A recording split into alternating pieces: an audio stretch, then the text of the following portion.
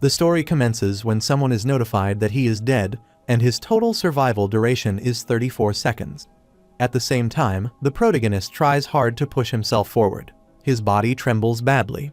When he pushed himself forward, he wondered how somebody would die in this hellish place like this. When he comes to the floor, he coughs, lies on the ground, and takes deep breaths. At the same time, he cursed at that hell place because he was notified again and again of his death. But now his survival duration is increased to 12 minutes and 7 seconds. He was annoyed because he kept dying repeatedly and woke up again in this hell. He grabbed the stick in his hand while he was coughing. He enthusiastically took the stick in his hand, stood up, and wondered how many times he would die. Then he steps forward while looking around and says he doesn't know what's waiting for him at the end. Suddenly, he heard some strange noise on the other side. He runs away from that danger to save himself and says he doesn't have much time. Soon, he found shelter on the other side. Suddenly, the goblin rushed toward him badly. Meanwhile, he was notified again of his death, and his total survival duration was increased. That is, 7 hours, 42 minutes, and 8 seconds. He didn't like the fact that he had to experience a painful death over and over again. He was crushed, sliced, and torn apart by the monsters every time he was revived. He was confronting the goblin and found it gruesome, wondering what kind of person would jump headfirst into this hell because they wanted to. The goblin rushed toward him for an attack with his sharp sword. The goblin lifted his sword and attacked his neck. He falls to the ground, and his blood oozes out by his severe attack. At that time, he was again notified that he had died, which pissed him off, and he thought that for a crazy person like him. After that, he reminded his past that one day, dungeons began to open all over the world, and at the same time, people began to awaken, and the world entered a new era. But a 0-star powerless layperson has no chance of developing any abilities. After that, some workers work in a sewer line, and he says that was the verdict he was given. One worker was bending, digging, and trying to find something, but then he got up, and his hands were full of sewer dirt. He looked at it and said it was gathering residual magical powers to barely scrape. But when he found nothing, he said today was a wasted day, too. That was the life one lived in the sewers. After some time, he noticed something over the wall, which diverted his attention, so he moved toward it and tried to approach it. Meanwhile, the workers behind him observed the whole situation. He tried hard to take it but failed and dropped into the sewer water. His companions moved towards him and rescued him. He replied that he was fine. His companions removed the mask from her face, adjusted her glasses with worry, and said he didn't need to push himself too hard. She was the college research assistant Yu Min. Then he stood up and knew there was no way for him to escape this useless life. The other worker asked him why he was trying to get up there. He removed his mask and gave them a fake smile by putting his hand on his head. He was the crystal moss collector Kang Hyunmu SSI. On the other side, he heard the news that the anchor informed him that today, the T-Sung clan led by Lee Jitty had succeeded in raiding the 5-star dungeons of T-Beak. This is the third time in the world that a 5-star dungeon has been raided. Lee Jitty affirmed her words. News anchor says that regarding the success of his expedition, leader Lee Jitty has noted that this was the result of all of his clan hunters' efforts. At the same time, he was sitting before the TV, holding the necklace in his hand. He remembered that somebody called him from behind and introduced himself while adjusting his glasses, saying that he was Robert Lee, a lawyer. Firstly, he says that he must pray that his parents rest in peace, which makes him so confused. But Robert Lee informed him that he had come to give him what his father left for him. Robert Lee gave him a stone that shines bright. On the other side, Lee Jitty gave his interview and said he was glad about this raid because they had shown Korea's true powers. After hearing his words, the protagonist looked at him angrily and said he wanted to get ahead and stand where he was. Meanwhile, he made a fist and said he wanted to see how far he could reach his hands. When he puts the stone in his fist, he is surprised to see it. The energy emerging from it is so tremendous that it is hard to hold back, but he tries his best and grits his teeth. Shortly, he was welcomed as he entered the unknown place, and he worriedly looked around, wondering where he was. Then he feels strange because poison spreads in his body and blood spits out from his mouth, so he grabs himself to overcome this situation. He fell to the ground by attack. After some time, he was notified that he was in a problematic hell. He was again advised that he was entering the Star of the Apocalypse, where most of the monsters rushed toward him and punched him in his abdomen badly due to him falling away and blood oozing out from his mouth. At that moment, he thought that he had died. Meanwhile, he was notified that he had died, and his survival duration was 5 days, 8 hours, 4 minutes, and 16 seconds, which was more than before. He was fed up with this situation, so he slammed the stick badly on the ground and shouted at them to stop. Suddenly, he rushed toward the goblin, fought with him, and dodged his attack. During the fight, his hand is cut down because of the goblin attack, and he is wondering and thinking that he died and survived, only to die again. After seeing this, the goblin laughs at him, but simultaneously, he notices something. The goblin wonders because the protagonist holds the stick in his other hand. When he attacked the goblin's eye with his stick, he said while he clenched his teeth that if he were to phrase it another way, it wouldn't mean he could never die. Then, the protagonist stabs his chest with his stick. The goblin was badly screamed with pain and died there in agony. After some time, the protagonist sits on his knees exhaustively after killing the goblin. Meanwhile, he was notified that he had died, and his survival duration was 12 days, 6 hours, 58 minutes, and 4 seconds. With time, his survival duration increased as soon as he killed the opponents. On the other side, he grabbed the small dagger, attacked the zombies, and cut their necks angrily. After some time, most of the monsters moved forward and approached him. They all were in full rage and attacked him badly with his claws. Then he cursed at the apocalypse star while gritting his teeth. They all looked terrifying. They were all around the protagonist. Only the arm of the protagonist was visible, but he didn't go down. Suddenly, he kicks one of them badly while he grits his teeth. Due to his kick, that monster fell away. Then, the protagonist screams severely and starts to bite them. He took a chunk from his back, and then he began to squeeze their eyes with his thumbs, and some died with his kicks. When he squeezes his eyes, he says it doesn't matter whether it is hell or the apocalypse star.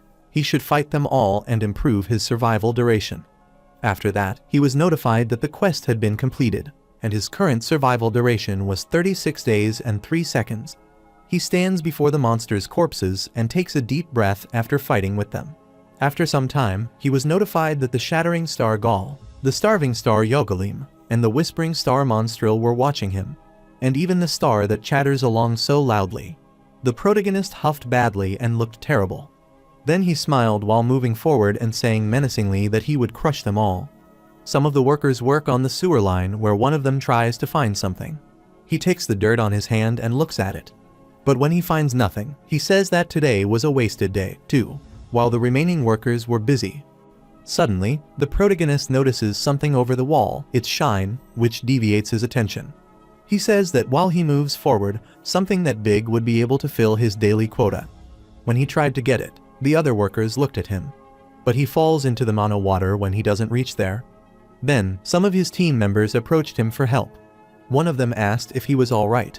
He replied while he was getting up that he was fine. His team member, Yu-min, removed her mask. She says while adjusting her glasses worriedly that he doesn't need to push himself too hard. She is a college research assistant. The other man asked him why he was trying to get up there. He said he doesn't think the water here is ordinary. It's contaminated with mana from crystal moss. He says that if ordinary people like them make a single mistake here, they must kick the bucket immediately. He also says that he doesn't need to push himself too hard. After some time, he removed his mask and laughed, but affirmed his words. He is Kang Hyunmoo, a crystal moss collector. He cursed that place because he was fed up with this useless life. He was annoyed that he had barely $30 and asked what he was supposed to manage with this, because this world was unfair.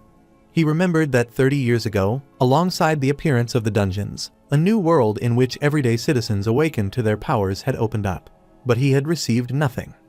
He thinks a zero-star powerless layperson cannot develop any abilities as he wasn't given a single opportunity.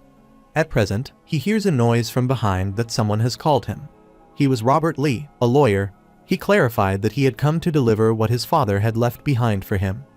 After hearing his words, the protagonist wondered. Firstly, Robert Lee says he must pray that his father rest peacefully. However, the protagonist clarified that he has no parents while pointing his finger toward the door. He says that it's all about him and his life. When Robert Lee handed him a necklace, the protagonist wondered if his parents only left it for him just this necklace. The necklace was shining brightly. The protagonist and the Yu-min sat at the Hwaesong Mana Specialization Industrial District. The protagonist looks at the necklace wonderfully, saying it doesn't look like a costly necklace. Yumin was stunned after seeing this necklace, but was informed that it was the return stone. Then she put her glasses on her head and said it's an item hunters use to escape dungeons. Then she wore her glasses and kept close to him. She was sure that she heard he could only use it in a dungeon.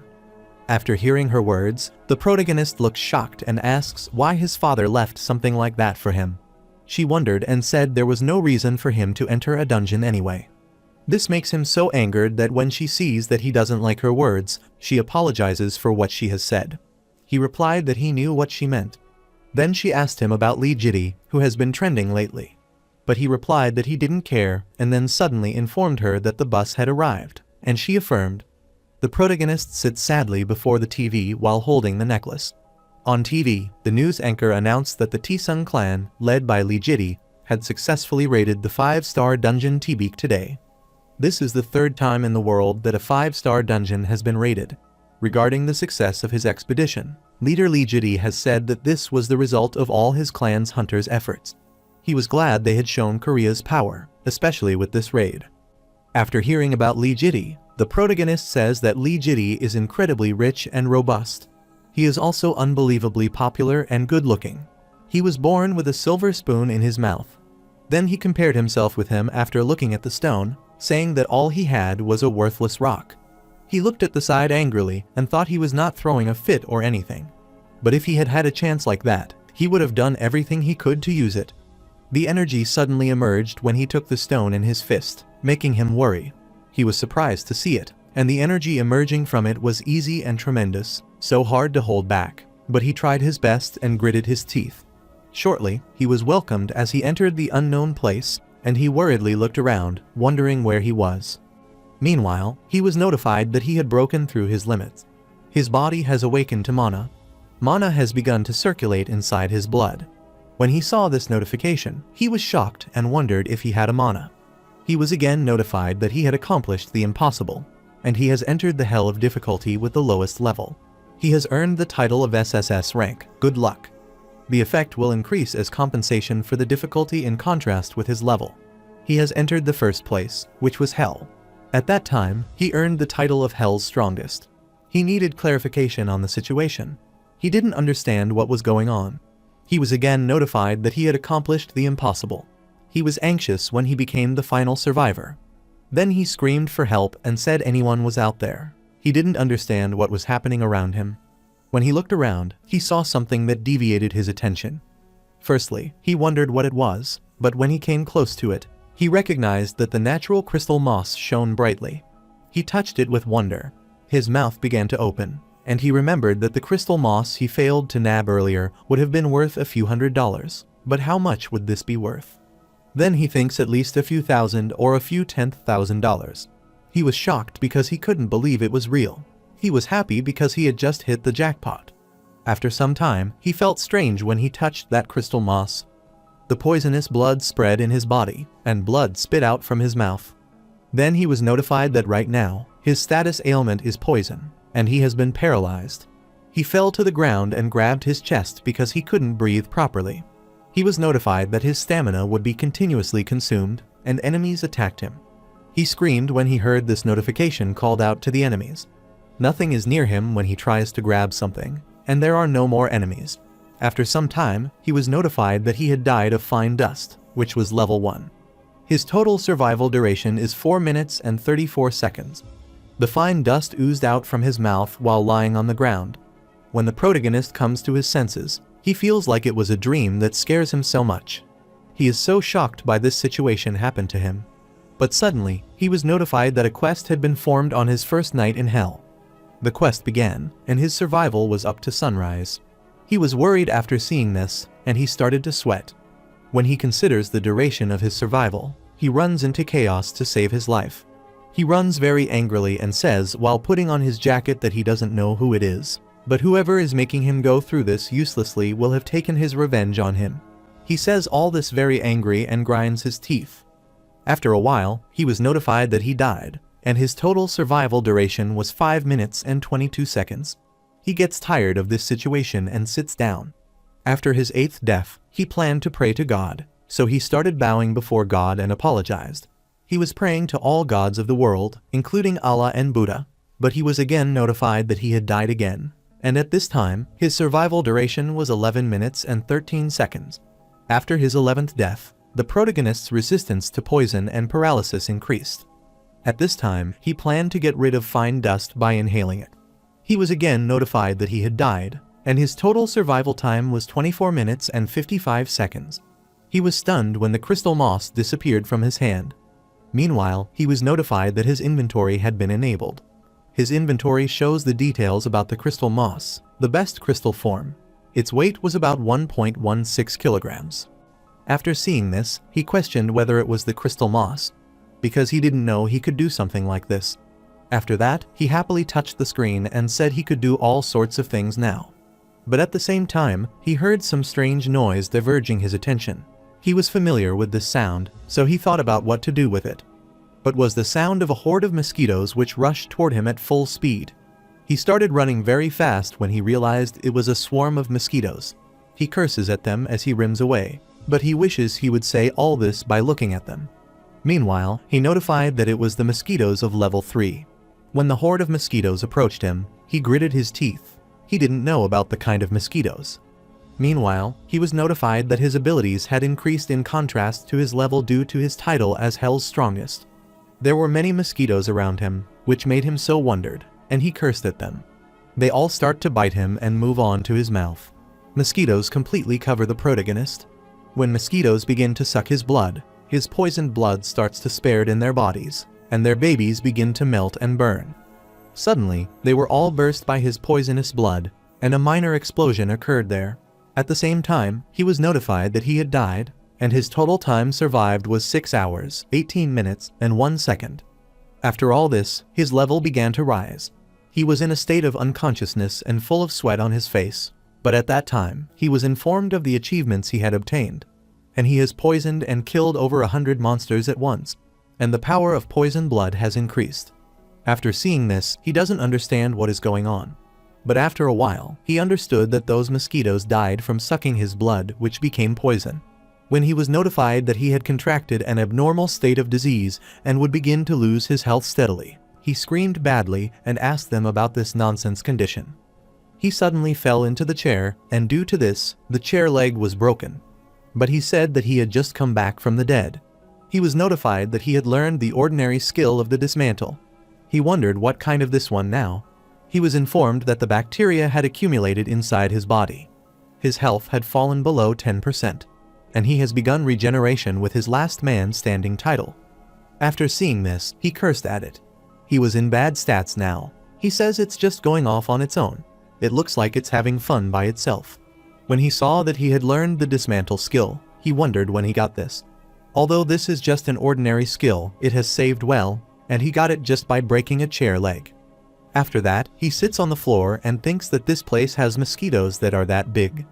He grabbed the chair and said something like that since he got it. He said he should try the dismantling skill when he grabbed the chair. He throws the chair in such a way that it turns into pieces. Then he reorganized this piece on the floor and said that this is awesome. When he grabbed one of the legs of the chair, he thought that if he gained a dismantled skill like that, he could get a kill by making something. Meanwhile, he was notified that he had learned the ordinary skill of creation. After seeing this, he enthusiastically said that he got it while grabbing the stick in his hand. Then he thinks he managed to obtain 2 rare skills he planned on doing this way later, but he can now. Then he moves his sleeves while gritting his teeth and saying that he will proceed to make a shelter first. The protagonist takes out the crystal moss and says that not only does he not know how long he might be stuck in such a rundown place, but he doesn't even know what kind of scary opponents he might meet. He must make some safe space to live a little longer. When he took out the crystal moss from inventory, he said that this looked pretty flashy, though he thought he would use up all his crystal moss. He happily thinks about the cost of all this crystal moss. But when he noticed that newspaper near his feet, he picked it up and tried to read what was written on it. He tries hard to read it but doesn't. He is annoyed by this. Meanwhile, he was notified that he had obtained common language skills. When he saw this notification, he said there are many skills. Then he tells them while waving his hand that he got it and has now gotten lost. Then he starts to read correctly, that Star of Twins Roman 11, Arwal, Adam Fault Chrome. It was Tisung Guild Lee Jiddy. He looks at the newspaper, stunned, and thinks while putting his hand on his chin that he is not sure what the situation is like. But it seems like this place is related to where he was previously. Then he looked around and observed the place, and he said that it looked like where he had previously gone to run. Then he again looked confused and took a deep breath. He said while putting his hand on his head that even if he knew that there was nothing he could do to change it. After a while, he said while sitting before the mosquitoes' dead bodies first, let's do what he can. With the help of dismantling skills, he separates the mosquito's wings, stinger, and blood. When he completes his task, he lies on the floor with Tried. He takes a breath and says he is tired of just dismantling stuff. While holding the blood jar, he said many items did appear, but he thought about what he could make with them. After a while, he used his production skills, so with the help of his production skills, he make a rare hell dart. He was a little bit shocked after seeing this dart. He takes the dart and says it looks like a consumable item. It feels a little too easy to get a rare item like this, even though it's just a consumable. He looked at the dart maliciously and said he needed further research. When he makes a lot of rare darts, he performs the shoulder circumduction to refuse the fatigue level. Then he said that he had all these materials. After that, he again used his production skills. Then, a system notification asked him if he wanted to collect the crystal moss, which made him wonder. There are 50-50 chances that it might be alive or dead. He can bring it to life by meeting specific requirements or using his reward. After seeing this, the protagonist says while looking at the legendary egg that there is a 50-50 chance.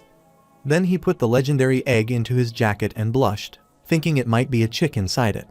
Meanwhile, he was notified that a great success was that he had successfully produced an unknown legendary egg. He has succeeded in making a legendary item, and his production abilities have significantly increased. He looked at the egg wonderfully and said it was around his fist size. At the same time, he was again notified that he needed to observe the unknown legendary egg.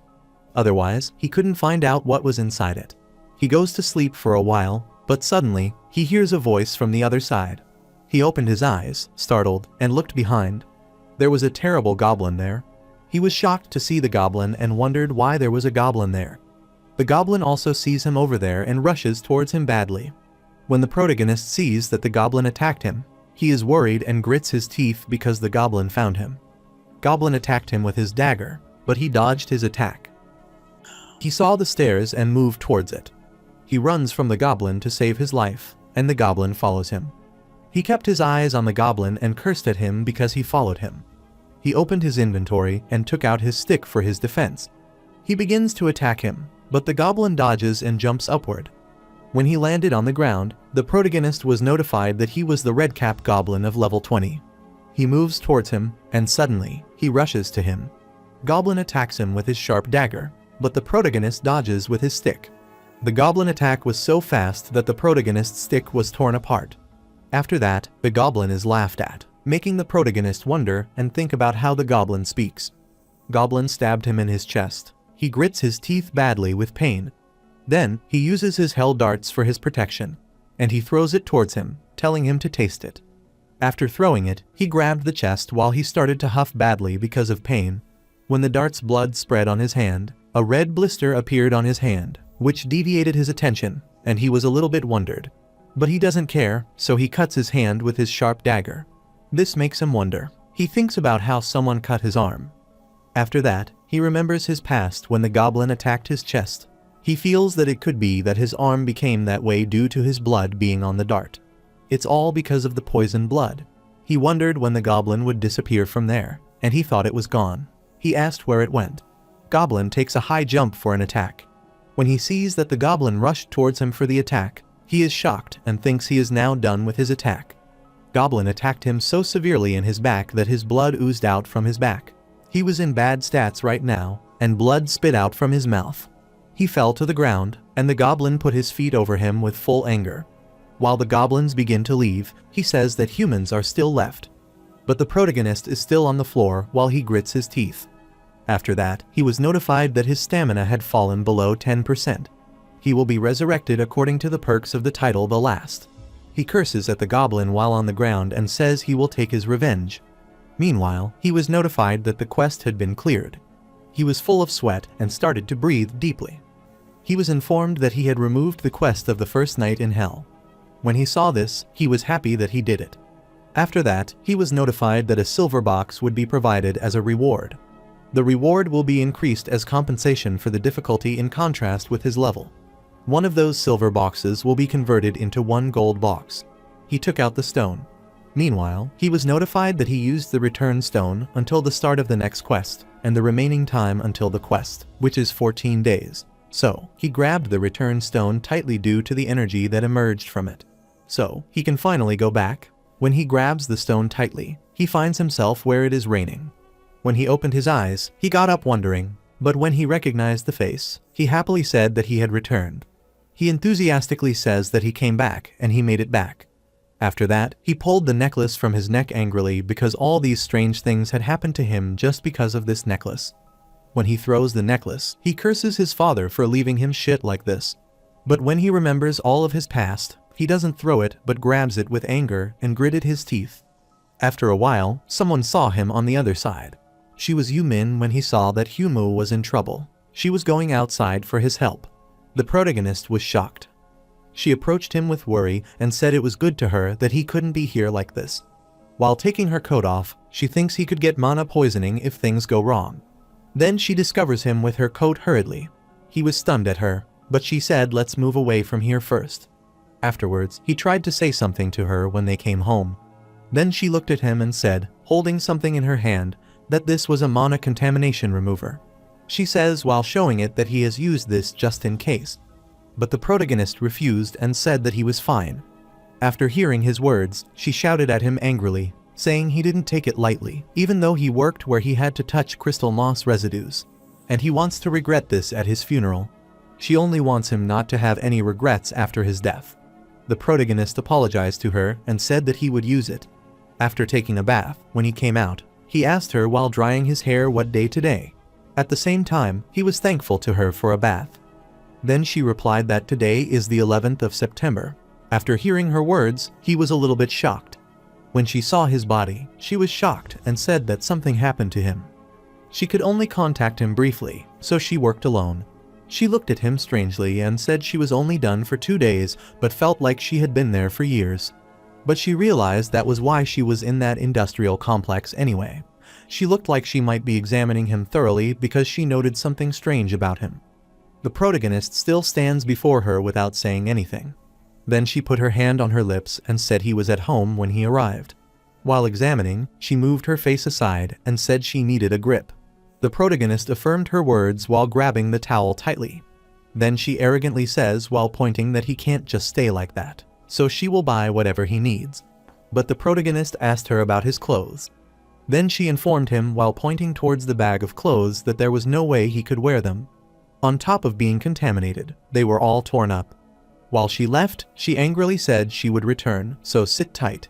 The protagonist looked at her arrogantly, but when he saw that she was gone, he hopes his inventory and selects the gold box. Meanwhile, he was notified that this was a gold box, which he received as a quest reward, and the reward quality will be increased due to the effect of the title SSS rank. Good luck. Then he touched the gold box, and many cards appeared before him. Then he picked the card of the Battle Helper. Meanwhile, he was notified that he had earned the legendary Battle Helper skill, which shocked him. When he grabbed the card, he said he usually doesn't get any skills, and even a rare skill would get special treatment. He is sure that all 7 people have a particular skill, which means he has gained these skills and has become the 8th legendary skill bearer. When he takes the card, he thinks that the Battle Helper means it will help him, but he doubts it because there isn't a single line of explanation. When he hears the noise that Yumin has arrived, he takes it in his fist and starts to show some movement in front of her. She brings some clothes for him, but is shocked to see him like this. Then she asked him about what he was doing. He enthusiastically did some workouts before him. Then she says that she can pretend that she didn't see anything. The protagonist affirms while gritting his teeth. After some time, they were both sitting at a table. She said the right thing to do would have been to bring him to a hospital, but he seemed strangely healthy, so she just got him to her house. He was a little bit confused while wearing a shirt. She says he wouldn't have to worry about mana poisoning if he had any powers. Then she asked him while giving him a cup of coffee if something had happened to him and why he was working as a collector. Then he feels like it fits him just right. He replied that it hadn't been long since he had gained them. She was confused while putting her hand on her chin. Then Hyunmoo tells her that now that he thinks about it, she is telling him she is dying and researching something. She replied yes, she was researching crystal moss. Then he said arrogantly while showing his hand. It was great that she could take a look at this for him. Yumin was wondering and asking him about that. When crystal moss appeared on his palm, he says he managed to nab it, but he was unsure how much it was worth. After seeing this, Yumin was shocked, and her mouth began to open. But he informed her happily that it was 1 kg of crystal moss. Since she is in the middle of reasserting crystal moss, she has to know better than he does. But Yumin was still in shock and refused after hearing his words. She was shocked when she saw the crystal moss in his hand. She was her goodness because she saw the natural crystal moss for the first time. She couldn't believe it. She asked him where he had got it on Earth. Then, the protagonist tells him that it is not essential at that time. But she says while approaching it closely, of course, he doesn't think it is easy to come by a crystal moss that's so pure. She feels it was not 4 stars, it's at least 5 stars. After a while, the protagonist says to her, closing his eyes, that she is a collector now because of her research. After hearing his words, he was stunned but affirmed by his words. The protagonist laughs and says he does not intend to give this to her. But in return, he will tell her how she can get it from him. She asked about that angrily. She came close to him, and then he told her that she had helped him and how he could sell this. Yumin grabbed her head, worried and saying it was ridiculous. With this purity and size, he would need more than just 1 or 2 documents. She said that if it's small, it will be easier to sell, but that's not a problem. After gearing her words, he says while converting it into 2 pieces that size doesn't matter. When she sees it, she gets angered and starts beating him badly. When she beats him, he gets hurt, but he informs her that he has another crystal moss and that one is more extensive. After hearing this, she calms down and asks him if he is telling her the truth. After hearing his words, she gets emotional, and her eyes are filled with tears. At the same time, she wipes her tears and says that he has more crystal moss. He affirmed, but he asked her if she could sell it now, and she agreed. Then he gives her 2 conditions arrogantly. She can't let anyone know where the crystal moss comes from, and she can't tell them he was the one selling it either. She takes the crystal moss in her hand and tells him, crying, that all there is, at least it's better than seeing it getting split in half. It was a waste. He tells her it's so. Then she shouts at him badly and tells him while showing him 2 documents that it's because he doesn't know things well. This is at a purity that can only be obtained in the first open dungeon. It's a high-grade crystal. He can think of them as blank checks. And now, such precious crystal is crushed in her hands for her to sell. After seeing it, he apologizes to her and thinks that they all look the same. When he left, he said, in any case, he would decide on what to do next depending on how well she does with the sale of these. After hearing his words, she asked him if he was leaving. He replied yes, he was leaving while taking the bags of his clothes. But she told him they should go together to buy clothes for themselves. When she told him to stay here, he looked at her stunned. The following day, when Yumin was going to, she informed her while waving her hand that he would be going to the meeting place she agreed on with the buyer yesterday. The protagonist replied to all right while grabbing the cushion tightly. At the same time, he thinks that she is a scary woman. 1 week later, she said he didn't have tag-along Appa while they were both going somewhere. Hyunmoo replied that it was just in case something happened. After hearing his words, she said it was not as dangerous of a trade as he thought. He says arrogantly that although he was the only one asking her to do this, many guys are on the verge of losing everything in society that does trade like this. And those kinds of guys say they would like to buy the rest of the crystal mosses at a premium. But she said he didn't think he had watched too many dramas. When she noticed that Hyunmoo was going in the wrong direction, she pulled him and said it was not a right direction. When he reached their destination, he growled that it was dubious. When he saw the man with a strawberry shake, he thought he was him. He was glad because he tagged along. But there was another man also there who was busy reading a book. When Yumin saw him, she said to him, "Let's go there." She introduced him and said she had come here with her partner today. The protagonist was shocked because he was not a man he had seen earlier on his way in. Afterwards, the Hat Man shook hands while introducing himself, saying that he was parked there and that it was nice to meet him. Then, the protagonist also introduces himself as Kang Hyunmoo. But when he shook hands with him, he felt strange and thought that his grip was so firm. and if he attacks them, he might not be able to win. At the same time, he was notified about something, but he said to go away but didn't go to fight. Then Yu-min put the bag of crystal moss before him. Park Hwaiso takes out the stone and examines it thoroughly. After examining, he says to Yu-min that he always deposits the money to the same account. Yu-min was pleased when he heard his words. After the conversation, Park Hwaiso removes his hat while he leaves. He says with a bowed head that he hopes they meet again. Kang Hyun-moo was so angry at him and looked at him with a severe look. When he left, Yu-min was surprised by his behavior and thought that strange that he had never greeted her like that before. He is different than usual. She thinks that he could have figured out that she was the one who dug the crystal moss up. After a while, she happily pulled him with her elbow and asked that he thought he would split out a knife and shout 01. Give her everything he has. She won't give him any money. She says to him that movies and drama spoil his mind. She started tapping on his back and asking why he looked like that. Don't be so downcast. The kind of trades that he has imagined do happen, too. But suddenly, she got a notification on her phone, which diverted her attention. While looking at her phone, she asked him about his thoughts. She is asking, happily showing her phone, how he feels after seeing $1 million enter his account. After some time, Park Hwaiso sits in the car while Lee Jitty asks about the trade. Park Hwaiso told him while grabbing his hat that the trade was going well, and they had already obtained all the goods on the market. Then Lee Jitty said that if they combined them all, it would be quite significant. But how were these all randomly going around in the market?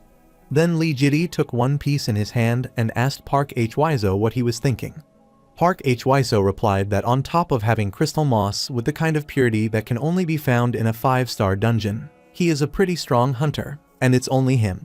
After that, Lee Jitty says that while putting his hand on his chin, he can see that the hunter has kept himself hidden so he can explore the 5-star dungeons. He might be from a clan in a foreign country, but they should be interested in something other than Korea. Then Lee Jitty asked him how was the person who did the trade with him. Park Hwaiso replied that there was someone who came along as her partner. Butcher needed to observe a little more. Then, Lee Jitty says that in any case, with this level of good, he is sure that he can overcome the complex trial. Lee Jitty tells him that he needs to have a great foot. Park Hwaiso listened to him very calmly while answering him not at all. When he puts the crystal moss back in his bag, he says to collect this kind of crystal moss that regresses in a dungeon all alone. Park Hwaiso replied after gearing his words to just how strong one would have to be. He says that the Hyunmoo was at least at captain level. After hearing his words, Lee Jitty laughed at him and said, well then, please help him to investigate nothing. University research assistant Yu Kin and her partner. After that, Park Hwaiso told him while keeping his eyes on him to leave it to him here. Captain Lee Jitty continually examines the crystal moss piece while he says to leave it here. A few days later, on Hell, the protagonist is doing some push-ups along with the rod while he is counting. He is trying too hard to reach 150. When he reached 150, he stopped. Meanwhile, he was notified that his strength level had increased. After a while, he lies on the ground and huffs. Then he says after seeing the notification that if he were in Hell, he would have done another 1,000. Pushing himself just a little leaves him like this. And how long has it been since he arrived in Hell again? He was notified about the time of the following quest. 18 hours, 14 minutes, and 58 seconds. He grabbed the return stone and thought he got it now after coming back and forth a few times. The time he spends living in Hell will also pass in the real world. During lying, he matches the time of the quest with real-world time. But he had one problem when he returned to the real world. His destination changed every time. This makes him so angry that she shouts aloud, saying he gets everything else, which is why she is in Hell. Why his location has permanently changed has been so painful to him. After that, he sat calmly on the floor and said he didn't get it. Then he thinks about the battle helper skill, which optimizes the accuracy of recording and controlling. The ability to use movements also helps judge the enemy's movements. When he ties the bandage to his hand, he thinks that Nettle Helper in a game is like an illegal cheat track. Then he made a fist and said that getting an illegal cheat like that is a skill so openly means. He stood before the sandboxing bag and said that one wouldn't be able to make it here without something like that. Then, his battle helper skill was activated when he punched hard on the boxing bag. He punched at one spot again and again with full force, and he felt that something happened weird because it was like he was gradually locked in on a single place. When he punched it lastly with full anger, the sandboxing bad will burst. He was stunned when he saw that his bandages were torn, and he says that he just remembered all of his movements and altered them. He was so impressed by the battle helper's skill while he untied his bandages. After a while, he was notified that the new quest of beginner friends had begun. They requested that he kill the scarecrow because his current status is 0 by 5. He was shocked after seeing the notification. He says he was already on level 7, and they again gave him this. He looked like he was not satisfied by this quest. He was notified that he was on level 7 right now. He looked so fed up, looked aside, and said he had never seen any scarecrows around here. After that, he wears his shirt and says he must raise his level. Then he says menacingly while he closes his zip, "Let's start moving out then." When he moved forward, crossing the dangerous path, he reached the stairs. Through this, he entered the basement, where many scarecrows were present. He moved towards them, thinking he was in a horror movie. He was notified that it was a beginner scarecrow at an unknown level. But the protagonist is shocked and can't understand what these are, and he wishes that maybe they were not scarecrows, but it is his bad luck. He feared them all because he thought the scarecrow looked more congenial, but they were all so scary. He was shocked when he saw they were all from an unknown level. He believes that while he is afraid of them, they will not come to life suddenly. He felt strange. The protagonist picks up 10 doors and protects himself when they all come close to him. While he used his hell dart, he says he doesn't know they were, so being careful. He aims at Theory necks while throwing the dart. When he saw that nothing had happened, it was so shocking to him. After throwing, he kept hiding himself, against the door.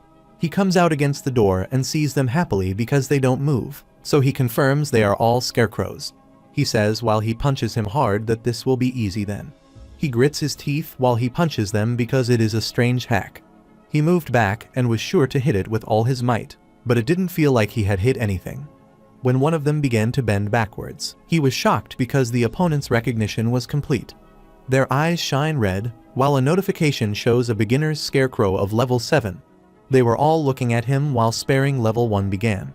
He was afraid of them and said while gritting his teeth that these things couldn't adjust to match his level. While he punches him, he says to tell him about these kinds of stuff beforehand. But when he noticed their speed, he was a bit happy and thanked God because they were slower than the goblin he had met. At the same time, he thinks that if they were level 7 in the real world, they would have been treated like bodyguards or soldiers with at least 5 years of experience. But they were just beginners here. He cursed them all with full anger. Meanwhile, he was notified that his battle helper skill was activated while he was gritting his teeth and ready to fight with them all. He was aware that when they were ready to attack him, one of them punched him, but he dodged. But in return, he was punched hard in his abdomen due to the fall away. At the same time, one of the scarecrows grabbed his neck from his back. He kept his eyes on him, stretched his arm, and punched him in his abdomen badly. While he punched his face, he said, "Let go." When he punches him in the face, the crack will be procured on his face.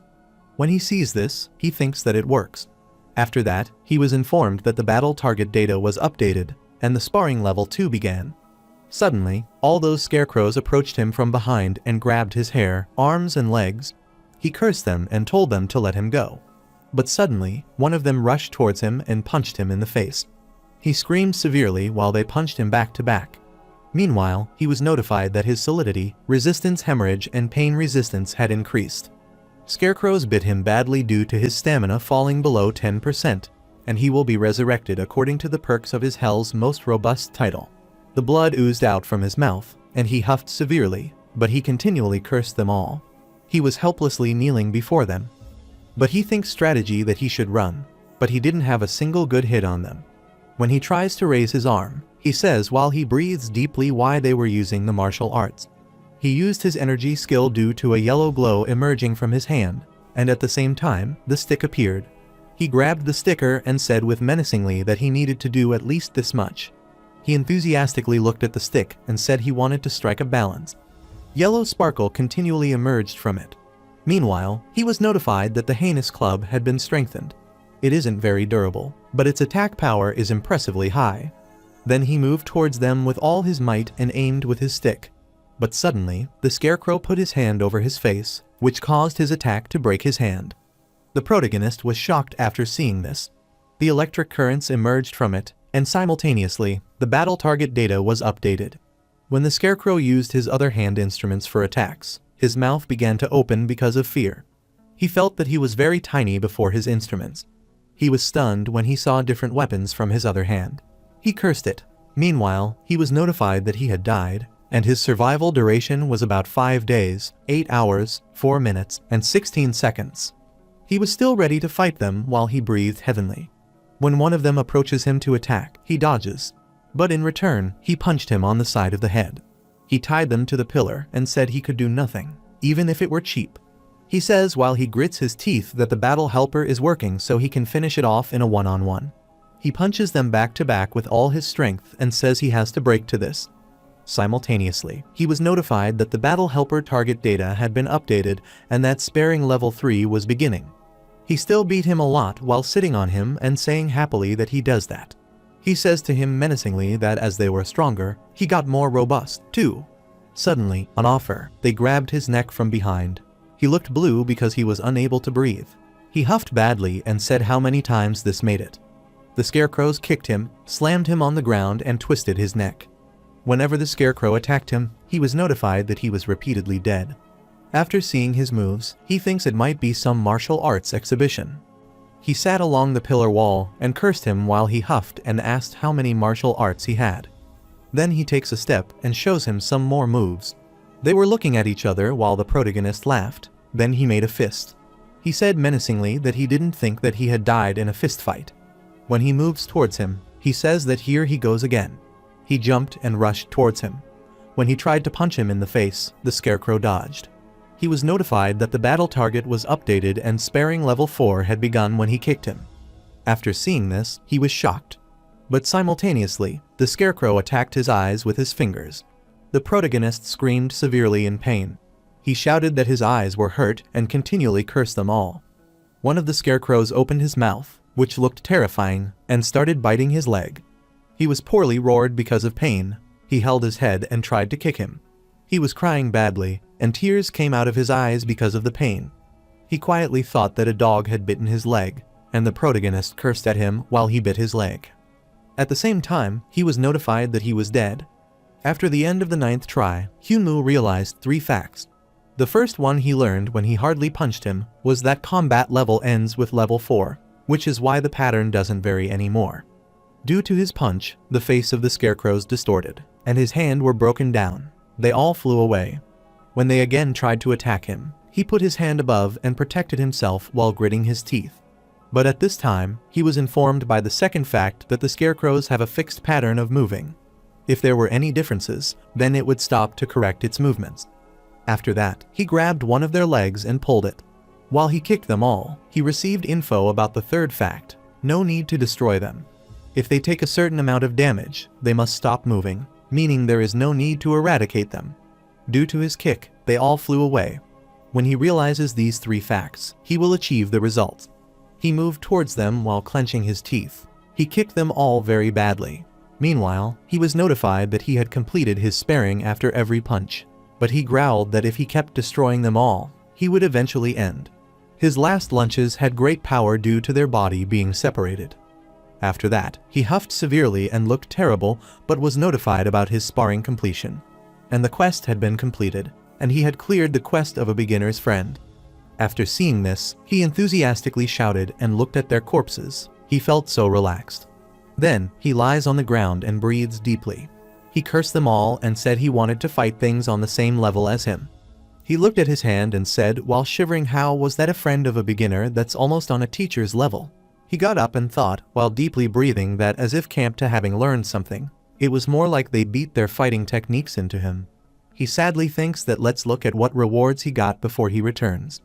After that, he was notified that the reward quality would increase due to the effect of the title SSS rank of good luck. Meanwhile, he got the Cradle of Heaven. After a while, he held a yellow wrapping towel. He was notified that he had obtained a celestial cradle, a cloth which accelerates the growth and fully restores any damage in the body. He was a little bit confused about accelerated growth. He held it before them and said that he understood the damage restoration part, but what the growth acceleration was. He thinks he was happy he had a legendary item, but didn't know how to use it. He was in stats right now, either happy or sad. He thinks about how he would get smarter if he wrapped around his head. So, he started to wrap around his head happily and blush. But he exhaustedly threw it when he realized nothing had happened around him. He says while he throws that it was so embarrassing to him, but he was glad that no one was there. He grabbed it tightly and said that thinking back, he was already in the H-perfect condition when the dead came alive, though. This useless cloth is not going to be useful for him. When he looks at the screen, he thinks he will sell it when he returns. It should be pretty expensive since it's a legendary item. He took out the legendary egg from his inventory, and he was getting this egg while he was dismantling the mosquitoes. He happily tapped on the screen while thinking it might be working on the egg because it mentioned the growth. He covered this legendary egg with a towel, and he believes it doesn't work on the egg, too. Then he closes to it and says that he should sell it away after all. He doesn't complete his words. The egg burst under the towel, and he was shocked. The eggshell begins to sprout. He is afraid of it and thinks that it might be a monster and that a strange cannibal monster has come out of it. If that happens, he isn't confident about winning against it through. As the egg was bursting, he was gritting his teeth in fear. There comes a time when the egg completely bursts, and light emerges from it, so he puts his hands on his face to avoid it. But he kept gazing at it. He saw that beautiful fairy sleeping inside it. He was shocked, and sweat started to drip down his face. When the fairy wakes up, she yawns when she emerges from the egg. He was stunned when he saw this little fairy. He happily touched her while saying she was smaller than he had imagined. But she suddenly bit his finger, and he flipped out his finger hurriedly and said that it was a crazy cannibal monster. He was so angry about this reward. The fairy falls to the ground while she says that she is hungry. After a while, she gets up and again says she is hungry while he looks sad. They sit before each other. The protagonist sighs deeply and gives her a candy. But she looked like she didn't like those types of things. Then he asked her what kind of things she wanted. When she points himself, he is shocked and thinks that she is a cannibal monster. So, she starts sucking the blood with her straw. Then he tells her to stop eating while pointing his finger towards her. But she resists and says that she heard him and that she would help him to stop bleeding and wait for a moment. When she starts to leak his skin, he thinks that it is disgusting and comes to believe that he got this egg from dismantling mosquitoes. When he felt that his arm was itching, she stopped to suck his blood and said all done. Then he thinks she is a mosquito fairy because she sounds like mosquitoes. Then she looked energetic and said it was some satisfying condition, an enslaved person bringing her dessert now. This angers him, so he grabs her tightly and says to her that again. Then she replied that it was a fantastic meal and thanked him. She roars while she thanks him that it was a previous meal, her butler. When he heard her words, he left her and said to forget it. Then he told her that he was Kang Hyunmoo. Then he asked her name. She was carrying it because his grip was so tight. After hearing his words, she answered him, but she forgot suddenly. The protagonist says to her that she is a mosquito fairy. The little fairy refused angrily, but she remembered who she was after a while. She says that she was the fairy that was supposed to appear to end. The protagonist thinks that she is here to save the world. She refused while she smiled that she had promised to eat all the living organisms up when the world ends. He was shocked after hearing her words and asked that he need to kill her right now. The protagonist looks at her with a menacing look, and while scratching his arm, he says that this small thing will eat everything. When he realized his blood was poisonous, he was shocked, and sweat drips his face. He was called this nonsense. He reminds them that it is so potent that it melts the hands of a goblin. But she is fine after drinking something like that. The little fairy shouted and asked how it was not scary. At the same time, he starts to tickle her with his finger, and she laughs. The protagonist thinks he can't use Battle Helper because she is not hostile towards him. He doesn't even know about her skills and levels. The protagonist exhaustively realizes that he will not be able to cut her off either. He should tame and use her as a pet. But the fairy calls him a butler, saying she is done digesting and asking that she can eat again. The protagonist grabbed his head and said, "All right, let's say she will eat the work. Whatever." After hearing his words, the little fairy was happily cheered. She stands in front of him with folded hands, but the protagonist says that he will not call her by another name anymore. He can contact him by Renian. She is happy to hear this name and says it is a good name, Butler. The main character puts his hand on his chin and says thank God she liked the name. The little fairy said it sounded similar to the Apocalypse agent in Pixie tongue. At that time, the protagonist was blank. The protagonist points his fingers at her and says that, putting that aside for now, if she will follow him and promise him one thing, that she never eats a human, then she asks not even to eat him. The protagonist said he doesn't care about others but never eats him. She asks if she hungers, and the protagonist answers that if she feels hungry and about to die, she should eat something other than just him. The little fairy becomes so sad. Then, the protagonist said he would give her some blood in exchange. She becomes happy and starts drooling because it's a balanced diet. She was pleased, but the protagonist told her by pointing a finger that he thought it would be fine for her diet to be a little unbalanced. They both stand, and the protagonist puts his hand on his waist and sees some corpses of the scarecrows. At the same time, the little fairy asks Butler if those are not human beings. The protagonist said that she was correct. They were not human beings. He told her, raising his head towards the ceiling, that this was something like the glorious battlefield of the victorious. After he notices something and tells her to wait, the little fairy becomes shocked. Then he sees one of the scarecrows lying over the wall, and the protagonist asks why one is ripped in two. The protagonist remembers his last move, and he couldn't believe that he could have done that. After that, he was notified that Valiant Energy had been added to the battle helper. He was shocked after seeing this and asked if it only activates when he uses the skill. He thinks while putting his hand on his chin. He picks the dead body of the scarecrow, and at the same time, the notification shows that the battle helper skill will be activated. The protagonist moves towards him while making a fist and says, while punching him with all his might, that it was screw thinking, and that it's always best to try things like this out personally. Hence, he forcefully punched it, which caused a minor explosion to occur, and the scarecrow was broken into pieces. The protagonist was shocked, and his mouth began to open. They looked happy, but she said it was super cool, and Pixie wanted to try it. She also attacks the other scarecrow with all her strength, and at the time, he is turned into pieces. The protagonist is shocked to see this. The protagonist is notified that opponent recognition will be completed, and then he looks at a side, and they both get shocked. Because those dead scarecrows start returning to reincarnation and approach him to attack, and as soon as he sees them approaching him, he gets ready to fight them. He was notified that he had been identified as a superhuman, and the locks had been deactivated. He was gritting his teeth angrily when he heard about the superhuman. But suddenly, one of them points his finger towards the broken things and tries to inform him about something. His attention deviates, and he asks about that place.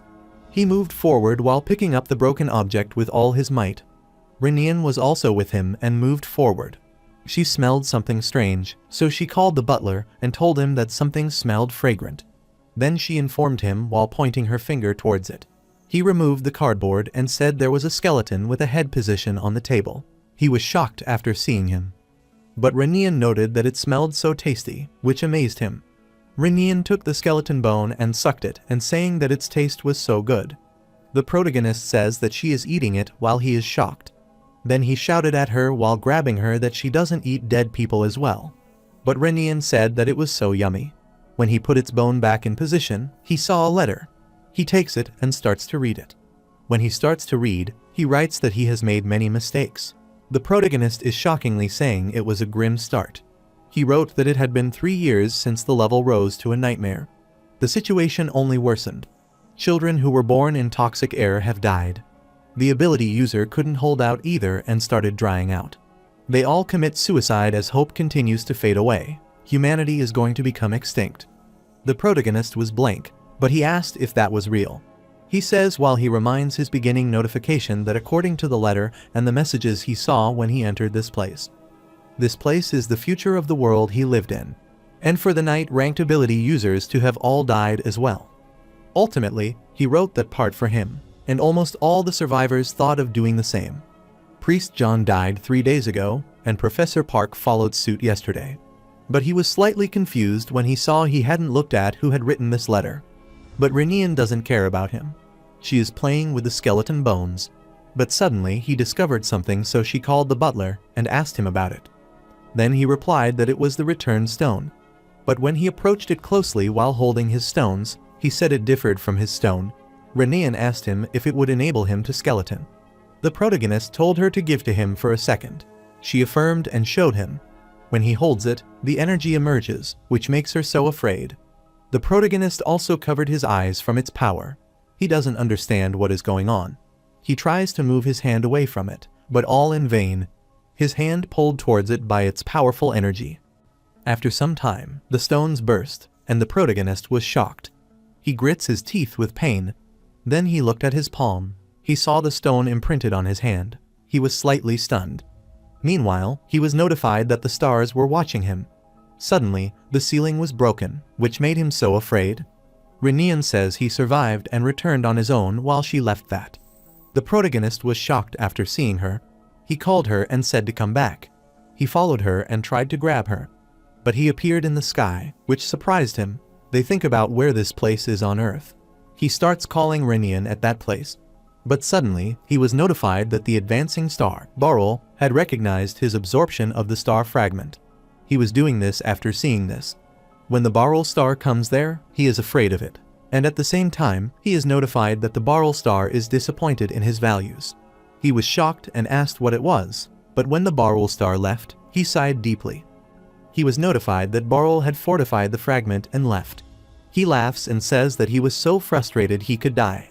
When it disappeared, he cursed at it angrily and asked who was to be disappointed in him. After some time, he taps on the screen badly and says, "What the hell is that?" Even if it's a star, it's the first time he has heard of it. He was notified that the lock had been lifted, and the owners of the stars are beginning to have absolute rule over their territory somewhere in space. These beings place their absolute power into fragments and lend them out. They do this hoping their kin will use this power to become rules and expand their territories. But he asked why they were all interested in him.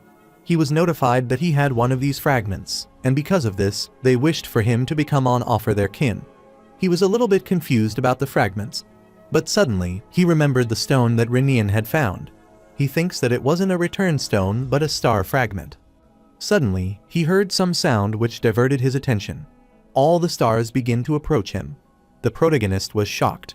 When the whispering star monstrel is searching for his charm that will deceive everyone, he is afraid while looking at it.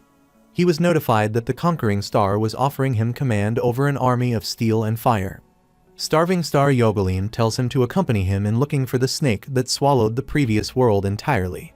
The protagonist was shocked after seeing all these stars, and sweat dripped on his face. Shattering Star Gaul offers a world behind a screen to rule over. And the willing Star Verge is foretelling his domination over everything that has passed on. He started looking around at all these stars with fear. But he was puzzled about all these notifications because he couldn't understand what they were all saying. But after a while, he was notified that he should choose a star to follow. The protagonist thinks weirdly after seeing this notification about investing. He growls while pointing his finger, saying that even if he tells him to pick suddenly, he has at least known a few things about them before he can choose. He was confirmed by the Shattering Star Gaul. He is an absolute ruler who laughs behind a plot he masterminded. He rules over the masses with daggers poisoned and conspiracies behind a screen. And he acts secretly within the shadows and through secret organizations. Wailing Star Verge, the father of all grids and melancholy. He commands an army of the dead and enjoys watching the despair after destruction, false hope and powerless struggles. The starving star of Yogalemia is a snake of greed and desire. The citizen of his territory is plagued by constant starvation, and he wishes to swallow everything in this world. The whispering star monstrel instigates in the light and deceives in the dark. She shines in the brightest places and can deceive any powerful being to kneel at her feet. The conquering star of Arden is a close who advances with fire and slaughters his enemies with steel. He wants to burn the world with meaningless hate and resentment, and he would be satisfied ruling over the ashes. Then he put his hand on his face and said, "Why is it all like this? It looks like they all have personal disorders." He was miffed that the stars became interested in those similar to them. He was black and started to laugh after hearing this. He says that they meant that he has the nature of a conspiracy with a personality disorder and is a greedy attention seeker who also has intermittent explosive disorder. He screamed and said they thought he fell in to help because he was a bad guy. He knelt and said he was the trash when he looked at it. There is no reason for that. He put his fingers on his head, saw something, and said he wanted precisely righteous, but he didn't live as an embarrassment. He had already failed because he wasn't aware of it. But he thinks that he is still better than this guy. He says while pointing his hand that he has something that he is curious about. He asked what changes would occur if he chose. One of the stars approached him so closely and began to rotate. It reminds him that he will be the warrior after beating all the monsters, be the best man, be the famous man, and be the soldier. After seeing all these thoughts, he becomes surprised and says that this is the power of the stars. Then again, he was notified to choose a star to follow. He thinks arrogantly that what he has had to go through so far is that there is no way they had just given him something this good. He became so angry towards one of the stars and asked it if there was a process that he had to pay. He was notified that serving and following that being is all. He was shocked after seeing this. He was notified that the stars raise their kin, and these kin will serve as a proxy for the stars, that is all. When he sees the screen, he thinks he must pick right now. He was notified that he would choose a star as a rare opportunity. His growth will be much faster if he receives their acknowledgement and continues to succeed in trials. He folded his hand and dropped his eyes, saying that they were saying that there was nothing that he could give him right now. He was notified that the stars were feelings displeased with his arrogance. After seeing this, he thinks that with the sharp response, they were telling him to watch his words.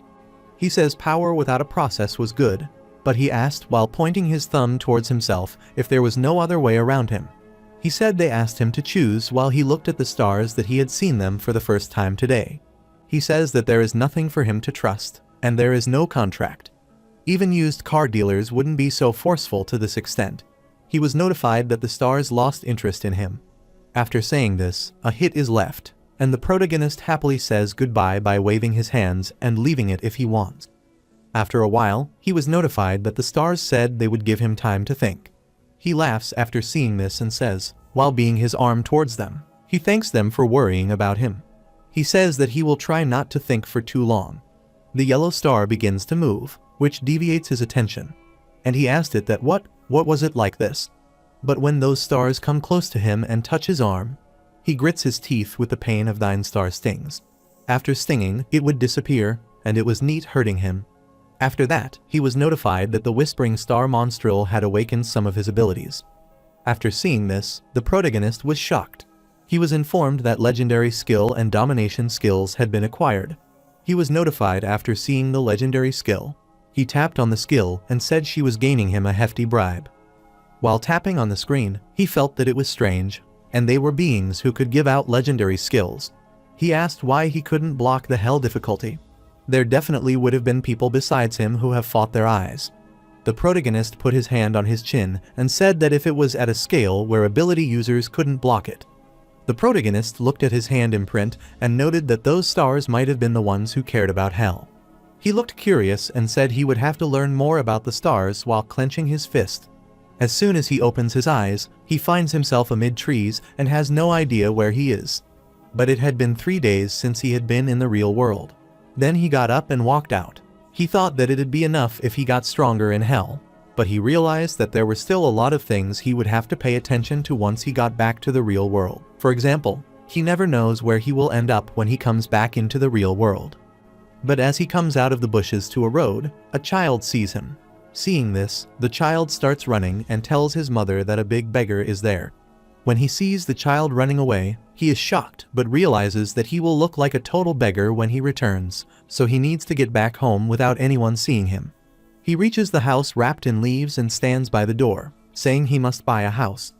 Yumin is worriedly asking him while holding the cup of coffee that comes out of nowhere. But the protagonist answered her that it was so random. He loudly says with anger that he was talking about his sweet house. He says that the house has sturdy walls and is clean like a hospital disinfected room. If she knows about the house, let him know. After that, she replies worriedly that she doesn't think that's a problem right now. The protagonist is surprised to hear her words and raises 2 fingers, saying that no such house exists. Then she replies to him that he does not exist at all. She tells him that he might have a lot of money, but it's all illegal, and he was not even registered as an ability user. He is a powerless 0-star commoner who has no job and is just mooching off her. After hearing her words, he hangs his head and stands sad. Then she tells him that she is not saying that someone like that can't buy a house. She is just saying that people might misunderstand him.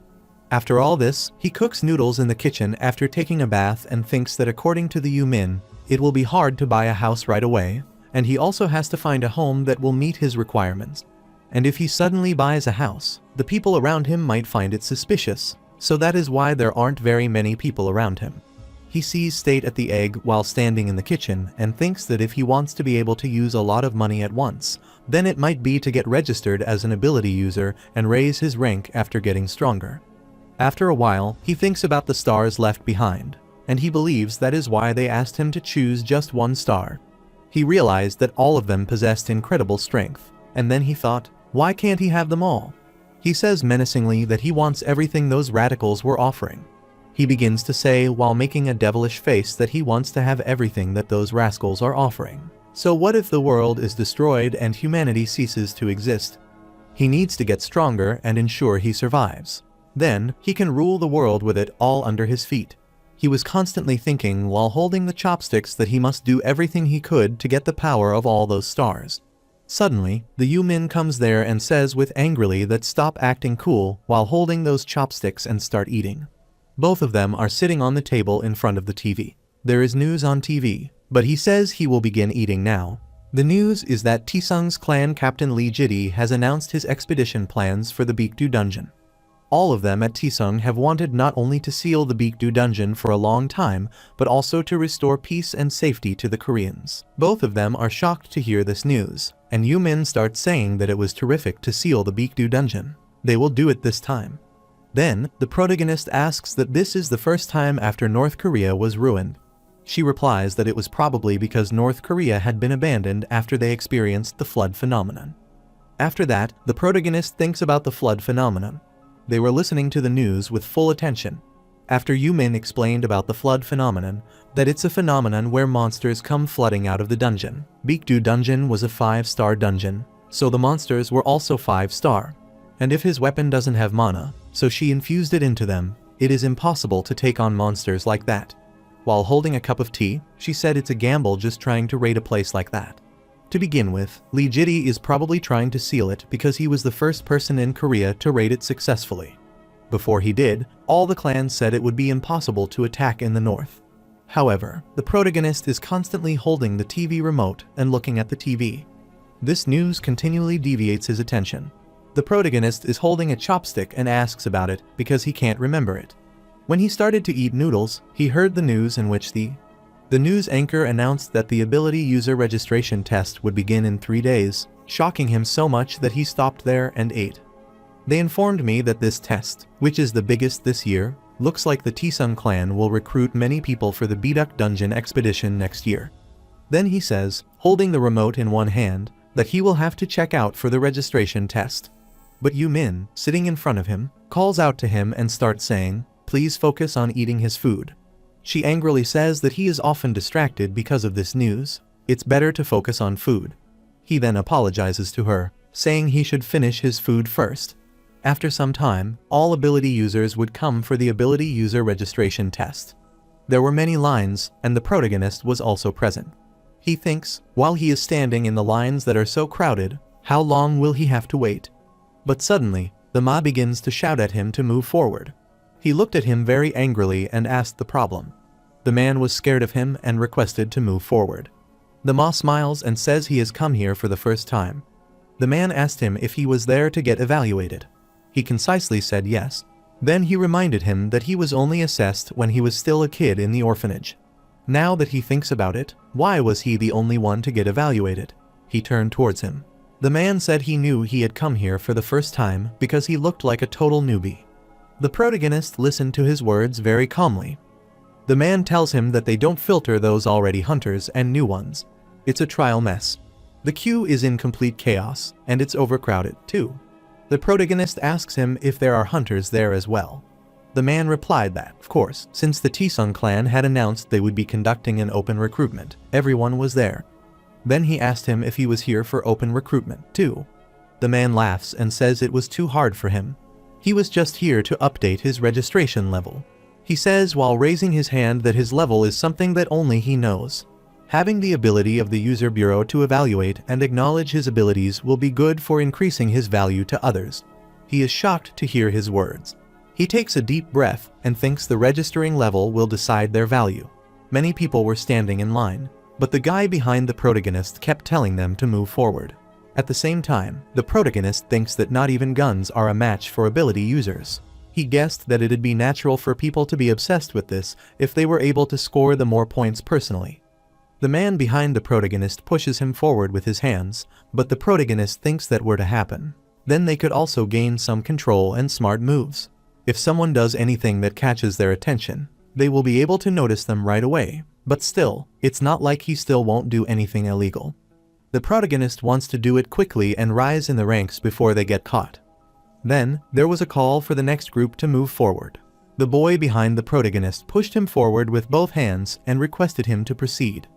When he reached the ability user evaluation station, she informed him that there were 3 checks: identity, stats, and skills checks. When he gives his identity card to the receptionist, she is shocked and informs him that the identity check is just a formality, so most people get past it without any issues. The protagonist is a little bit stunned. And the second check was the state check. He puts his hand forward on the slab in front of them. They say that this is the stats check that will be completed after they have set his blood on the test paper. This test paper is placed in the test tube. He stood back while he informed him that there would be a skill check after the stats check. After a while, the other man was pleased because he had a 140 number skill check. After hearing this, the protagonist became happy, and sweat started to drip down his face. When the man passed by, he tapped on his shoulder and told him he was on 8-7. But the protagonist thinks that, to put it simply, it combats ability evaluation. But they can still evaluate his numbers, so it doesn't matter if it's higher or lower than 100. The receptionist called the next and told him to put his arm in. The protagonist thinks that having higher stats doesn't necessarily mean that Hunter is good, so they care about the numbers. Then, one of the doctors tells him that there is marble inside, so he clenches it. He was a little bit shocked when he heard about the marble. When he put his hand on the machine, he tried to find the marble, and when he approached, both the doctors were shocked. The protagonist was shocked. He came close to the machine and saw his number. And think that how his number is like this. He was sweaty and looked at the doctor with fear. The doctor said that the font believes that the machine shows this number. It might be that it will break. The other doctor says that he is telling him that the machine is broken just from the test. He said that, based on how high his grade was, this might happen. The other doctor replied that the machine was fine even when Lee Jitty did it. He was assured that it just happened because it was old. Then, the protagonist asked them if he had broken it while pointing his finger at the machine. The doctor told him it was not like that. It was just because of the malfunctioning machine. It was pretty standard for them to get it ready to recalibrate. The doctors are standing there and checking the machine, but the protagonist constantly sits on the chair, thinking he must control his strength. When the machine gets it right, they call him and say that it's ready, please grip it firmly. When the protagonist again puts his hand under the machine, he thinks let's do it moderately. He doesn't know his grip strength will change, but let's do it moderately. Right now, the machine gives no response. After seeing this doctor saying it might be a service, he completely lost it. They should report it as such. Then, they told him to wait until he recalibrated. After hearing this, the protagonist becomes sad and asks them to let it slide. His review was pending. After hearing this, she gave him an informational leaflet. When she puts out the paper from the envelope, she says that this test would be different from the others, this time as it was done in collaboration with Tisung. Even though it may sound like a bomber, being a hunter might look cool. He can get a chance that he could get hurt and, in extreme cases, even he would die. He was standing blank, withholding his documents after the receptionist announced that they would split them into 3 lines which deviated their attention. She informed him that those with the attacker's skill to the furthest right and those with the defender come this way. And those with buff or ambiguous skills go to the furthest left. But she didn't give any information about those doing a review. He goes towards the reception and asks for details about the pending review. She informed him while taking a deep breath that he needed more detailed checks. She says, honestly, they could have just checked. They think that they were employees of the research institute or something. After hearing her words, the protagonist laughs and affirms. She asked him if he had ambiguous skills. The protagonist started thinking while putting his hand on his face. Then he replied while pointing his finger towards the glass box that he was unsure, but it seemed that way. Their smells spread everywhere, and all was behind him, so fed up with this smell. After that, the receptionist told him that, for now, he had passed the base judgment. She tells him he will also take the hunter's ability test, and he agrees. She told him that the people who earn lots of money are in the minority, and because things aren't going well for them, most hunters will need to get involved in other jobs. Then, the protagonist replied that he was not doing this for the money. This impressed her, but she asked him what he was doing for fame or power. He replied while pointing to a sense of duty to protect the population. They don't know. If the dungeons in the distant future might be challenging, humans cannot handle them. After hearing her words, he happily gave him leaflets and said they sounded good. Here is the certificate of registration, leaflet guide, and emergency contact list. She gives him a tip while giving him the leaflets, saying that the theme of this test is dungeons, and if he reads thoroughly, it will help him. The protagonist opens the envelope. After seeing this, he laughs and says he is curious about what kind of dungeon it will be. After some time, Lee Jitty came there with his bodyguards. Lee Jitty's car arrives, and one of his bodyguards, T Min-soo, opens the car door. While close to him, Lee Jitty asked if all the perception was going smoothly. T Min-soo affirmed and said that there were no issues. They were all moved forward. Simultaneously, T Min-soo informed Lee Jitty that the Red Butterfly group had already arrived. Many clans will target them, but he doesn't have to worry. Ultimately, they will compete with the T-sung clan as per their goal. But Lee Jitty denied it arrogantly and said their goal would be the Northern Expedition, not T-sung. These people have talent, sense, and even skill. They have ignored every clan's entry recommendation till now. But as soon as they heard the news from the Northern Expedition, they all applied for the test. Lee Jitty says with a smile that they could have just applied and been accepted if it was a red butterfly. After that, he asked him about the other newcomers. T Min-soo replied that they were all 20 levels lower and could not compare to the red butterfly. Then, T Min-soo informed him about Kang Hyunwoo while giving him a tablet, saying that there was precisely one person who was a very unusual ability user. T Min-soo says that he was an ability user who had poisoned blood. Lee Jitty took the tablet and saw his videos and test pictures. His toxicity level is higher than usual. When he played his video, Lee Jitty said it was different. It's impressive, but poisoning blood is a skill with many disadvantages. If his blood splashes even a bit, it could make his colleagues suffer. After giving him a tablet, he says let's keep him in his mind. After a while, some of the hunters waited before Gate B. Suddenly, one of the guys came there and called Hyunwoo. He looked at him and gives him a tile. Hyunwoo was confused and asked what this was, but he left without answering. Hyunwoo called him from behind, but he didn't reply. Hyunwoo looked sad and became sweaty. Then, they informed all participants to come to enter the dungeon. They were all moved forward while doing some moves. But the protagonist remains in shock after the announcement. They welcomed them to the Yongsan Ability User Bureau's third gymnasium dungeon. When they all came there, all looked energetic, but the protagonist observes the dungeon shockingly. Lee Jitty and his guard look them through the room. Lee Jitty informed them this place was molded after a 2-star dungeon in Ukraine appeared.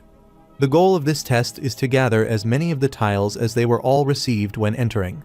The theme of this test was a dungeon. They have all experienced the dungeon for the next 3 hours. During the announcement, the protagonist constantly stared at his hands and grabbed his wrist arrogantly. On the other side, Lee Jitty thinks about the group of Red Butterfly. After the announcement, one of them explained that each person would have 1 tile while the monster would have 3 tiles. And the reward will go to the person who collects the most, which means the monsters aren't the only prey. They were also assumed to be prey. The guy with glasses pointed towards the Hyunwoo and said they should move together. The protagonist isn't happy with his strategy. He looks at him while scratching his ear. They were all shocked when the protagonist said, "What if he doesn't want to do this?" He smiled and said while seeing those little fingers that he didn't want to. After hearing his words, the guy with glasses becomes so shocked. He explained that they have someone who has a shield skill and someone who can use recovery skills. But the protagonist answered him while blowing the dust from his finger that it doesn't matter. After hearing his words, they were all getting shocked. Kang Hyunwoo says they would reward the one who placed first. If they move around together, they must split the reward. That doesn't feel like first place to him. The guy with glasses answered him shockingly, saying he was doing everything because of it. The protagonist says he didn't think he needed to give any other reason. When he begins to leave, he says while waving his hand that he needs to break a leg. The man with the brown jacket stared at him very angrily and said that they would have to fight with just the 4 of them, and everyone else in there was already in parties of 5. Then the guy with the brown jacket grabbed him from his cap and growled that he should hand it over to them instead of letting him go to get his tile stolen by others. He kept gazing at him arrogantly and replied, "That's right." So he stretched his arm and slapped him in the face with all his might. The protagonist takes his tile from his hand and says menacingly that he forgot to take it from them. Afterwards, he approached the other party members and asked who would hand their tile over next. The guy with glasses raises his hand and says he has given up. The protagonist looked at him very surprisingly. The protagonist says while extending his hand that he didn't think he had left him without taking anything just because he gave up. The guy with glasses throws his tile toward him. When the protagonist takes his tile, he asks what he will do if he gives that to him. The guy with glasses replied while pointing his finger that there were no instructions on what happened to those who lost their tiles. That means people won't be disqualified just for losing their tiles, and the person he just beat up is the one with the shield skill. The rest of them couldn't possibly win against him. After hearing his words, the protagonist was impressed by his smartness. He says that sounds good. He was all right as long as he got the tiles. After that matter, the guy with glasses takes a deep breath. Lee Jitty and T Min Soo observe them from the indoor monitor. Lee Jitty says that when he sees the red butterfly group, it is as expected of the red butterfly to think she had stolen all the tiles of the people who went in with her, on top of being on a similar level as a 2-star ability user. If the red butterfly group were to gather together, they would be able to clear a 3-star dungeon. After hearing his words, T Min Soo was shocked and said it was incredible. Lee Jitty says that if they get the support they need, they will be able to grow even more. But there is no need to pay too much attention to their results.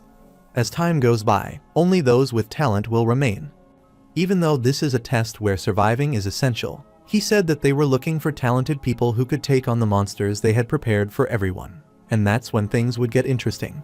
Then T Min Soo asked what that was after seeing that monster. Lee Jitty tells him about the newest development of the Do industry, an independent android, which is still in its early stages. It's an android that practices using attack gloves and has an epidermis made from the spores of a mushroom monster found in the Chernobyl dungeon. Its official name was Mushroom Droid. Even though its name doesn't sound like much, it's made by integrating only the best technologies. Its combat abilities were exceptional, and its endurance and mana reflection abilities were also outstanding.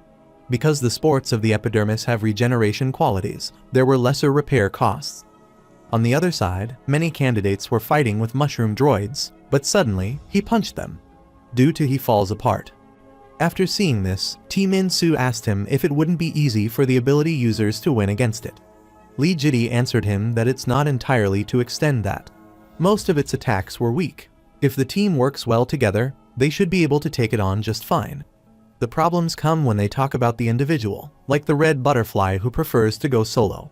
It will take time for her to get used to its pattern, and it has been challenging for solo players to retrieve it independently since the tile is deeply embedded in the droid. Lee Jitty tells him that the preparation that offers was making this whole time to keep the red butterfly in check. But when the T Min Soo is asking something, he waved his hand and told him to wait a minute. Then he told him that he could see the red mark that an unforeseen situation had occurred. The protagonist stands before the monster with a weird look, as if in pain. He says that he was looking forward to an absolute monster. He was doing this to divert the attention of those monsters. Then he suddenly jumped and rushed toward him, and they punched him hard on his face. He says while punching him that he doesn't speak and doesn't move. But he said he was so simple when he punched him under his chin. Then he grabbed his leg and blew away with all his might because his stat was too low. After that, he breathes deeply and grits his teeth. He grabbed his head and shouted badly because the situation was boring. The protagonist held the dead monster's upper limb and examined him, then activated his dismantling skill. Due to this, the tiles came out from his backbone. When he takes it out in his palm, he says it is fantastic because it would be taken out so simply. He thinks that this way, it is too easy to get because he's so nervous, and it came out so smoothly. After a while, an announcement was announced that 34 minutes had passed. As more than 30% of the tiles have changed hands, the people who currently possess them will be revealed. This announcement shocked him.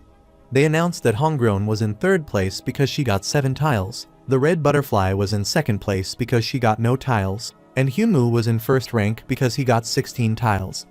The protagonist smiled maliciously after hearing this. After the announcement, the protagonist twisted his neck and said he knew this would happen, although it would have been better if he faced goblins instead. The scarecrows were just too easy. Then he picked up the spore-eroded ordinary flesh and checked it out. The protagonist takes a deep breath and stares at that item, saying it would have been better to think that the monster item would appear.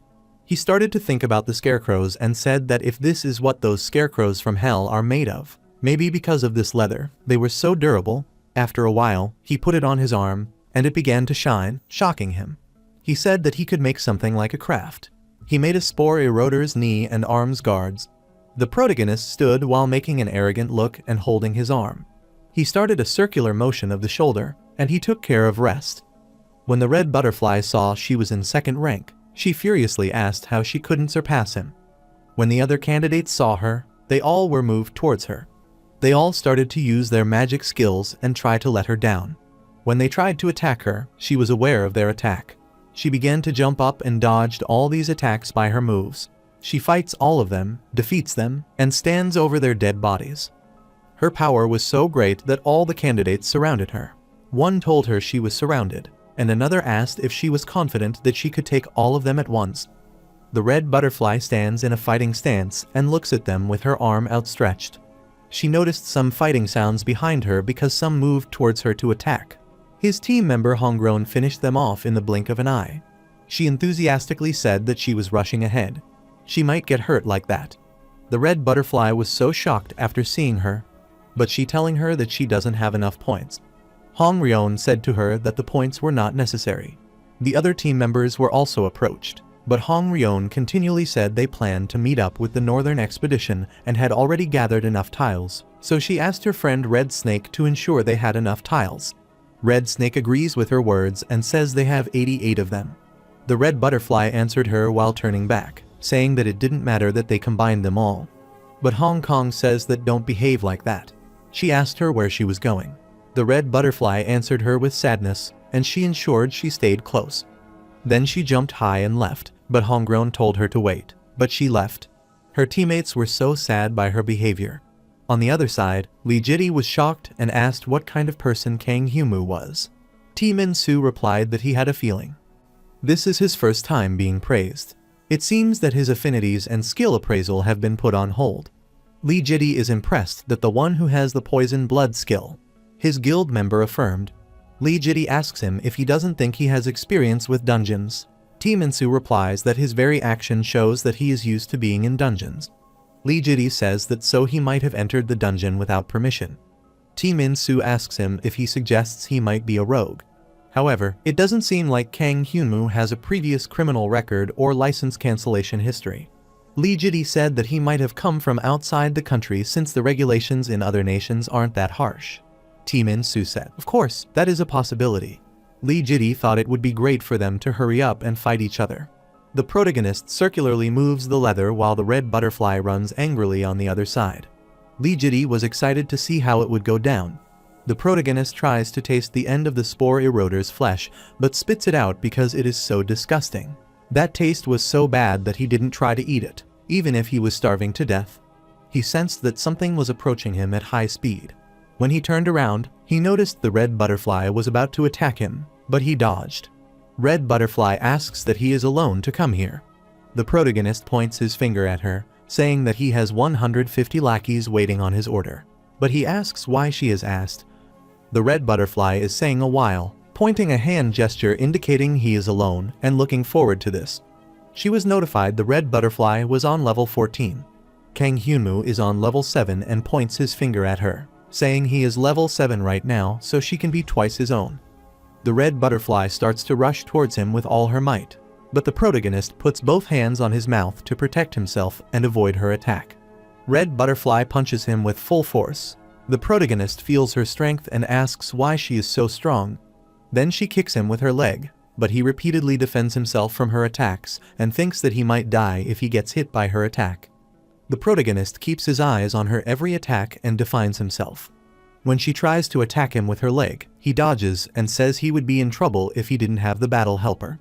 He dodges from her every attack, saying the battle helper can adapt mid-battle. He doesn't have much trouble dodging, but he still can't find an opening. After a while, he sits on the floor and says he might lose like this if he doesn't get a chance for opening. Hyunmoo noted that although he was saving it for later since it would be dangerous to humans, it wouldn't be worth trying on someone like her. She jumped high and tried to attack him, but the protagonist stood up in front of her. Hyunmoo said while clenching his teeth that he didn't think he could last any longer. But above all else, the skill was his last option, so he started to create skilled magic. Meanwhile, the notification appeared, which showed that the valiant energy had been applied to the battle helper. He made a punch that glowed with bright light. When she is ready to attack him, he is also prepared to punch her. They both rushed towards each other. The protagonist rushes towards her to attack, but the red butterfly is shocked by his strength. She lunges forward to punch him, but his strength is so great that she screams in pain as he punches her. The protagonist sighs. She also loses to him and sits down but looks at him angrily. When he asks her about her tile, she throws her bag of tiles at him and says she lost to him. She kneels before him and asks him about his skill just now. As soon as he tells her something, he is surprised because he has seen something.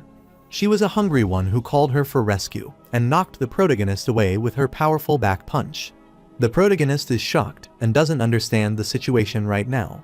The protagonist is stunned, but he says it is the guy from before and asks what is wrong with him. The red snake noticed everything and replied that he was a red snake and never thought he had seen him again. At the same time, the Hongrown goes towards the red butterfly. The red snake told him that there was a Hong Kong, and they were in the same group. Hongrown asks her about her arm. She turns towards the protagonist with a severe look, abuses him, and asks that he be responsible for all of that. The red butterfly told her to forget it because even the two of them together couldn't beat him. Then the protagonist replies with pointed fingers, what are they pissing him off at this point?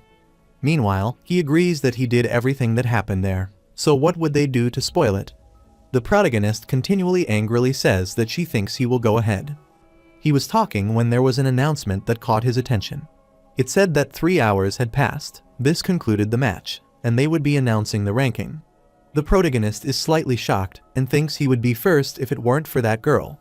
They informed me that Ha Yun-teik got 21 tiles, so he was in third place. Kang Hyunmoo had 69 tiles, so he got second place, while the red butterfly got first rank because she got 88 tiles. Both were shocked, and he asked how that was possible. Then Hongrown asks what he thinks and asks how they did it. After that, the protagonist puts his hand on his head and says she gave it to her while he was preoccupied. But the red butterfly tried to explain and told him to wait because this was a misunderstanding. The protagonist leaves and says forget about it, but behind him, Hongrown asks where he thinks he is going. She points toward the red butterfly and says that he does this to her arm, and how he dares to leave without apologizing. He was a little bit shocked about what she was saying. After listing her words, he takes a deep sigh and thinks about the apology, but he says he couldn't afford to be noticed by others. Let's think about it first. He believes she would be surprised since she ran after her teammates only to find her arm broken. He gets where she is coming from, although she should have asked what happened at least, and she makes it seem like he tried to rob her or something. He just fought fair and square and won. But she stole first place from him and made him look like the bad guy. He is unfortunate and thinks he must teach them a lesson. After that, he activated his domination skills. Hongrown, who was mouthing off, suddenly froze at her. It looked like 5-star monsters surrounded him. She looked so frightened and stopped talking. Seeing all this, the red butterfly asked her what was wrong with her. She considers the monsters behind the protagonist, gets very scared and sits on the ground with a frightened look. And the red butterfly was also looking like a monster who was calling her name, and she was terrified after seeing her and sweat was dripping from her face. She tried to stop them all with a pointing hand. The red butterfly got very scared seeing her condition and keeps calling her, but she doesn't hear anything. After she lies down on the ground in utter fear, her team members approach her, one of whom puts her hand on her chest and tries to calm her. The protagonist said that while some people came there to rescue her, he just wanted to teach her a lesson. But this was much worse than he thought it would be. The protagonist attempts to escape because he says he should escape. In the observation room, T Min-soo was angry after seeing this and told Lee Jitty that he believed the red butterfly had let their guard down. But Lee Jitty constantly checked the whole situation with his hand on his chin. Lee doesn't know if it was to be a mistake. It was too precise and accurate of a move. but it doesn't make sense, although he would understand they were at the same level. The hunters might soon be surpassed by an ability user not even level 10. Min-soo asked the captain what they should do. Should he meet up with Red Butterfly first? Captain Lee Jetty denied it. He said that he would like to meet Kang Hyunmoo first. While all the candidates were in the waiting room, the protagonist put the can on his head to relieve his pain and said that although the battle helper with Valiant Energy was fine, Domination used up too much of his mana. He wonders if he will be like this until he gets help. He wishes he didn't use it. He just wasted his mana. Min-soo came there and congratulated him on completing the task, and he introduced himself as Min-soo, the secretary team leader of the Taesung clan. The protagonist looks at him, and Min-soo gives his card to him. He says they have heard he possesses excellent skills. The Taesung clan wants to provide him with anything he needs to improve himself. He said they would ensure he could reach his highest potential as a hunter beyond what any other clan could. After hearing his words, the protagonist even asks the stars. Min-soo was shocked and angry after hearing his words. After that, the protagonist asks him, while flying his card between his fingers, if he can help him reach even the stars. Lee Jita sits in the car and thinks about the fight between the Red Butterfly and the Hyunmoo SSI. Lee Jitty looked at the tab screen and believed it was as if he was watching a movie. But suddenly, there was a knock on the glass of the car door. He was Min-soo. Lee's Viddy rolled down the car window and said he was rejected. But Min-soo apologized and affirmed. He said he didn't seem interested even when raising the conditions. Lee Jitty replied that he had a feeling that would happen. People as strong as him have a particular sense of pride in themselves. So what did he say when he rejected the offer? Min-soo told him he talked about the stars. Lee Viddy was shocked and angry after listening to his words. Min-soo says that he thought it might be some new term that younger people use, but he wasn't sure what it meant. He is saying that by chance, he has an idea of what he means by that. Lee Jitty is also saying it's his first time hearing about it. Lee Jitty asked the Red Butterfly to accept their offer. Min-soo affirmed and said she accepted their offer as planned since their only goal was to meet up with the Northern Expedition. It seemed that it didn't pose any issues. After all this, Lee Jitty said that alright, that was good work. Then he would be going home for now. He would see him tomorrow. Min-soo stood, bowed before him and said, "Please be careful on the way back." Lee Jitty thinks about the star and says that since he can't tell what intentions he had when he brought it up and can't determine what he meant by it, he will need to keep an eye on him. Kang Hyunmoo and Yoo-min sit in a car, but the protagonist looks at the card. After a while, Yoo-min asked about that, and the protagonist said it was a reporter and headhunter recruitment and management company or something like that. They came to him as soon as possible when the test was over. Then she refused and said that she was not talking about small things. She was talking about the big box there, which was lying in his lap. Then he remembered while he opened that, the Red Butterfly apologized to him and said that it was just Hong Kong's pure intention to do her best and requested him to forgive them. He replied that Hongron, the bulky one from before, said he was trying to scare her to shut her up. He says to forget it because it is all in the past anyway. The Red Butterfly gave him a box and said that this was the prize for coming in first place in this test. This should have been rightfully him if things went according to plan. She said that she would appreciate it if he would accept it. The protagonist tells the whole story to Yoo-min and says that's why he had no choice but to accept. When he opened the box, he saw the special gloves on it and said that it looked like it would be more beneficial than he thought. After that, the notification showed that tenacious grip gloves are rare, increasing strength and hand defense. Yoo-min replied that it was lovely. Then she tells him it's about the new crystal they brought. They sold it to Park Hwizo. Then the protagonist remembered and said that older man again. She says that it looks like he has been looking around for it, and even if they sell it to someone else, he finds a way to get it for himself. The protagonist was shocked after hearing her words and saying that for himself. Hyunmoo thought that even if it's a ruby with a high innate value, does anyone need that much of it? If someone acted behind the scenes, it would explain why he would need that much crystal moss. In that case, contacting them directly without a middleman like Park Hwizo would be more beneficial. He thought that Park Hwizo didn't seem like an easy target. Yoo-min said that was all there was as a prize. He took the box from his lap and noticed that the bottom part was separated. He said that, if he remembered correctly, there wasn't prize money either. He is shocked to see this. Yoo-min asks what just fell out. The protagonist takes the envelope and gave to Yoo-min. Yu-min was a little bit confused and asked what and why he was taking it like that. He asks her while showing prize money of 50 million if she wants to eat some meat. He said that to change their destination. Later, after having dinner, they arrived home. Hyunwoo noted that the association was something else. They even had a prize for a test. Yu-min said that shows how much respect they have for hunters, although that is why ordinary people look at hunters and think they have it easy. She said that she should be careful with himself, too. He looked at her with a tired face and asked why. There is no point in worrying when he is spending his own money. After that, he sensed murderous intent, which deviated his attention, so he turned and looked at it. He told her she didn't go inside and get in the car. Yu-min is scared and asks if something is wrong, but he continually says he should get in the car, lock it, and not out until he returns. He moved forward and saw some corpses of the boys, saying that he would never have thought what he was doing behind someone's house like this. He saw the Park Hwiso, who adjusted his cap, and he is saying that it's been a while, Kang Hyunwoo SSI. Park Hwiso explained that those are members of the Japanese Yakuza. They were after that mysterious crystal moss of him. It's a prized possession that even overseas markets are interested in. They were not the only ones. Even the top-ranked hunters were looking for the origin of the crystal moss. Park Hwiso said that if he hadn't interviewed before him, it's possible that Yu-min could have been hurt. After that, the protagonist asks him what he wants. Park Hwiso says he has a small offer, so he creates an alliance with T-sun. This made him so furious, and he was understood that behind them all was T-sun. Hyunwoo said that he had just returned from rejecting their offer, though. Then Park Hwiso said that he had looked into him. Surprisingly, there was nothing that he could find out about him. Park Hwiso said while flipping something as if someone had raised everything regarding him. The protagonist shocked and abused him. Park Hwiso is saying that the crystal moss only comes from a higher tier dungeon. And it's not just that he heard that he shows off movements that only people with experience in the dungeon can show. And yet someone with those abilities is a mere sewage cleaner, so something's off. The protagonist puts his hands in his pockets, saying, "Park Hwiso, wait." Park Hwiso replied that it doesn't matter what organization he has ties with.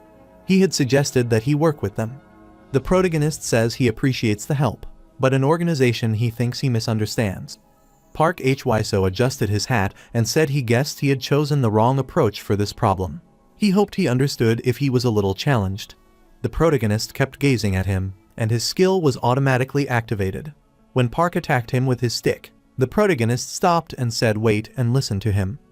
However, he doesn't listen and attacks him, but the protagonist dodges his attack. The protagonist continually thinks he should listen to what he is trying to say. The protagonist notices he is trying to retaliate in that awkward position, regardless if it shouldn't have much effect. So he punched him in the face with all his might. This punch pushes him back. Park Hwiso's cheeks were injured, but he noticed that an item was the first price for the red butterfly. Then the protagonist says while in a fighting stance that Park said this is self-defense and that he got it. They both stand in front of them, but the protagonist is in a fighting stance. Park Hwiso said that he guessed that he liked making the more difficult decision. This confused him, and he asked him what he was saying. He removed his long coat and opened his button. Park Hwiso held it in his hand. He says while throwing his jacket at Hyunwoo's face that if he doesn't listen to the words he says so, he hasn't any choice but to be rude and stop making him laugh. Then, the protagonist removed his coat in full anger. When he removed his jacket from his face, he saw that Park Hwiso activated his skill and converted his stick into a sword. And his body emits some smoke. When he saw the sword in his hand, Hyunwoo shouted and said it was cheating. Meanwhile, the system notification appeared, which shows that the Battle Helper skill is activated. Park Hwiso makes some sword moves in front of him, which makes him scared, but he dodges all his attacks. After that, the protagonist jumps over his head and lands behind him. Then he said happily that he got behind. Then Park Hwiso suddenly attacked him with his sword, but he dodged. He tried to grab him with his collar and activate his domination skill. The Park looked so angry when he saw this. The protagonist severely grabs him with his collar and dodges his attack. He tightly held his collar, and his domination skill covered his neck. And saying that, he stopped and went to sleep. But suddenly, the Park's body became heavy, and he asked Hyunwoo if the domination skill was an illusionary spell, which was that odd thing while he put his sword in his neck. He stabbed his wrist and said that he didn't cut his neck on purpose since he had no intention to kill him. The protagonist screams in pain while holding his injured arm. But Park Hwiso said now answer his question and ask who is giving him orders. Then he kneeled before him on the ground, but Park Hwiso asked what was so funny.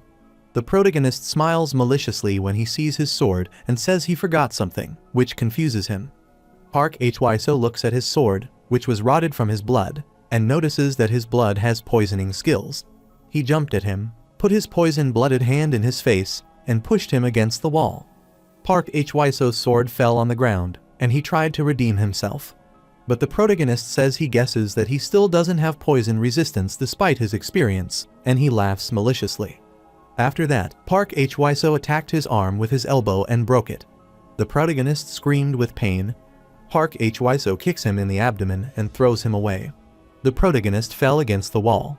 They both lie facing each other along the wall. After that, the Park took a potion bottle from his shirt pocket and threw it in his face. The protagonist stood and said that looks like good medicine. Let him use some if he had leftovers. Park Hwiso said he couldn't believe it. He was sure he had made contact with his arm and ribs and was standing up as if nothing had happened. He asked if he had a healing skill or something else. The notification notified him that his health had dropped below 10%, the last had activated, and regeneration began. So he closed his eyes and wondered and said he was ready for more. Park Hwiso still sits along the wall and replies this is enough. The protagonist is confused and parks, saying while standing that he is here to offer him a deal not to fight him. Hyunwoo said that he was the one that attacked him first. Park Hwiso replied that he thought he would understand if he tried to convince him with force. It seems he has been met with more resistance than anticipated. Park Hwiso says that he wonders who is behind his actions, though. Then the protagonist says he doesn't have anything like what he hears, it's just him alone. The Park Hwiso asked where he was getting this crystal mouse. Hyunwoo replied that it was a business secret. Park Hwiso said while putting his sword into the cover that if he joined Taesung, he would have everything he could imagine. Then, the protagonist said he told himself he would never work under anyone, although that could change if he decided to work under him. Park Hwiso looked at him severely. Park Hwiso replied that he was talking gibberish at this point. If he keeps indulging in his dreams, he will return now.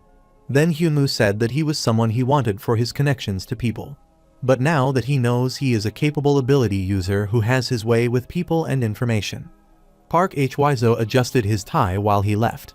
The protagonist laughed at him and said he couldn't miss this chance. Then he asks them to be honest about what's so great about Taesung. He heard that they are smaller than the rank 3 Almighty Lotus, and their average member is weaker than the rank 2 Great Unknown. He said that he was asking if Taesung and Lee Vidi were just media stars. He asked why don't just forget about them and invest in someone young like him. He called him Park Hwiso, saying that he believed that two types of people preach what he just said.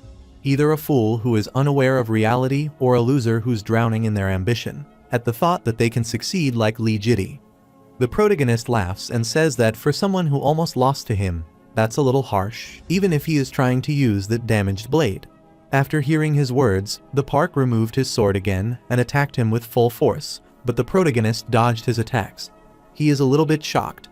Park Hwiso's blow was so powerful that it even caused a crack in the wall and cut off his hair. He also got a little scratch on his cheeks and started bleeding. Then Park Hwiso says that if he came at him to kill him from the start, he wouldn't have been able to do anything.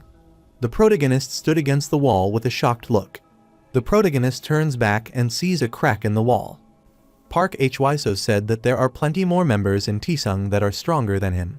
On top of them stands Lee Jidi. He asked if he understood things, and it's not even funny for someone who has barely reached level 10 to say something like that.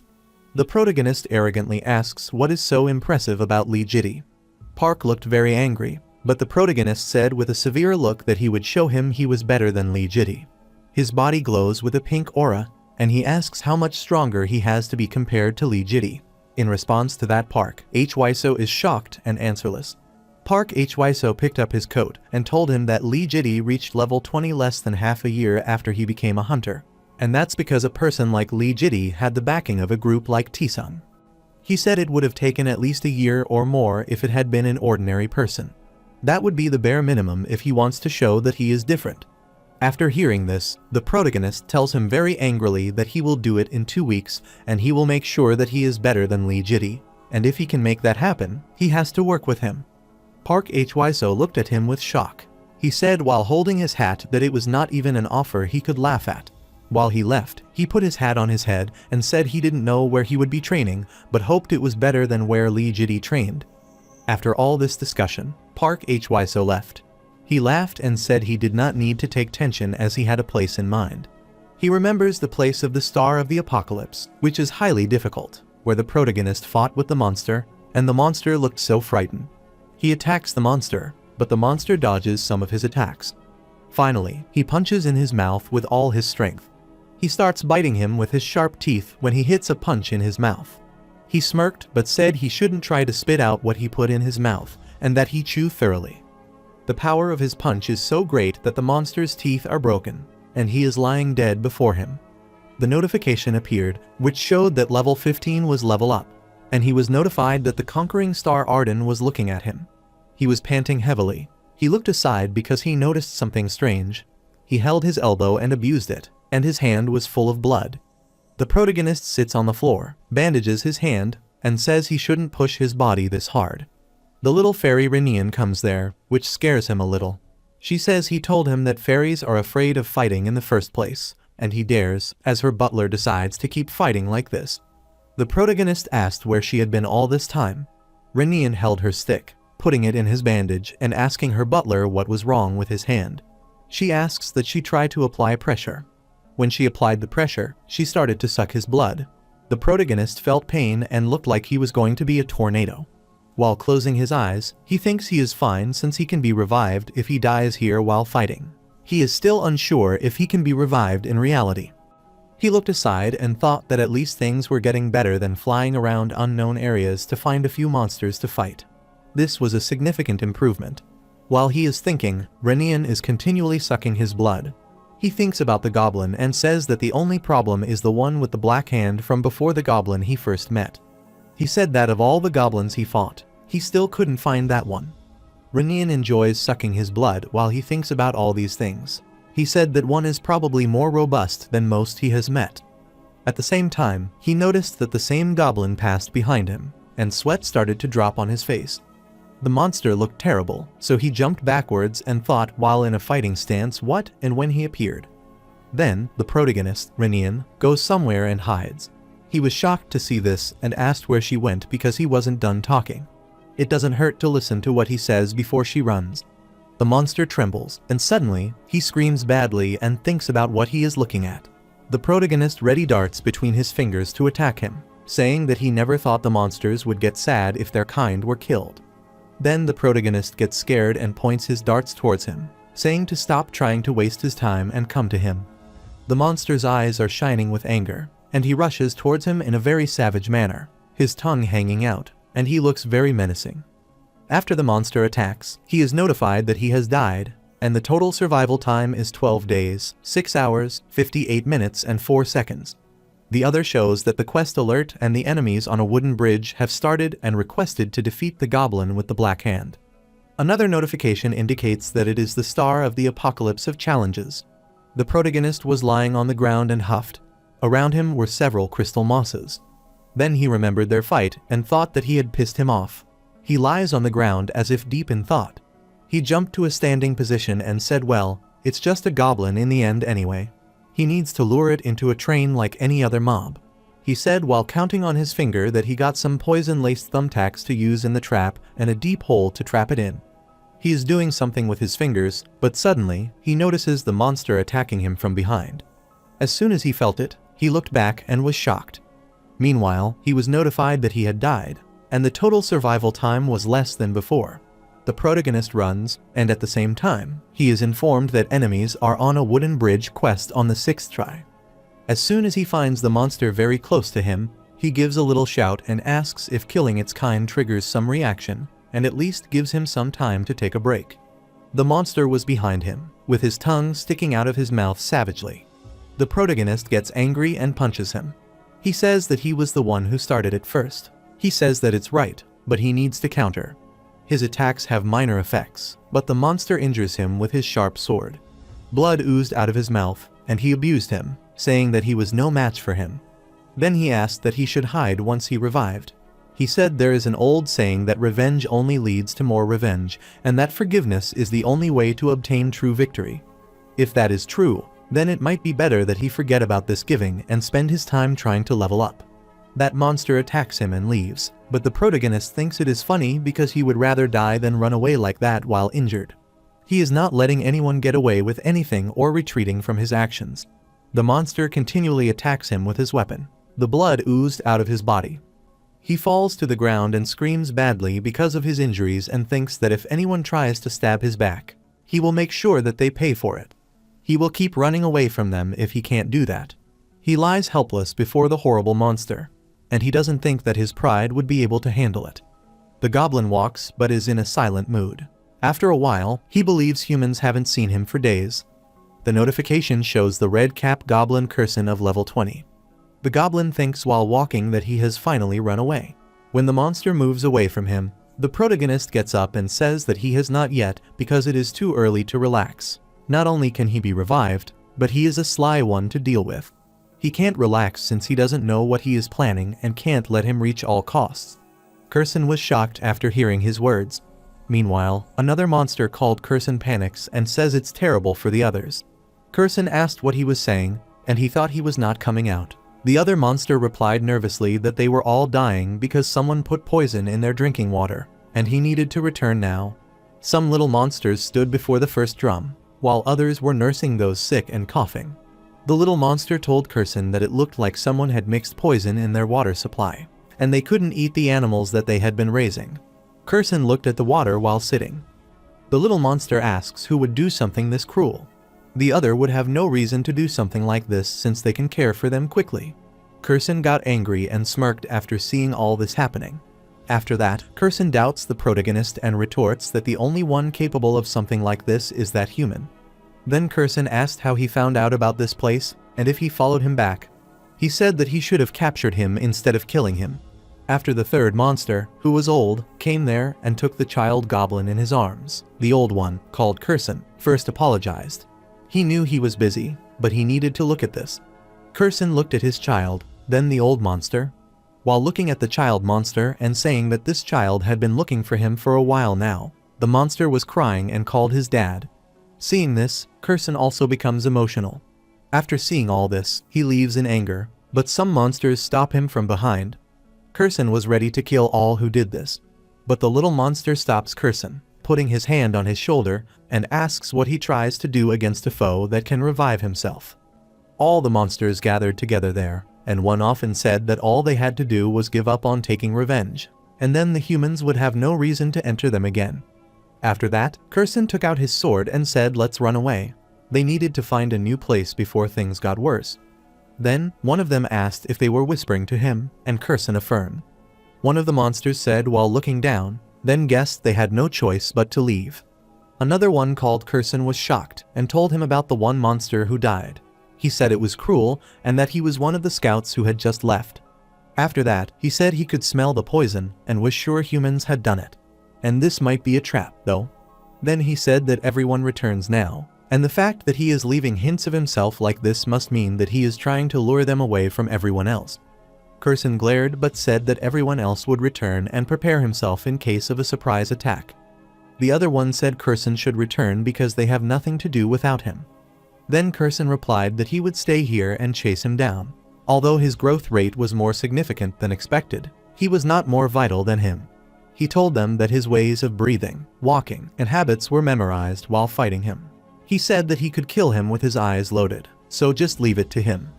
Other monsters replied that they understood but were careful, although he could return to life. But Curson tells them not to worry about him, and that he will make sure to come back alive. Then all the monsters say that right, they believe in him. Curson moved alone in a path where many crystal mosses shone brightly. After a while, he heard a strange voice, and the protagonist threw his darts toward him. But without turning back towards him, he cut it into 2 pieces with his sharp weapon. He said with a terrible look that he didn't hope that he would get to die a painless death, human.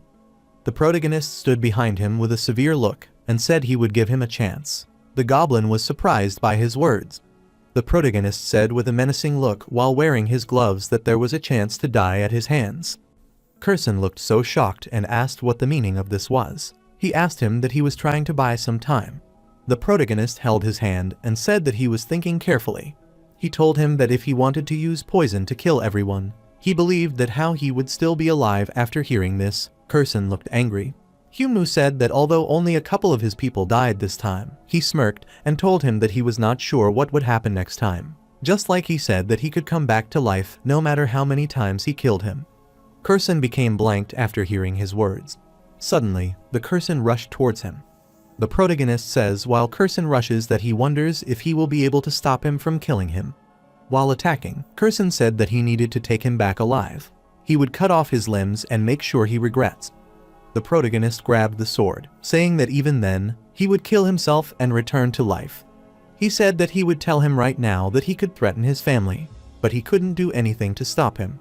He wants revenge and doesn't want to hurt his innocent family. However, nobody knows what he might do next if he keeps coming at him like this. After hearing this, the goblin dropped his sword and asked if his life was the only thing he wanted. Then the protagonist replies that he already told him there is no need to waste time because all he wants to need is his life. The goblin looked terrible and said, "Keep his side of the deal. If he kills him, he should leave this place. And don't lay a hand on any of his people." The protagonist listened to him very patiently, and then he bent over to pick up his sword and said that he would have done this from the start and wouldn't have hurt the other goblins. As he was picking up the sword, Kurson kicked him due to his fall part. Kurson took out the sword and jumped at him for the attack. Hyunmoo blocked his blade with his strength. Kurson angrily abused him, saying that he thought he would believe his bullish like that and asked if he thought he would go along with what he had said. Then he attacked him and said that just as he promised, he would be sure to make it as painful as possible. But the protagonist called him a fool while his body was covered with blood and said with a laugh that he should have killed him instantly. He was notified that his health had dropped below 10%.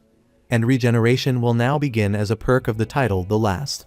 The protagonist punched his painful rib side when the goblin attacked him with full force. Then he grabbed him by the neck, from which his body began to tremble. At the same time, the protagonist's left arm emits some aura. He activated his skill and punched him with full force. Kurson hits against the wall badly. Kurson still stands on his feet after hitting the wall and looks furious. On the other hand, the protagonist smiled and said that, to be honest, he was holding back quite a bit, and he even gave him a chance to end this. This infuriates him even more, and he screams in anger. But this doesn't matter to the protagonist. He punches Kurson hard and knocks him back against the wall. His punch glows brightly and shocks him, but the protagonist punches him again under his chin. Kurson thought Hyunmoo was on the brink of death, but questioned how he was regenerating so quickly. Kurson thought that maybe he was hiding his skills. Kurson is lost in his thoughts, but the protagonist keeps getting punched. Kurson is confused about how he got this strong. The protagonist beats him so much that his mouth starts bleeding. Hyunmoo could tell precisely what was going on in Kurson's mind. He asked him if he sensed that something was weird and how someone that close to death could have thoughts like that made it hard to understand. Then he explained that it's nothing special while the protagonist is helplessly sitting on the floor. He tells him he is a careless goblin since he has been killing him with one strike this entire time. They have never fought. He said that he believed that he would be able to kill him whenever he wanted. He said that at the last moment, he got careless and that it was his fault, goblin. After hearing his words, Kurson said to stop being a cocky human. He can take care of trash like him as long as he stands. He said while rushing towards him that he would be sure to take that neck of him. But suddenly, the protagonist punched him very hard, which caused blood to spill from his mouth, and he fell to the ground before the protagonist. After that, Hyunmoo thinks that it is not too late for that. The goblin is sitting on his knees, but the protagonist smiles menacingly while holding his poison blood-filled dart and says now, wait a moment, and he doesn't intend to be careless, unlike a certain someone here. The goblin begged him, telling him to stay and saying that he lost. He apologized for always killing him, so he requested him to stop and listen. Goblin said that they would not be able to be blessed and not live here if he died, and all of his people would die, too. Kurson is saying he didn't want to cause harm to his family. Kurson's words made him so shocked, and he asked that if he killed him, all of his people would die, too. Kurson affirmed and said that they won't be able to survive and will eventually die. After a while, he grabbed the dart and said with a severe look that he wondered if he would get their experience if he killed him. Hearing this, Kurson sits helplessly in front of him. After that, the protagonist smiles again, attacks him, and separates his neck from his body with his forceful kick. It is night when the protagonist takes a deep sigh while standing with his hand extended and saying it's clear indeed. He was notified by bundles of notifications that he had defeated the Red Cap Goblin of level 21, and the quest was completed. He had completed the quest for enemies on a wooden bridge. He will receive a silver box as a reward, which has converted into a gold box.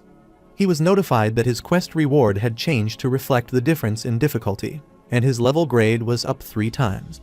He is sitting while inspecting the body, and he is shocked when he is notified that the return stone has been activated. Surprisingly, he said he had leveled up by 3 times from killing that goblin. He was also notified that 2 days ago, the star of the apocalypse of difficulty, hell, and time left until the next quest was 21 days, 0 hours, 0 minutes, and 0 seconds. The shattering star Gaul has been watching him. Then he thinks that it gives more experience if he is taking revenge. After all this, Rinian comes there, and she calls him by waving her hand and asking him if the fight is over. The protagonist answered her without turning back. The fight was over, and she could eat it. She inspected the inspection and asked if he was looking for something. After that, the protagonist grabbed the goblin's sword and said he was trying to find out what made that goblin so strong. His overall physical capabilities were too great for him to be reliant on just a weapon. There must be something different about him camping with other goblins. He is shocked, just like he has noticed something. When he examines his hand thoroughly, he says that this is writing. He was notified that Shattering Star Gaul was guiding his hand. Some mist emitted from the goblin's hand, which made him so shocked. The writing on the person's body transformed into a black ball. He was so scared and didn't understand the situation. This ball emits some rays, which are passed through his hand. He was afraid of it, and sweat started to drop his face. He was notified that he had absorbed a piece of the Shattering Star Gaul. Because of this, Ray's star is imprinted on his hand. The protagonist continuously looks at it. Meanwhile, the notification appeared, showing that he had learned the legendary skill but didn't know about any skill. After a while, Yumin slept peacefully, but when she heard her name, she saw that Humu had come there. She was slightly shocked to see him there, and then the protagonist asked why she was so surprised and asked if she had not heard the door. After that, she wore her glasses and asked whether he had eaten. The protagonist is shocked after hearing her words. She was ignoring him. She tells him while getting up from her bed that there is nothing much to eat here, but he still calls her there. She said wait, let her go to the convenience store. As she leaves, he grabs her hand and tells her to stay. Then he starts telling her his whole story, but suddenly thinks he should tell her the truth when he begins to say to her. She was informed that Park Hwiso came by 2 days ago. She told him he asked if anything was wrong with him, and she just told him he wasn't there. After hearing his words, he wondered why Park Hwiso had come and asked her that. She said while trembling, it didn't seem like it was because of Crystal Moss. She asked if something had happened to him while he was gone. But the protagonist still says to her to wait. Then she said that the more she thought about it, the more she realized she had no clue what was happening. She freed her hand from him and asked what he was doing when she wasn't with him and what secret he had hidden. The way she got rid of him surprised him a lot. The protagonist said calm down and listen to him. But she screamed severely and said that she didn't care what it was. If he got her involved, he should take responsibility and then tell her why he was always just waiting around. She asks what is going on and why he keeps disappearing and reappearing. The protagonist continuously calls her, but she doesn't listen to him. When she is not listening to him, he grabs her by the shoulder and says calm down. But Yumin says sadly that he never explained what was happening, making her feel so uneasy. When he grabbed her, he told her to calm down and explain everything. But she replied, her face turned aside, that he does what he thinks is better. Hyunwoo understood why Yumin was reacting that way. The protagonist remembers the time he spent with Yumin and tells her that she was deeply involved in what was happening. And even if something urgent was happening, she pretended it wasn't bothering her. It would be hard for her to get so stressed, and he has always gotten help from her whenever he needed her, and he has gotten to a point where he can't think of living without her. On the off chance that he keeps everything a secret, like something happens to her down the line. Then in this shithole of a place and he had to be all alone. and if that happened, he would go insane. He explained everything to her. After that, he asked her if she remembered the return stone he showed her. He might be insane. She said that she goes to the dungeon like hell. Then he replied that he keeps disappearing occasionally because figuring out how long it would take him to return is harder. They were sitting opposite each other while the protagonist narrated the story. Yu-min asked if it was possible that he wouldn't return in the future. The protagonist said that why he wanted to tell her ahead of time. He said with a severe look that no matter how long it took, he would return because he wanted her to be the lighthouse he came back to. Yu-min is shocked when she hears his words. She hugged him and said that she didn't think she liked being just a lighthouse and that if he needed help, she would rescue him if he needed it.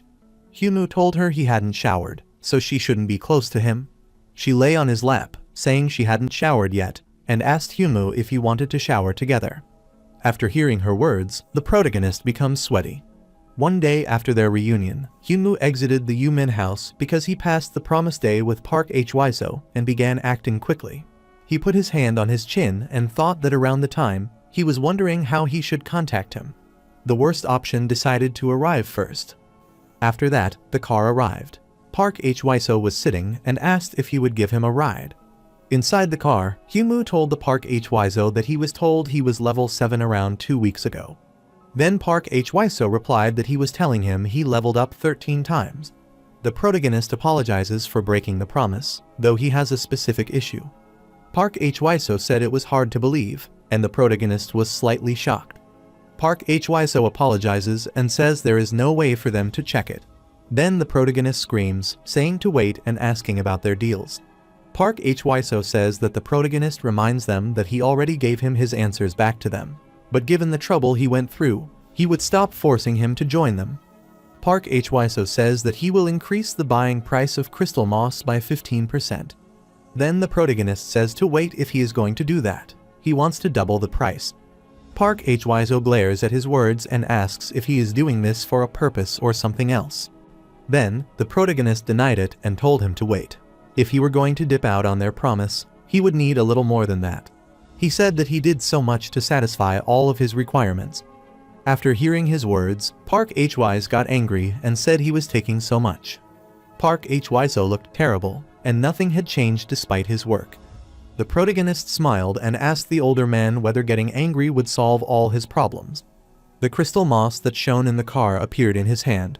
Park Hwiso looked shocked and asked while holding a crystal moss if he knew what a monopoly was. Inside the car, the protagonist holds the crystal moss and says he should know well how special this crystal moss is. No one else but he can get this crystal moss. He says while smiling that it is just as he said. He has a monopoly on it. Older man. If he keeps giving him the cold shoulder, ask what he thinks will happen if he changes his mind. Park Hwiso replied with an entire mood that he was forcing it. He was already matching the price of the highest quality crystal moss he found in 5-star dungeons. On top of that, he was offering 15% extra on the price. Even if it's rare, anything beyond that. After that, Hyunwoo stored the crystal moss in his inventory and said that he guessed he has no choices. Park Hwiso looked at him angrily, but the protagonist threw something at the park and said he would give him something interesting. As soon as he feels he is throwing something at him, he takes it and asks about it. Then the protagonist pointed his finger and said to open his hand and see that it was nothing special, but let's call it a deposit. Park opened his hand and was shocked to see the legendary item of Trust of Urhrast, which doubles the owner's sense of temporary use. Park Hwiso picked up the legendary item and asked about it from him. The protagonist affirmed and said that if he knew someone like him, he would be able to recognize it immediately. He said that it has the effect of temporarily doubling the holder's senses. The protagonist puts his hand on his chin and says he doesn't think that even Lee Jitty gave him a present like this. Park Hwiso continually looked at the ring. The protagonist told him that he was finally getting it, and he proudly says that he is more valuable than Lee Jitty. Park Hwiso looked at him with a menacing look. The protagonist said, well, let's say he can keep it until he admits that he is better than him. Park Hwiso looked at him very angrily. Kang Hyunwoo says to him that this is real. After a while, Park Hwiso thinks that it is the actual legendary item, without any doubt, but it is compared to the gloves he saw last time. Park Hwiso told him to wait while showing him a ring. He asked that, looking at the shape, and asked if he had another ring. The protagonist denied it with amazement and said he was unsure. That was the only one he found. Then Park Hwiso took it in his pocket, saying that he guessed they would eventually see the other pair. The protagonist asked him if he was satisfied, and they continued talking. Park Hwiso says he will send the money as he always has at double the price he offered. The protagonist behind looks at him strangely as he is successful in his plan. Park Hwiso told him that it was the sheer amount and would be difficult for Yumin to handle. Just let him know he wants it, and he will take care of things so the National Tax Services won't notice it. After hearing his words, the protagonist thinks that he is skilled. While putting his hand on his chin, he does everything to satisfy the other, so he was trying to get him on his side. He smiled maliciously because he had another piece of ring. He had just told Park Hwiso a lie.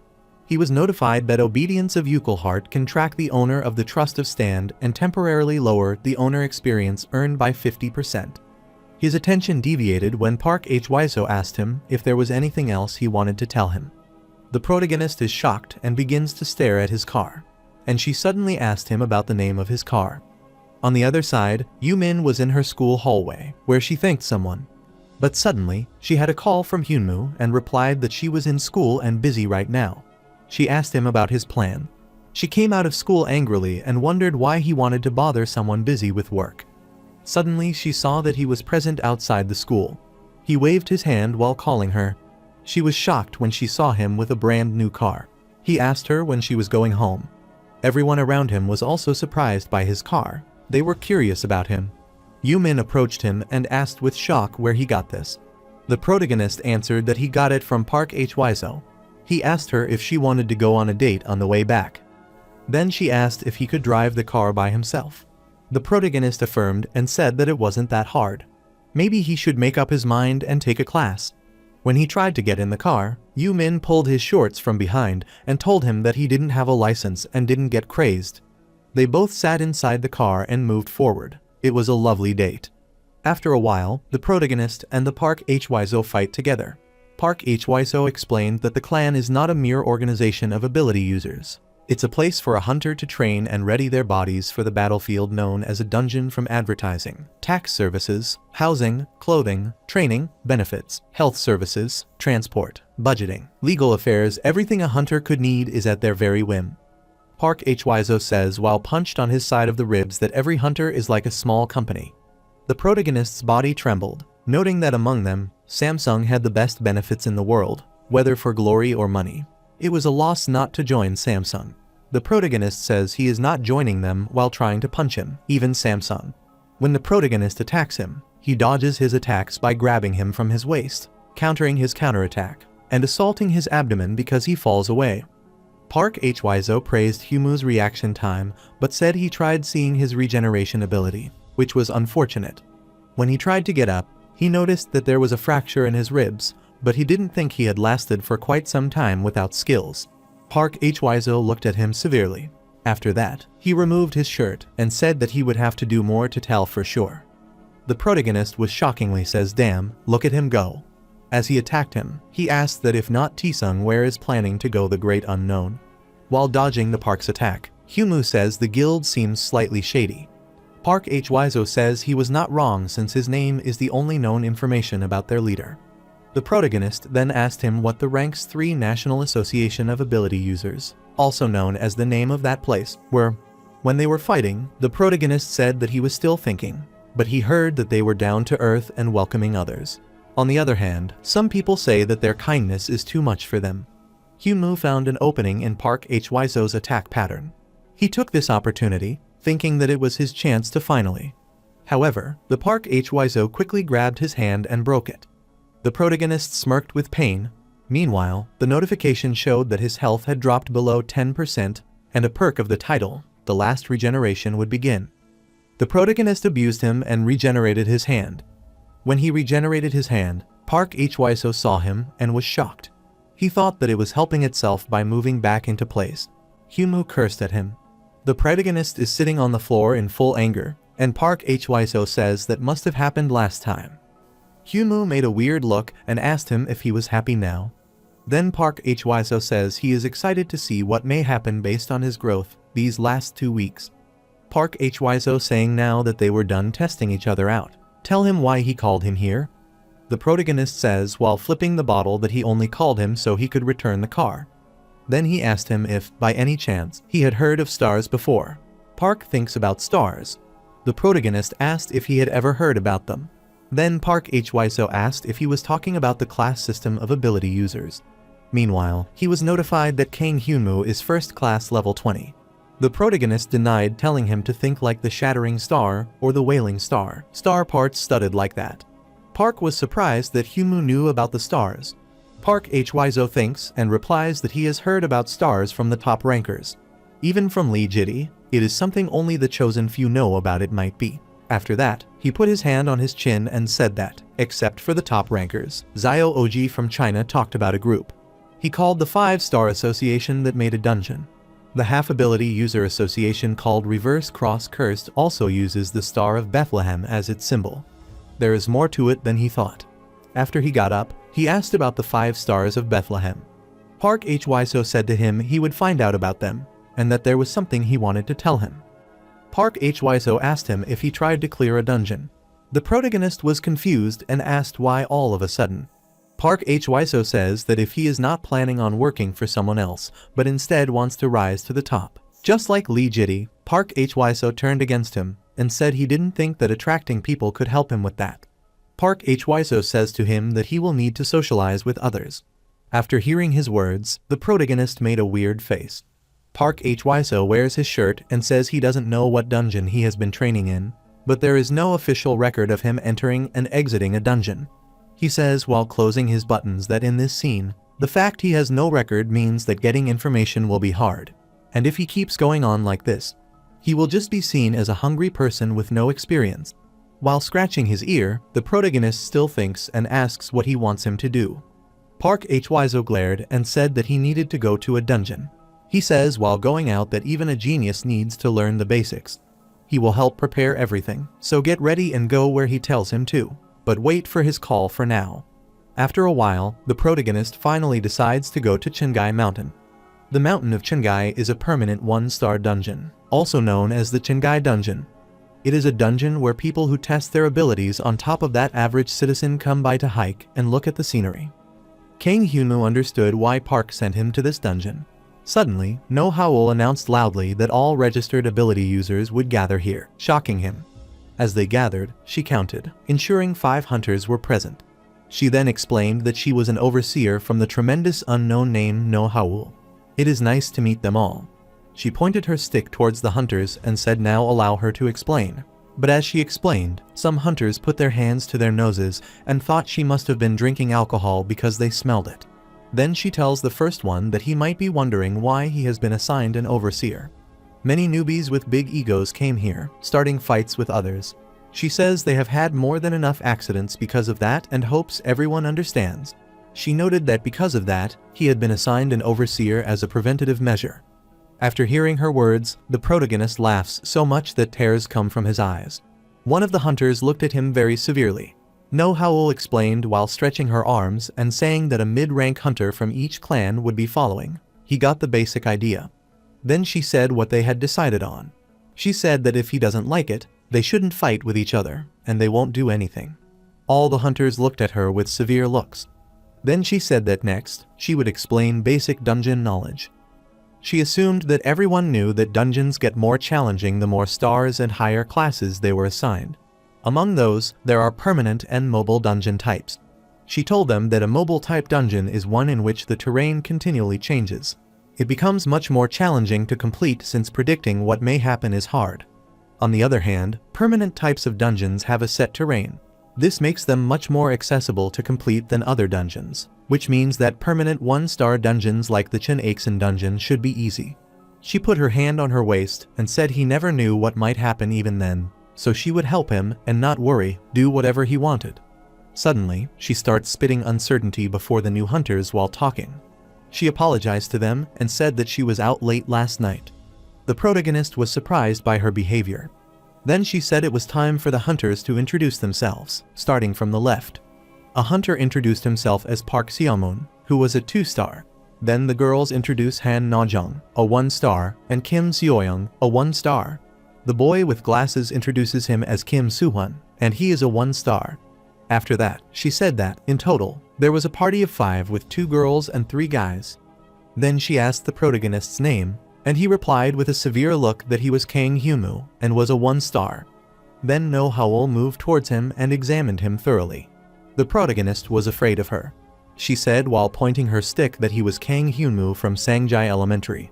The protagonist denied this, but she asked if it was Shinhyun Middle School, Jugun High, or Seoul City University.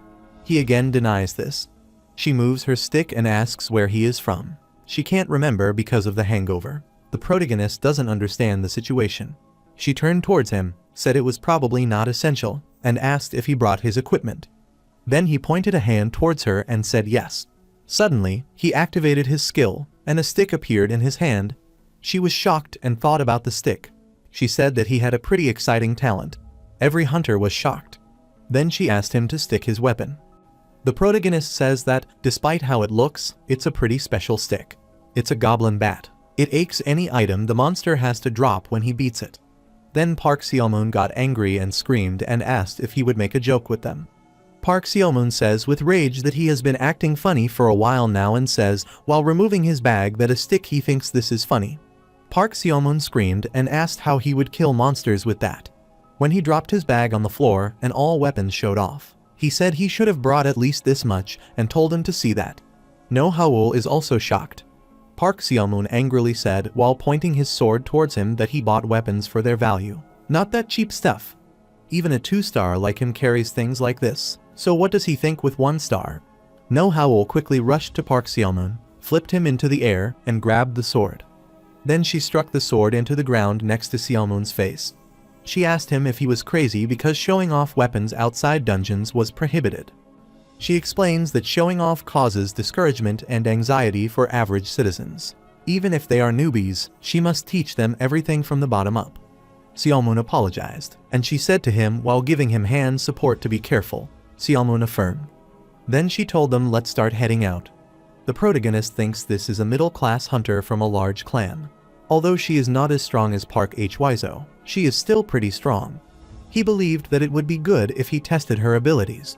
A goblin watched him from behind the bushes when he felt all these things. Goblin looked terrible and full of anger.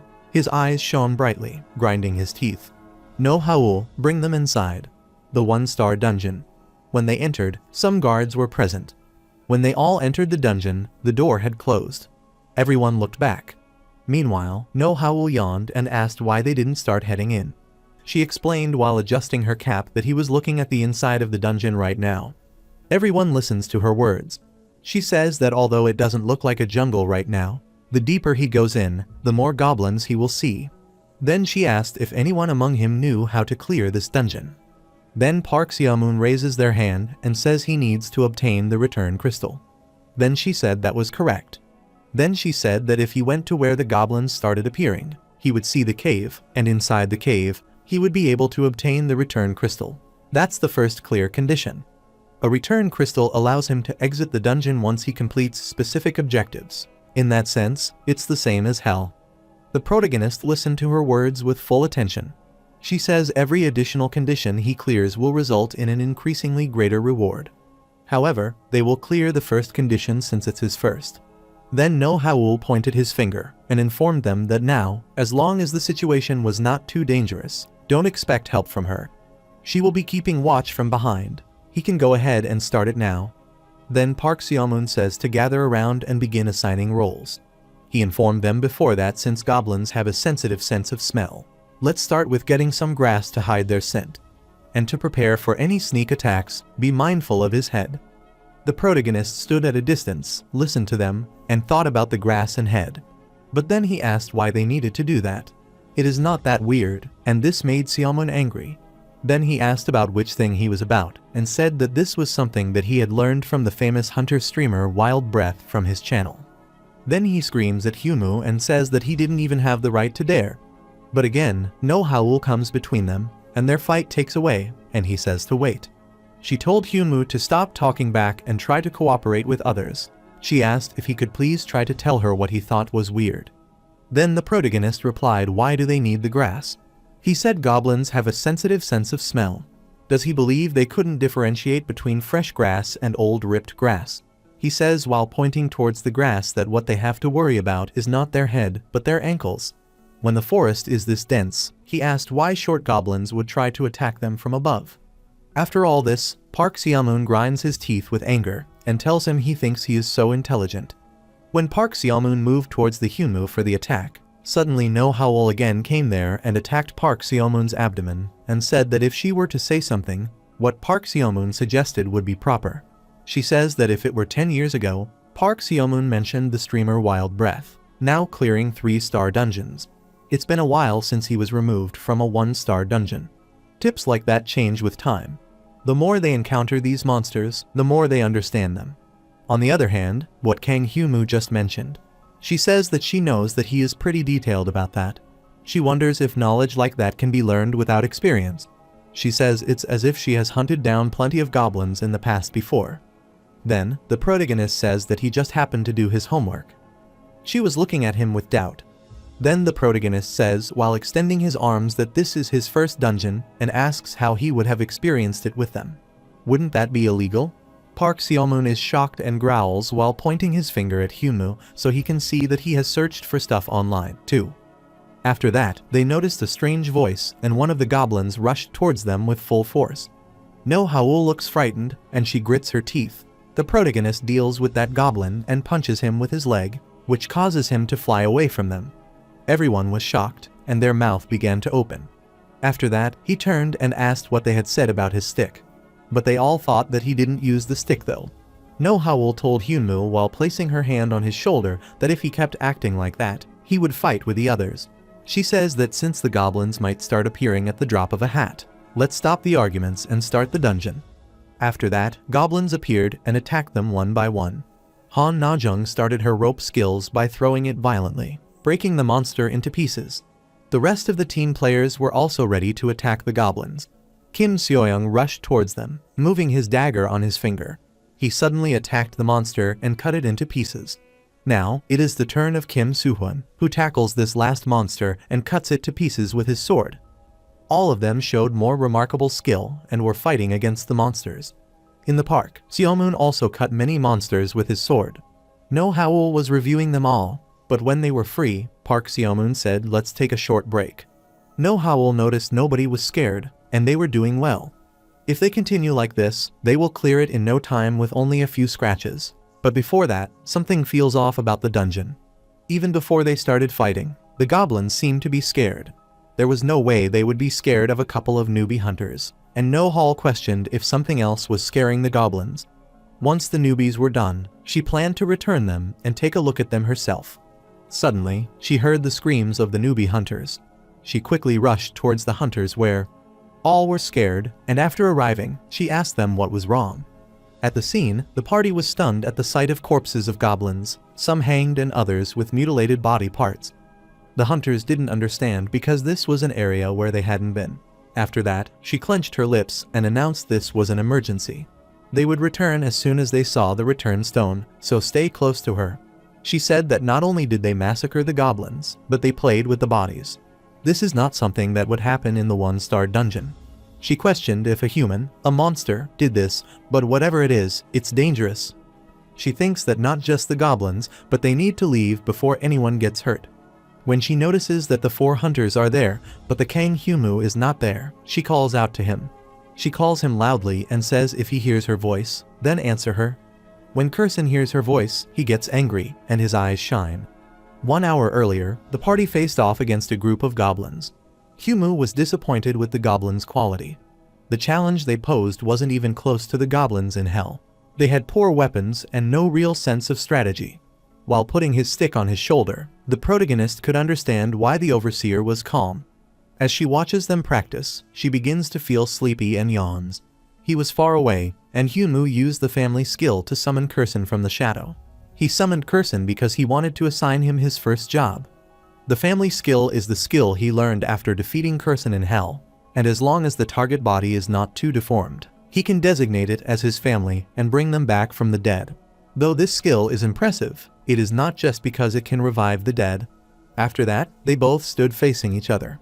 Then the protagonist said that this was his first job and ordered him to go and kill all the monsters there, and it is because he can revive them outside hell. Kurson gets angered and thinks about the monsters. Then he explained that he was talking about the goblins. On hearing this, Kurson gets very angry and points his sword at him, cursing him and asking if he wants to kill his kind. Then, the protagonist threatens him and says that if he doesn't, he will destroy his tribe right now. Hearing this, he grinds his teeth and feet angrily. After that, one of the goblins appeared there, and after seeing this, the protagonist says that speak of the devil, and they will appear. The protagonist told him that he needed to defeat all of them. The goblin continually moved towards them. Kurson got emotional, but he turned towards him. The protagonist wonders why he feels so strange just because of Kurson. Because the family skill convicted them, they share emotions. The protagonist thinks his feelings are somewhat uncomfortable and disgusting. It seems he is trying to deny something. After that, Kurson looked at the other goblins, who looked sad. Kurson questioned if he was looking at a goblin who couldn't speak. He didn't even have a weapon. Kurson struck the goblins and asked if this creature that was only wearing rags for clothes was the same species. He laughed menacingly and said that doesn't make him laugh while licking his weapon with his blood. He ripped the goblin apart, saying that this feature in front of him wasn't a goblin. Humu realized that he knew that it was hatred for his kind. He doesn't want to believe that something as weak as that is the same species as him. Kurson continued to rip the goblin apart, repeating that he had refused. The more goblins appeared stunned at what they saw, the more Kurson jumped at the goblin, saying that he would end these disgusting creatures' existence.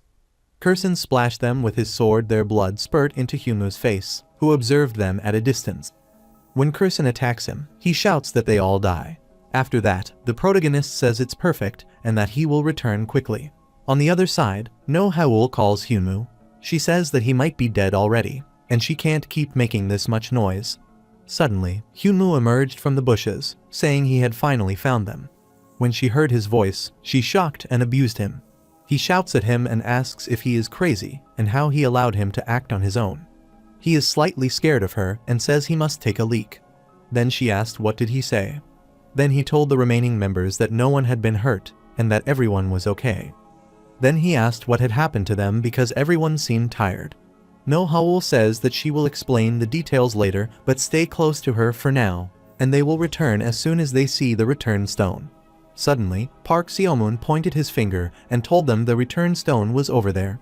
Return stone is present between the corpses of the goblins. When No Haul sees her, she is happy and says they can finally take the stone and return. Park Seomun rushed towards it very fast. Everyone looked at him, and No Haul called him and asked what he thought he was doing. It was dangerous. But Park Seomun says while he is running that he wants to leave immediately. He can tell by the overseer's reaction and 10 dead bodies. There is no way in hell he is going to stay here. He ran and said he needed to get out as soon as possible. Kurson suddenly appeared and grabbed his leg with his hook, causing him to fall. He was shocked and scared and didn't understand what was happening to him. When Kurson attacked him, suddenly No Haul jumped towards them and forbade him from doing so. But he doesn't listen to her and starts attacking him. She takes out her weapon to avoid his attack, dodges his attacks and protects the Park Seomun. Everyone gets shocked, but the protagonist oversees them. No Haul was a middle-class hunter from one of the 3 strongest clans, the Great Unknown. So he wondered why she should fight against a goblin from hell. Humu smiled menacingly. Seeing the two of them face off excited him. The two clashed. As they both rushed towards each other, the protagonist narrated while watching them that the skilled family allows the user to give orders to those who are bound by the skill. The only drawback is that if the target bound by the skill is of a higher level than the user will have limited control over the target. However, he was quickly able to fix that issue. He explained that the Piston's family, if he died, Kurson would die. This would naturally lead to the destruction of his tribe. While looking back, he thinks it may be because he feels frustrated about this, but he is making a scene. This isn't just hatred towards his kind, but a way to express his pain. He was also satisfied because the newbies over there weren't doing anything. They just stood there and watched them fight and were surprised. The protagonist thinks that what's important is that Overseer No Haul, a mid-class member of the Great Unknown clan, was fighting this goblin bravely. Humu wonders if she can fight against a level 26 Kurson and win. Kurson rushed towards the other members. When No Howl saw it, she abused him and told him to stop, but Kurson didn't listen to her. Suddenly tried to attack the other, but stopped halfway, maneuvered about Hall, and managed to land an attack. How the hell is something that powerful in a 1-star dungeon like this? It had better gear than most hunters, and it was highly meticulous. On top of that, he is sly with his moves, too. She can't believe that mere goblin hurt her. No Howl's face is full of blood, and she grits her teeth. After that, she activated her accelerated skill and disappeared from there. Everyone was shocked, and Kurson was also stunned. Then, the protagonist thinks that she could disappear, shocking him, and says to Kurson that hurry and get away from there. When Kurson tried to move away from there, suddenly, No Howl appeared behind him. When he noticed something behind him, he turned and looked at her. She suddenly attacked his abdomen with her 2 sharp swords. After seeing this, the protagonist grits his teeth, and the goblin's body is covered with blood. After that, she again activated her accelerated skill and appeared above him. For a short period, the skill accelerates every moment the user makes by twice the amount. If she doesn't hurry, other people might get harmed during the skill's duration. That is why she will take care of this as soon as possible. When she appeared above him, she said she would end this here. Suddenly, the goblin used a bomb blast, and smoke spread everywhere. Nobody could see. Everyone was shocked to see this. No Howl landed on the ground and asked if he had a smoke bomb and if they were sure this was a goblin. No Howl saw that the goblin grabbed the Park Seomun, put a sword on his neck, and said don't move. No Howl noticed while putting her hand on her face. Kurson says that if they were to try to move, he would kill this human. Park Seomun was scared of him because his head was in his hook. When she saw that the goblin told her to drop the weapon, No Howl was utterly stunned and thought that a goblin shouldn't be able to talk. It wasn't intelligent, so how was this possible? She did her best to assess the situation, but too many questions ran through her mind, prioritizing their safety and calling for backup. She was so confused that sweat dripped on her face. She thought that if they were to lose him here, they might have to deal with someone else and something even worse. If that happens, she gets distraught, thinking about everything, and behaves strangely. After that, she called Mr. Park Seomun and apologized. She said while in a fighting stance that he didn't have to forgive her. But Park Seomun asked her meaning. After listening to her words, the protagonist throws the stone with a stick towards the Kurson and says she can't do that. No Howl. He says that she can't just let one of her juniors who might have the potential to die just like that. When Kurson saw this, he was scared and shocked. As the stone hit the tree, Mr. Park Seomun got the chance and freed himself from his hook. The protagonist smiles while putting his hand off his head and asking that the stick raise his stat. He can make a hole in a tress with just stone. After that, No Howl screamed at him and asked if he was crazy. This isn't a situation where he can do whatever he wants. After that, she turned towards the goblin, angrily saying, "Don't stand out and stay back." The protagonist laughs, stands in front of her, and asks, turning his face towards her, why he should stand back. No Howl was shocked by his behavior and didn't understand the situation. After listening to his words, she gets confused, but suddenly, she asks what his meaning is. Then the protagonist turned towards her and thought she was more disappointing than he thought. He thinks that she would struggle this much against a level 21 goblin. He asked if everyone around her level was as skilled as her. He didn't know they would be this weak. The protagonist thinks that if No Howl had fought against Kurson when he was alive, she would have died instantly. He also believes that he said to Kurson not to kill any human. When Kurson started running at No Howl, he had the intention of killing his hostage because he was not entirely under his control. Kurson kept ears on him. The protagonist thinks he might kill someone if everything keeps going like this.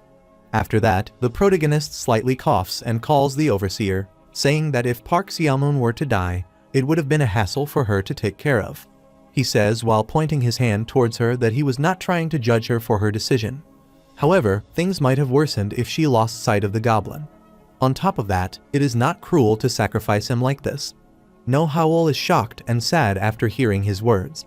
The protagonist bends, picks up the stone, and says he hasn't done anything in this exploration. They would have gone without accomplishing anything if they had left like this. He says he didn't come here to waste his time doing nothing. He grabbed the stone and began tossing it in his hand, saying it was a reason, so please move out of the way while hitting the stone with all his might. He aims at Kurson again, but this time, Kurson dodges by flipping. With this opportunity, No Howl rushed towards him and thought that a single mistake almost led to the death of a new hunter, so she needed to make up for it. She says that she will take care of him herself, but in return, Kurson attacks her because she falls back. Meanwhile, the protagonist comes and starts to fight with him. The protagonist rushed toward him with all his strength. Kurson also looked terrified when he saw that Hyunmoo rushed towards him. The protagonist attacks him with sticks while he draws his sword and deflects his attack. They use force to aid each other's attack while grinding their teeth. But the protagonist changes the direction of his attack and attacks his ribs, causing him to fall away. But with the help of his sharp-nailed feet, he takes care of himself but glares. But the protagonist noticed that his behind No Howl appeared for the attack, who attacked him from behind with her sharp daggers. He takes a lot of pain from her attack and looks at her angrily while gritting his teeth. Kurson falls to the ground but uses his leg to attack her face. Before him, the protagonist stood, who attacked him with his stick, which makes him crash badly on the ground. The protagonist thinks it is better than getting stabbed in the back. While Kurson is swarmed from pain, No Howl is ready to attack him again. They both rush towards each other with all their might. They are both attacking each other and dodging each other's attacks. They both stood each other while holding their swords, and they began to tremble with anger. No Howl was full of rage while dodging his attack. Kurson's foot hit the Park Seomun's head as he backed away from her strength, but Kurson took the opportunity and kicked him towards her when she started to attack him. She lost her balance when he kicked the Park Seomun towards herself, and she fell to the ground. After that, Kurson stood in front of her in a hero pose because she was lying helplessly on the ground. After that, the protagonist looks so nervous and thinks that find the time to run away. Then he calls Kurson and says to stop and get lost now. Kurson looked horrible, but he waved her coat and went away from there while using the bomb smoke. No Howl is full of anger and telling him to stop here. After that, she took the Park Seomun's body aside, stood up, and looked at the Kurson. When she realized that he was gone, she screamed and abused him because she had lost him a second time. The remaining members of the dungeon were shocked and scared. With this, Hyunmoo thinks that his first dungeon exploration, an unbelievable accident that no one would believe to be accurate, had to end. The protagonist stands there and observes the whole situation. He chuckled to himself, proud of his accomplishments. No Howl called Kang Hyunmoo and told him, pointing her finger toward the stone, that she was finding a trail of blood. She told him she would try to track him down, so get everyone out of there. The protagonist stood there shocked and put his hand on his nose to protect Kurson's bomb smoke. Then she runs forward and says that she will be depending on him. The protagonist calls the overseer, says to do that, and tells her to wait. She reaches the office and taps on the table furiously. She told the receptionist that the dungeon hadn't met any hidden conditions. The receptionist was shocked after hearing her words. She growls, but there are no signs that the dungeon has changed. It is still a permanent type of dungeon, and all hunters who entered it at a similar time have not seen anything like he described. The receptionist guy says nervously that although he wants to help her, there is something he can do with the stories he has told him. After leaving, she sighs deeply, removing the hat from the open field. She looked tired and asked while sitting on the chair that she should be satisfied that no one gets hurt. Sadly, she is sitting on the bench when the protagonist suddenly arrives. He calls her, but she doesn't respond because she is deep in her thoughts. Then, the protagonist came close to her and said hello, which scared her. The protagonist asks her if she is fine because she doesn't seem reasonable. Then, she thanked him for his concern and asked if he needed something. The protagonist puts his hand on his cheeks and thinks it is nothing like that. He said that he was wondering if she took care of the goblin. Then she sighed and replied while taking out something from her pocket that she had found it. She exposes the goblin cap and says she can't recognize it. When the protagonist saw this, he was surprised. She tells him that someone else dismembered the goblin when she found it. While she looked at the cap, she told him that the other goblin might have noticed that it got hurt and attacked it while they had the chance. Although she took the hat as evidence, she thinks she needs more time to investigate it. Now that she thinks she forgot to give him her thanks, the protagonist is shocked after hearing her words. Then No Howl extended her hand and told him he did a great job. She says that although they almost lost someone's life because of her decision, they didn't thank him. She thanked him for everything. The protagonist is shocked, but he says that he forgot the thanks and lets him ask one thing. She thinks that he would be able to enter the 2-star dungeon with his skills. After hearing his words, she was blank. But No Hyoul took a moment and thought that if the goblin they faced was from the 3-star dungeon, she wouldn't be surprised then, of course, she could say without a doubt. She says to him that, to be honest, his skills surprised her. She asked him if he was a hunter who took a long break. Hyumu denied it, and she wondered whether he visited the 1-star dungeon because of the restrictions on the ranking. After that, he affirmed while pointing his hand at her. He puts the goblin cap on his pocket and says something similar. She asked him if he had a clan he was associated with. The protagonist is suspicious and asks if she is trying to get dirt on him. After that, she smiled and said that of course not. She apologized if it sounded that way. It's not that. But the critical fact is that this skilled person decided to enter a 1-star dungeon with an overseer, and it seems like he wasn't used to working with others. Then she gave him her card and said she hoped he would visit the Great Unknown at her clan. That would mean he is looking for a clan to join. She says that while giving him a card, she can vouch for his skills, and as long as she helps him grow, he will be a great asset to the clan. She says that as long as he is associated with a clan, he can register to enter challenging dungeons, and on top of that, they had to support those as skilled as he was. The protagonist looks happy and seems satisfied with her words. He says while folding his arms that it is best for him to feel a little bit before he decides. She is shocked but says that to clear the more challenging dungeons, he will need help. He replies to her while he left that he was doing fine by himself until now. Also, he finds dividing loot with other people a hassle. On top of that, they could not take care of things with just their tools anyway. She stood behind him in shock and tried to tell him something, but he left. He says he will expect a positive report from her about the rank up. She is still in shocked condition. He waved his hand while walking away. One of the workers rushed into the team leader's office. When a Chief Du Wonk Young sits in front of the computer and prepares a report, he enters in a rush and calls her, but she doesn't answer him. Then suddenly he entered the office. His voice startled her, and she told him angrily that she was not giving him any response, so he should leave. Then she asked him what important he wanted to say to her. Then he tells her while holding the reports in his hand that they received something odd just now. She asked him to say to her while closing her eyes. She picked up the coffee cup and angrily threw it at the worker. She says they are still determining the rank, and she told him not to bother her with anything stupid like the rank determinations unless it's a 5-star that just came. He dodges the cup and shows her the report. After seeing the report, she is stunned for a while. She quickly took it out of the worker's hand and asked him to be sure it was not a machine error. He hesitantly answered her that they checked everything. It was all in working order, and they checked for drug usage and investigated the overseer. They checked everything. She takes off her glasses in tension. Then she tells him that if it were a 5-star, she is shocked. That's interesting. If it were a 6-star, she would have screamed. And if it were a 7-star, she would tell him to shut up and re-inspect the results. But this is how she is supposed to respond. At the same time, another worker rushed into the office. She also called Mom with chaos. He says they got this from the Kangnome Ability User Management Center. He says that they checked it 3 times, but they got the same result while putting his reports before her, and it was the Kang Hyumu. She asked them if it was the same person. Then they asked how it was possible. Then, the third worker rushed to her office and said they had just been called from the Great Unknown. He informed her that they said that if they released information on the results before the official report, they would give them $1 million in each as a donation. She gets furious after hearing the third worker and asks his name while tapping loudly on the table. He also reported that it was the Kang Hyumu. They get shocked after hearing this name for the 3rd time. She says to ignore it while holding his reports, but the worker gets sad because it's a matter of millions. She throws his report on his feet and asks if they think this is only about 1 million. She orders them to go and investigate this Kang Hyumu person. She wants to know his blood type, where he lived, and his past. She screamed, pointing her hand towards the door, and said to ensure everything stays confidential. But the worker asked about the official report. She replied to him that until they found him, they postponed it.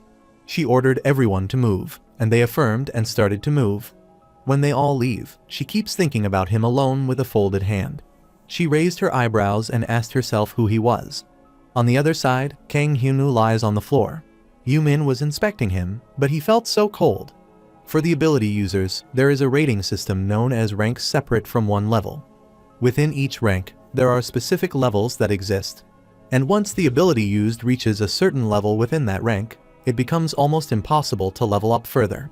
First is rank 1, and the maximum level is 20. Second is rank 2, the maximum level is 30. Third is ranked 3, and the maximum level is 40. And finally, rank 4, and the maximum level is 50. Because of their exposure to mana, normal humans may be able to awaken from being a 0-star to a 1-star. In the case of ability users that have already been awakened, their rank has never been seen to increase. Hyunmoo is standing on the balcony, and he thinks that he recently reached level 20, which was the highest level possible, which got him wondering if it would increase his rank. Yumin is performing some tests on him. She takes the blood near his belly button and fills the test tubes. Then, he gets the unexpected news from Yumin. Then he asks if it is possible to find out with just this. Yumin affirmed while performing his test that since the Ability User Bureau can only administer a temporary test to figure out people's ranks because of their limited budgets, she says they can flesh out the details they couldn't explore beforehand in their laboratory. Hyunmoo trusted Yumin because she is a graduate student who hasn't published any doctoral dissertations. However, she currently works in a laboratory studying anything related to mana. It just happened that ability awakening was also a related topic, so they were examining the possibility of increasing the ranks of ability users. When Yumin fills 2 of the test tubes from his blood, and she shows them off to him then, he thinks about the blood and asks what the specific conditions are where the poison blood activates. Then she wondered why those were just fine. She said that it was enough. They could figure that out later. After the testing was done, Yumin took a shower. After a while, she handed the documents to him, and the protagonist took them and asked what they were. She replied while explaining her hair with a towel that this was a document regarding his ranking increase. She says that although it is all about exposure to a high density of mana that might lead to a potential rise in ranks written out in the entire document, he should be aware of what is written in it. He holds the documents, puts his hand on his chin, and thinks about his prolonged exposure to mana. That would mean that there is only one way. Meanwhile, he was notified that he had 9 days, 4 hours, 55 minutes and 21 seconds until the next quest. After a while, he was found in the Star of an Apocalypse, having hell difficulty. He thinks he must figure out things in hell before the next quest starts. There was a thunderstorm. He was standing on the roof of the building in full windy weather due to his hair flying. He said while moving forward that he knew that time was based on his time here. They told time flows based on how much time Kang Hyunmoo spends here. In that case, spending more time in hell whenever possible would be better. The protagonist is drenched in sweat and says he must make that time worth it. He is standing before a hot sphere ball during the synthesis process. He looked so excited.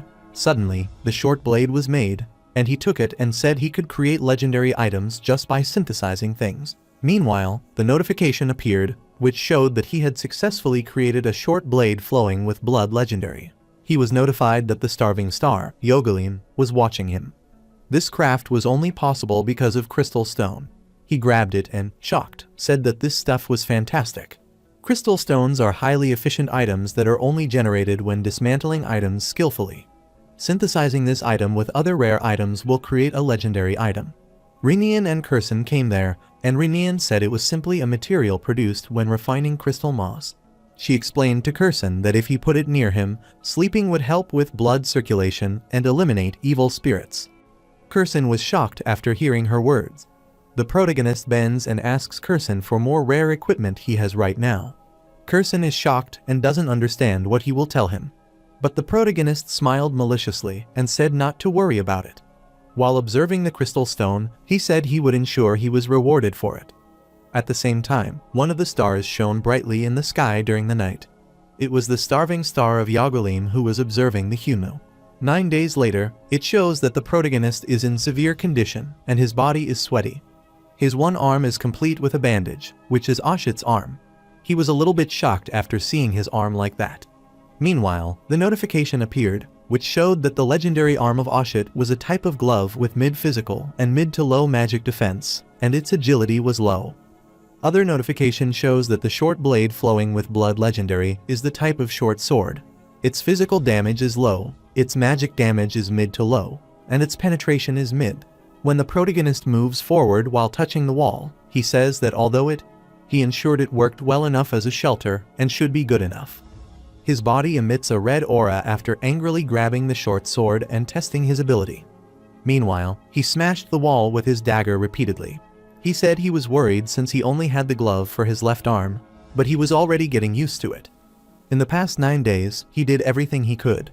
He created items and enhanced his dismantling skills since he couldn't increase his levels. Meanwhile, the notification appeared, which showed that he had survived the pain of his body melting in acid, and his poisonous blood had changed status to acidic. He is again notified that Yogalim's starving star is observing him. He looks at Kurson sitting near him and maps out his surrounding area, but he has the same question. His preparation would be enough after that notification, which shows that the starving star Yogalim is observing him. He is notified that a new quest has started at the bottom of the pyramid. Despite all these things, he stands there with his hands in his pocket, fully depressed, thinking about the pyramid and being chased, and survive their attacks for the next 24 hours. He says that people are chasing him with the intent of killing him for the successive 24 hours, and this should mean that the quest will restart every time that he doesn't. He thinks about the notification about which he was repeatedly informed that the starving star of Yogalim is observing him. He was notified that the difficulty would increase if he accepted the challenge, but the rewards would be enhanced. After seeing this, he removed his cap and asked about the challenge, that it is even possible to make it more difficult than it is now. He was slightly shocked and said that there was also a reward to follow. He saw the notification while thinking that recently, he had been trying to find a way to get more substantial other than leveling up, but couldn't find a single method that would work. However, this might make it strong, so he accepted the star challenge with a smile. All the stars shone in the sky. The stars, such as Verge, Irugunan, Augustro, Arden, Gaul, and Monstrel, who were interested in him, began to observe him. Seeing this interest, he gets angry and asks what is wrong with them all. He is informed that the new quest will begin. He was notified that the members of the Yogalim family would now chase him, surviving for 48 hours. When told that he is Cursed Tasty, he grits his teeth angrily and thinks about that. When the Cursed Tasty implement was on him, he began to turn into a whitish appearance. He was slightly surprised and asked what he was. When he thinks about the Cursed Tasty, Rinnian and Kurson are also there to see him. He checks his body by putting his hand on his body and asks that they don't talk about his body. When the skill acts on it, seeing this, saliva drops from the mouths of Kurson and Rinnian. They quickly approach him. Seeing all this, the protagonist gets a little scared. Upon seeing this, he runs from them and tells them they are crazy. Get away from him. He wants them to stay away. Rinnian said that Hyunmoo had become tasty but was unwilling to let them get a small bite. Hyunmoo asked Rinnian if she knew what kind of curse the quest had placed on him. Rinnian could barely contain herself and told him it was like a spice. She said they were spices he could taste at the Yogalim banquet hall. She says she thinks that the Hyunmoo is drowning in food and that if he gets caught under this curse, it will agitate the hunger of everyone around him and even make him smell and taste delightful. However, if he eats anything cursed by it, he will be addicted to it. In the pursuit of finding that particular taste, he can't do anything but find something similar. She says bashfully that Rinnian is fine since she is a fairy with a promised end. She grabbed his nose and said that all the people of the starving star are like this and take a hell of greedy people that live in an eat or be eaten world. The protagonist looked at her with shocked eyes. He also heard the voice of Kurson, who came close to him. He also has the urge to bite him, causing him to drool. But the protagonist protects himself while punching him back and says that he wasn't thinking of anything weird. He says to Kurson that wipes his face. He put his hand on his face like he had forgotten something, and then he thought about the weird details of this curse that he had forgotten. He asked if that meant any living being would attack him the second they noticed his presence. He suddenly looked at Rinnian and asked her where the people she was talking about before would have been present. Just as he spoke, they noticed a strange voice that distracted them. The protagonist begins to use his daggers to deal with them, and he was ready to fight with them, so he stood in a fighting stance. He noticed that the horde of mosquitoes attacked him, but when they tried to suck his blood, as soon as they suck his blood, they all die simultaneously. He kicks them and says that they are just mosquitoes. Kurson and Rinnian were also shocked to see him doing this.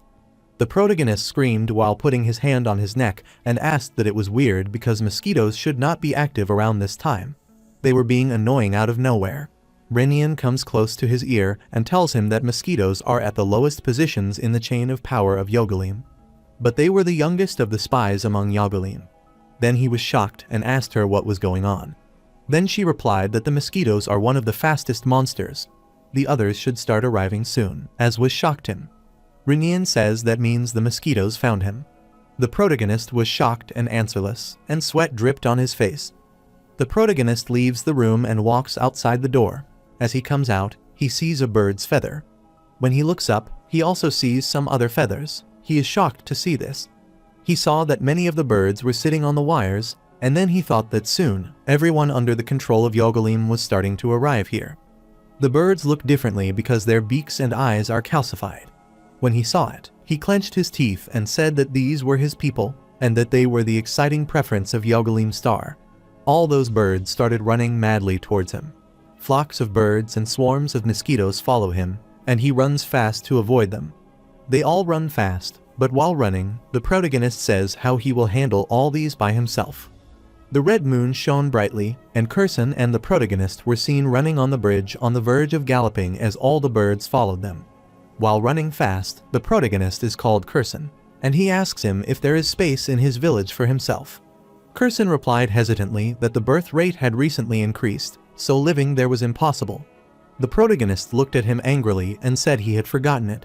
He wasn't expecting much anyway. They start running even faster. He says while grinding that he was prepared for everything.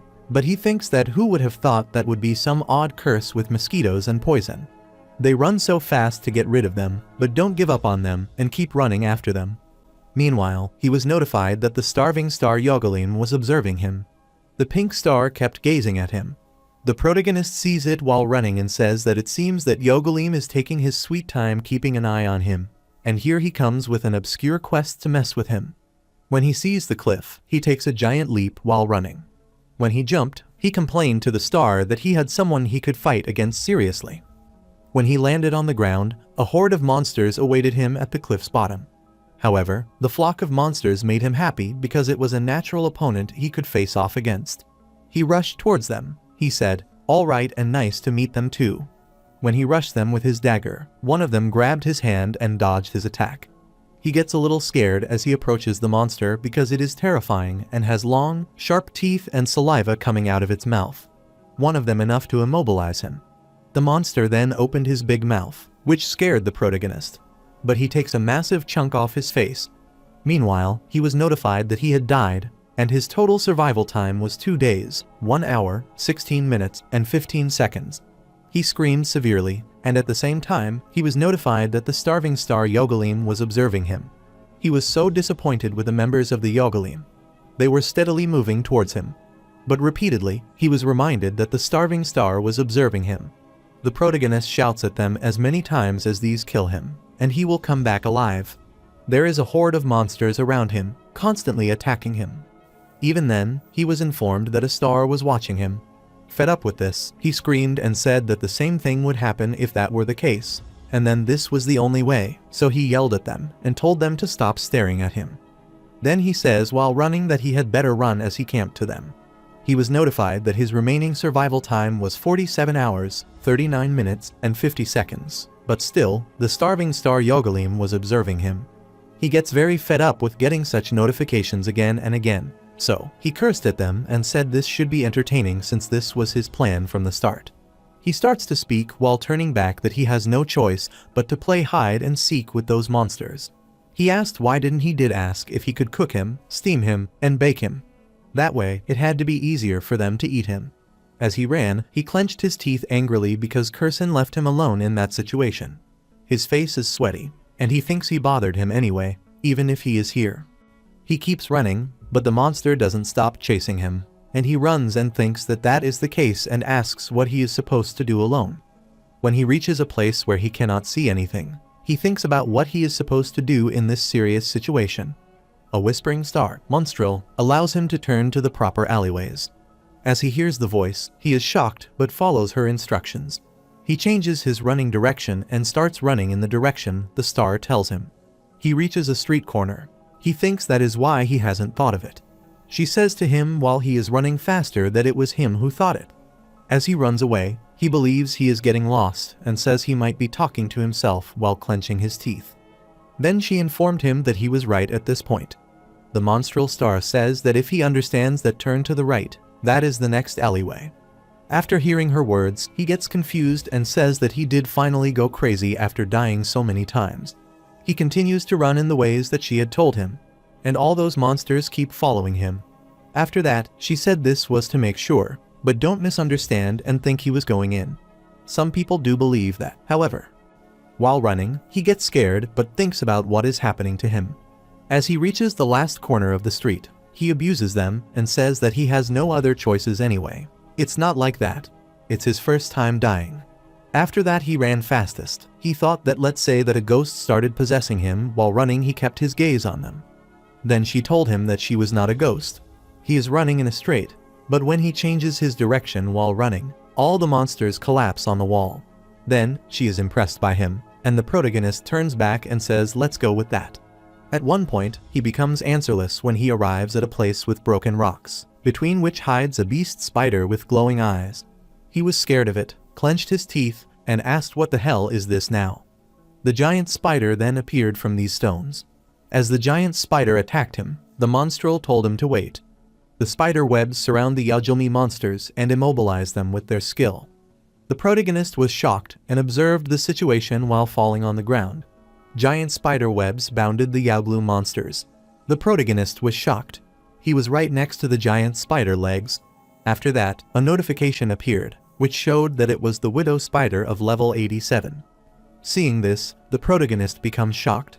Meanwhile, the monstrel star told him he should be safe until Yaojilmi got annoyed. After that, he saw that the yellow star was shining in the sky and asked who was this, and who would dare to do something like this. The monstrel star asked him who he thought it was. She informed him that a place where the stars have been silenced and can't live unless they were tried down to the rules of the world. Then she told him he was the only one who could whisper to him. He remembered that it was the whispering star monstrel. He was speechless. After that, he was notified that the whispering star monstrel was observing him. She told him that everything that she does now will look as if she is being discourteous to Yaojilmi. He will assume that everything happening now is just a coincidence, so he doesn't have to worry about it. He says that he won't say anything out loud from now on because he pretends that he is trying to think of a plan. If he does not, Yaojilmi will figure things out and get angry. After that, the protagonist looks up and asks if she is the only one who can read his mind. She replies that it's only when he thinks he wants to talk to him. After hearing this, he says that it is good to hear. He asked about his intentions and what he wanted for him. He replied that Yaojilmi planned on feeding him as many family members as possible to grow his rank. He wants him to end this pointless test before it's too late.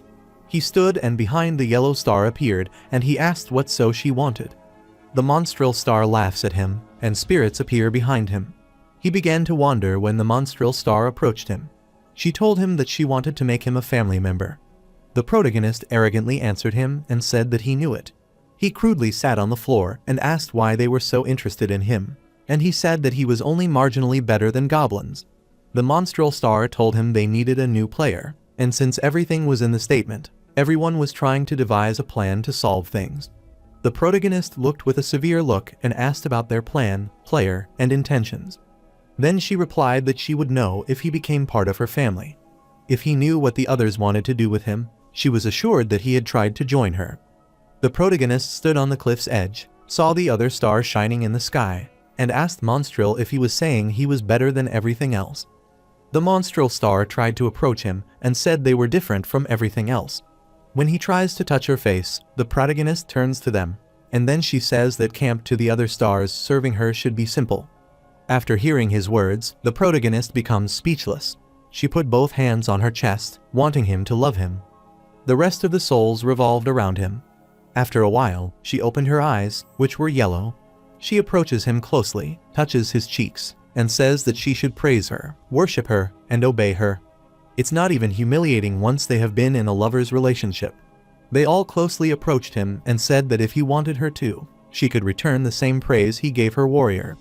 The protagonist was shocked, and then the protagonist sank into the deep water and thought it was sweet. When he plunged into the deep water, the monstrel star souls also followed him.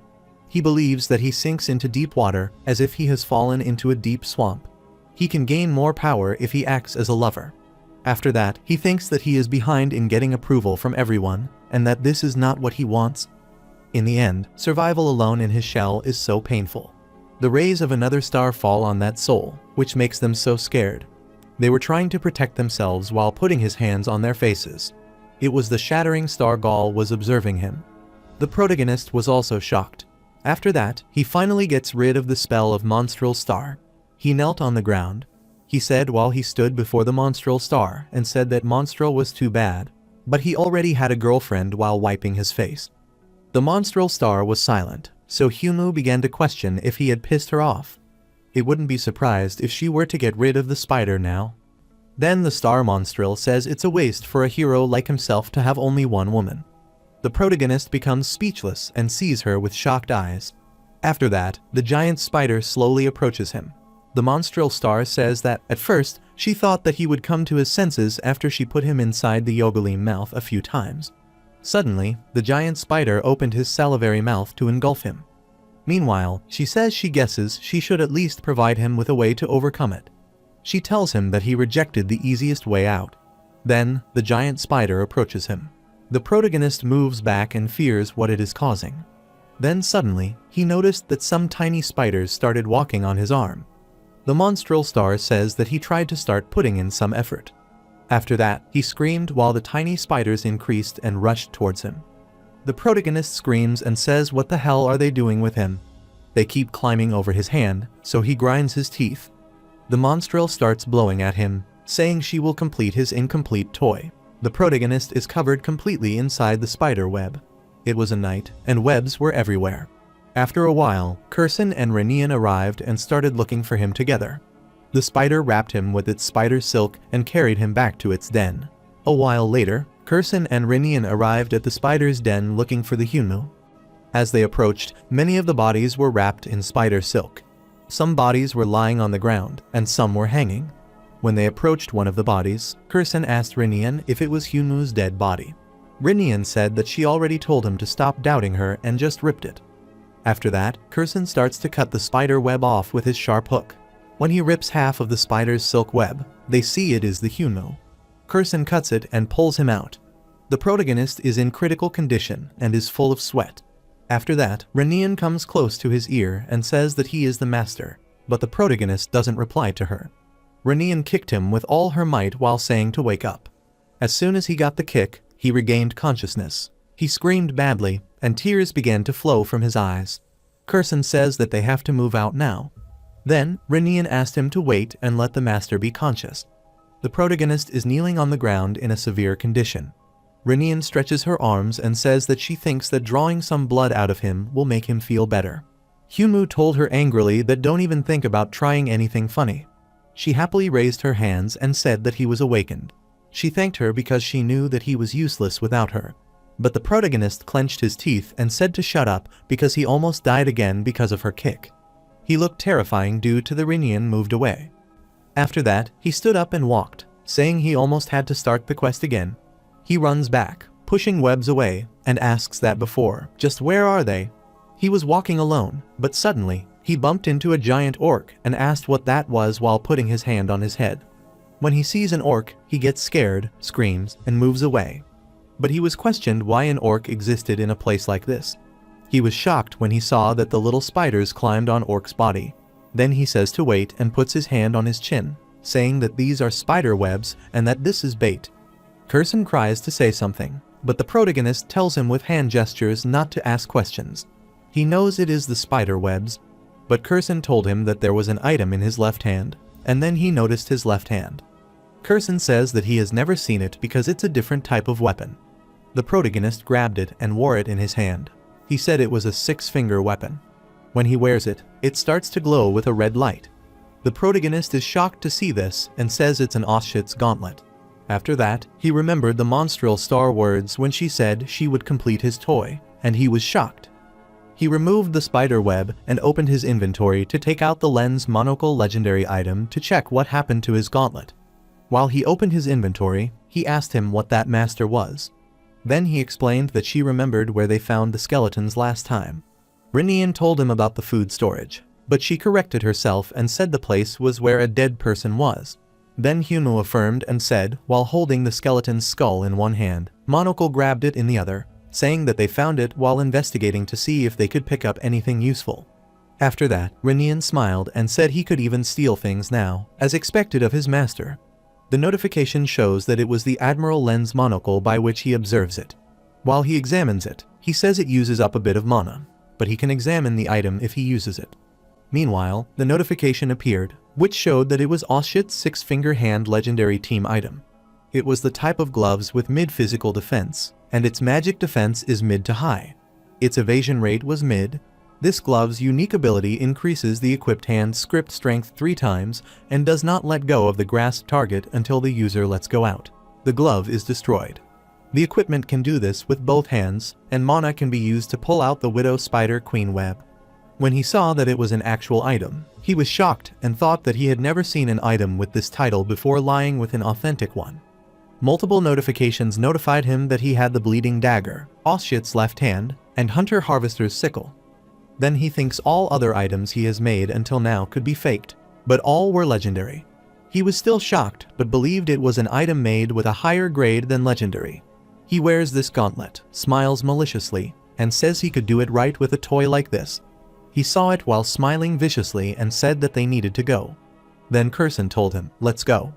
The Yaojilmi monsters who were furiously find Humu. They all moved towards the pipe and were drawn to a tunnel pipe by Humu blood. One of them tries to lick his blood, and some could smell his blood. After that, they all rushed into the pipe, chasing the source of blood, but they were caught up in spider webs. Most of the mosquitoes flew in and injected the blood of one of them. The other monsters mindlessly started eating their kind. Humu, who was deep in the tunnel, smiled.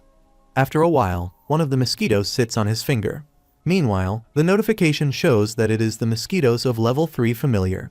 He wanted to make them suck his blood so that they would bite all the monsters one by one and attack each other. The gauntlet started to emit some webs. While frowning and smiling, the protagonist says it is too easy. He repeated this process. He laughs while listening to the sound of the ghasts fighting each other. They all started climbing over each other and tearing each other's. The protagonist stood calmly in the tunnel.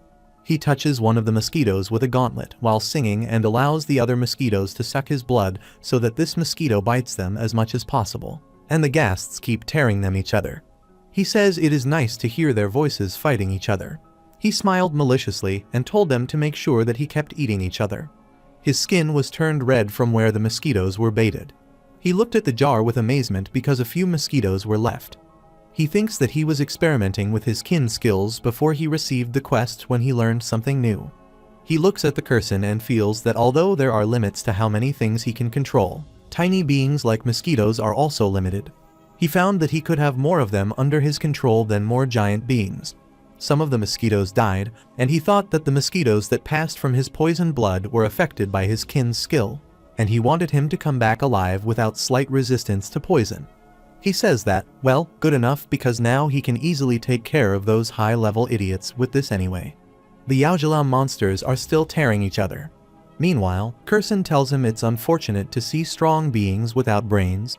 He smiled and replied that he was not saying he was weak, but glad to know he was smart enough to find a place like this. He says it's the perfect place to hold out while dealing with the gist. There were plenty of exits, so there was no need to worry about being trapped.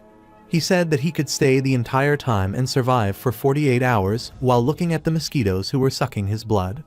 After that, he fell to the ground. After seeing this, the Korean approached him and asked about the problem. Then he replied while getting up with the help of Kurson that maybe they took too much of his blood, so he just got lightheadedness. After that, he takes a deep sigh and says that they were taking more blood than he expected. So, he thinks about what he should do and won't be able to hold out at this rate. After that, he believes that he should look for another method. With the help of Kurson, he stood up and noticed something. He notices that they started to cut the webs and approach them. He thinks that they know that it's a trap, and he puts his hand on Kurson's chest and told to stay out of this for now. After that, he frowned and said these are more intelligent than ghasts. Kurson asked about his meaning. After that, he activated his skill and grabbed the dagger. He noted it was a little cramped, so stay out of the way. After that, he noticed that the green eyes were shining. He saw more similar eyes in the dark. He was shocked. They rushed towards him, but he didn't understand the situation. He ground his teeth and asked how many were there. They approached him, and one stepped forward in a commander's dress. So, think about that. Maybe he was a soldier. He keeps looking at him while they are walking towards him. After Ik comes close to him, he is scared and becomes sweaty. They were all zombies, led by Commander Zombie. When fully revealed to him, he was shocked and speechless. After that, a notification appeared, which showed that it was the hungry level 22 zombies. After that, Commander Zombie orders his other teammates to get him. Meanwhile, they all rushed towards him, but he used his weapons. He grinds his teeth while activating his gauntlet. He punches them and says that he knew that it would be too easy if it were just the ghast. He stabbed him in the head with his sharp dagger. Meanwhile, the notification appeared, which shows that it is the short blade flowing with blood. Legendary has a unique effect. The user can inject their blood into their opponent. When the protagonist attacks them, he says how dry and skinny they are. While he pulls his weapon back, he thinks he must be starving, and it is time to eat. Many of the zombies' necks snapped, and blood started to ooze out. After that, Hyunwoo jumped towards the ladder. When the Commander Zombie saw this, he called their teammates idiots and said the man was running away. While he is climbing the ladder, he curses them all. When he climbs over the ladder, all the zombies follow him. After that, the zombies' commander angrily called them fools and asked them what they thought they were doing. Zombies' commander, unaffected by his tactics, noticed and pointed his finger towards the Hyunwoo and said that he was getting away. And he orders their members to hurry up to get him. But Hyunwoo tried harder to escape from there and still cursed at them. Hyunwoo made his way up the drainage pipe. He fell on the ground, but suddenly, he got up and walked. Whenever he reached, many of the crystal mosses shone there. He didn't know what to do, but he continued to run. He says they were at the same level but had military training. He clenched his teeth and asked if he could reason with them. He meant that they were human. The zombies started to chase him along the same path, though he had reached the drainage pipe. He denied it because they used to be humans. They have already seen what delicacies Yogalin can offer, and they are under his control. He heard their voices, a sign that they were close to him, but he thought he wouldn't listen to them. They have appeared one by one with their gun through this ladder. They start firing bullets at him, which scares him a lot. Some of the bullets hit his hands and thighs, because of which his blood comes out. He grits his teeth and curses at them. Then he sits on the ground with his injured leg. The zombies' army is saying that they hit his leg. When they moved towards him, the Commander Zombie said they don't shoot, it was a waste of bullets. He smiled in an injured state and started thinking that they say it's a waste. That's a relief to hear that. Then he thinks about what he should do. Then he looked up, and he was blank because his surroundings were quiet, but all of a sudden, blood appeared. He kept gazing at his blood and thinking of some trick, and then he stood up with full anger. At the same time, he turned back and noticed that the Yogalin monsters had also arrived for his dinner. At this point, he was between the two types of dangerous horde. On one side of him, a horde of monsters, while on the opposite side, a horde of zombies. Seeing this, the monsters rushed towards him. The protagonist kept gazing at them with full anger and thought that although he had a chance while he was still in the sewers, he wouldn't be able to survive in an open place like this. He looked up when a notification appeared which showed him that time left until quest completion was about 1000 days, 1000 hours and 46 minutes and seconds. Then he was shocked and thought he had only 46 minutes left, even though it was only an hour. The Yogalin monsters rushed towards him. He said it was enough time to kill him 100 times. Meanwhile, the zombies say everyone has climbed out, but the Commander Zombie tells them to wait. Then he was notified that his health had fallen below 10% and regeneration would be being as per the perk of the title, the last one. He looks so angry. He says that at least this is not the first scenario. The zombie commander told them to ensure they made him easy to eat. They all looked at him with their mouths open and started to roar. Their roaring sound scared him, and he moved back, not to the other side. The Yogalin monsters also rushed toward him with their might.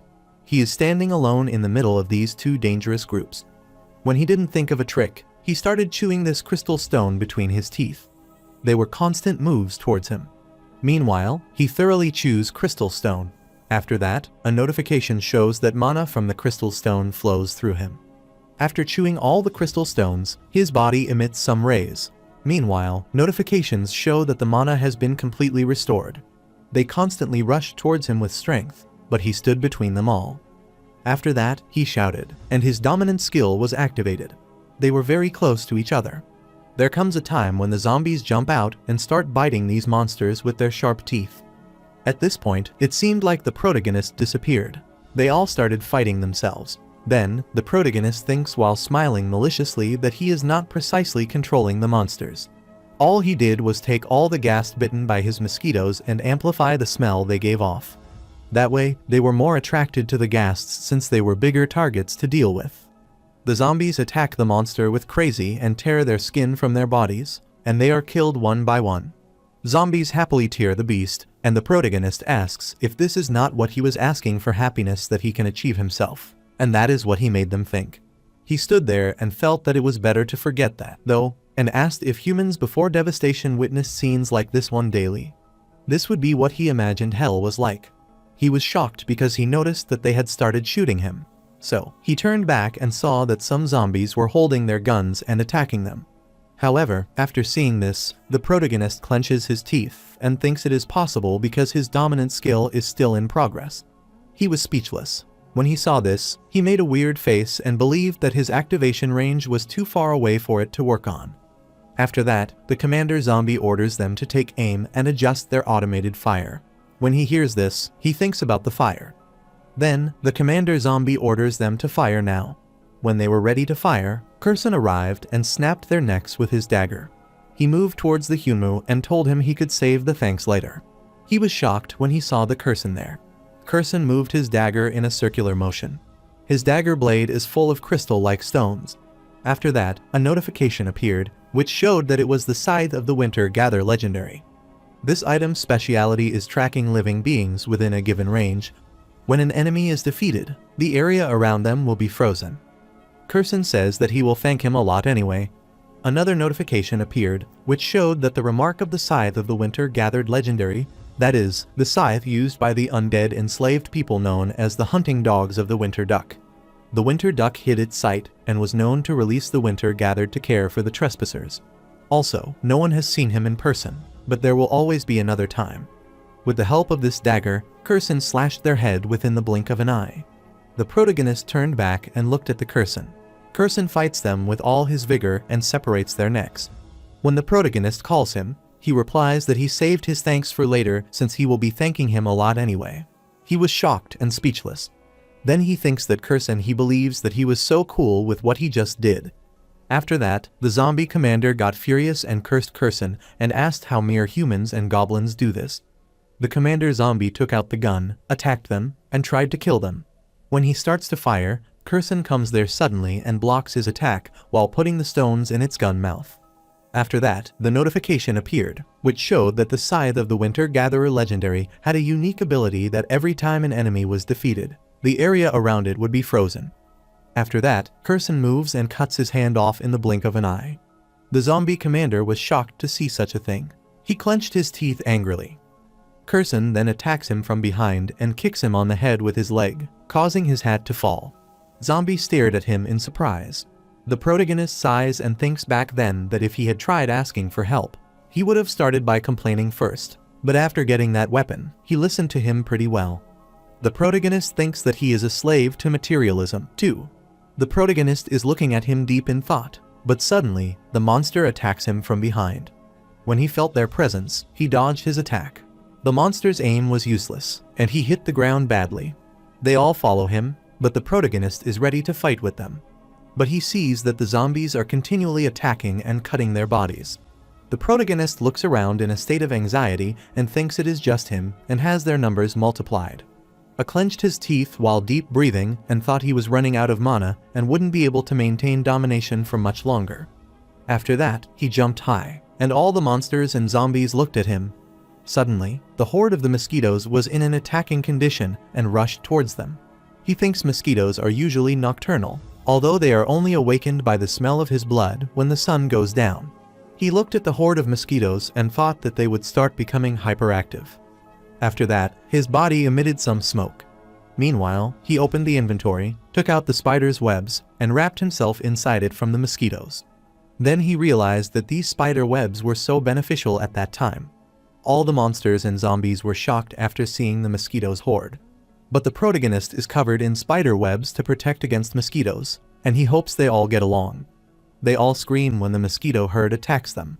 A horde of mosquitoes was attacking him from all sides, but Kurson flips back to protect himself from them. To avoid them, monsters and zombies try to cover their bodies with their hands. They all were poorly screened. Clusters of mosquitoes were visible everywhere.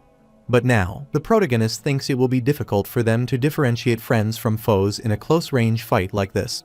On top of that, thanks to the effects of the scythe, many of them are frozen. After that, Hyunwoo thought about Kurson and where he was going, and was assured he was somewhere there. He says that this should give him the upper hand. If theists keep up, he is sure that he can survive until time up. He thinks while covered in spider webs, although he is getting a little trigger happy, he needs to play it safe and calm down. After that, he believes that he can't forget that his goal is not to kill them all but to survive the 48 hours. After that, he walks forward suddenly. He grits his teeth because one of the zombies is still alive and bites his bites badly, which gives him a lot of pain. Then he says to him to get off him while he hits him in the head and crushes his head. He sits down while holding his leg, curses him, and says that he let his guard down because he is already running low on blood. After a while, many monsters are still alive and try to approach him, but he sits between them with injured legs and curses them all. After that, a notification showed that the starving star Yogalim was watching him.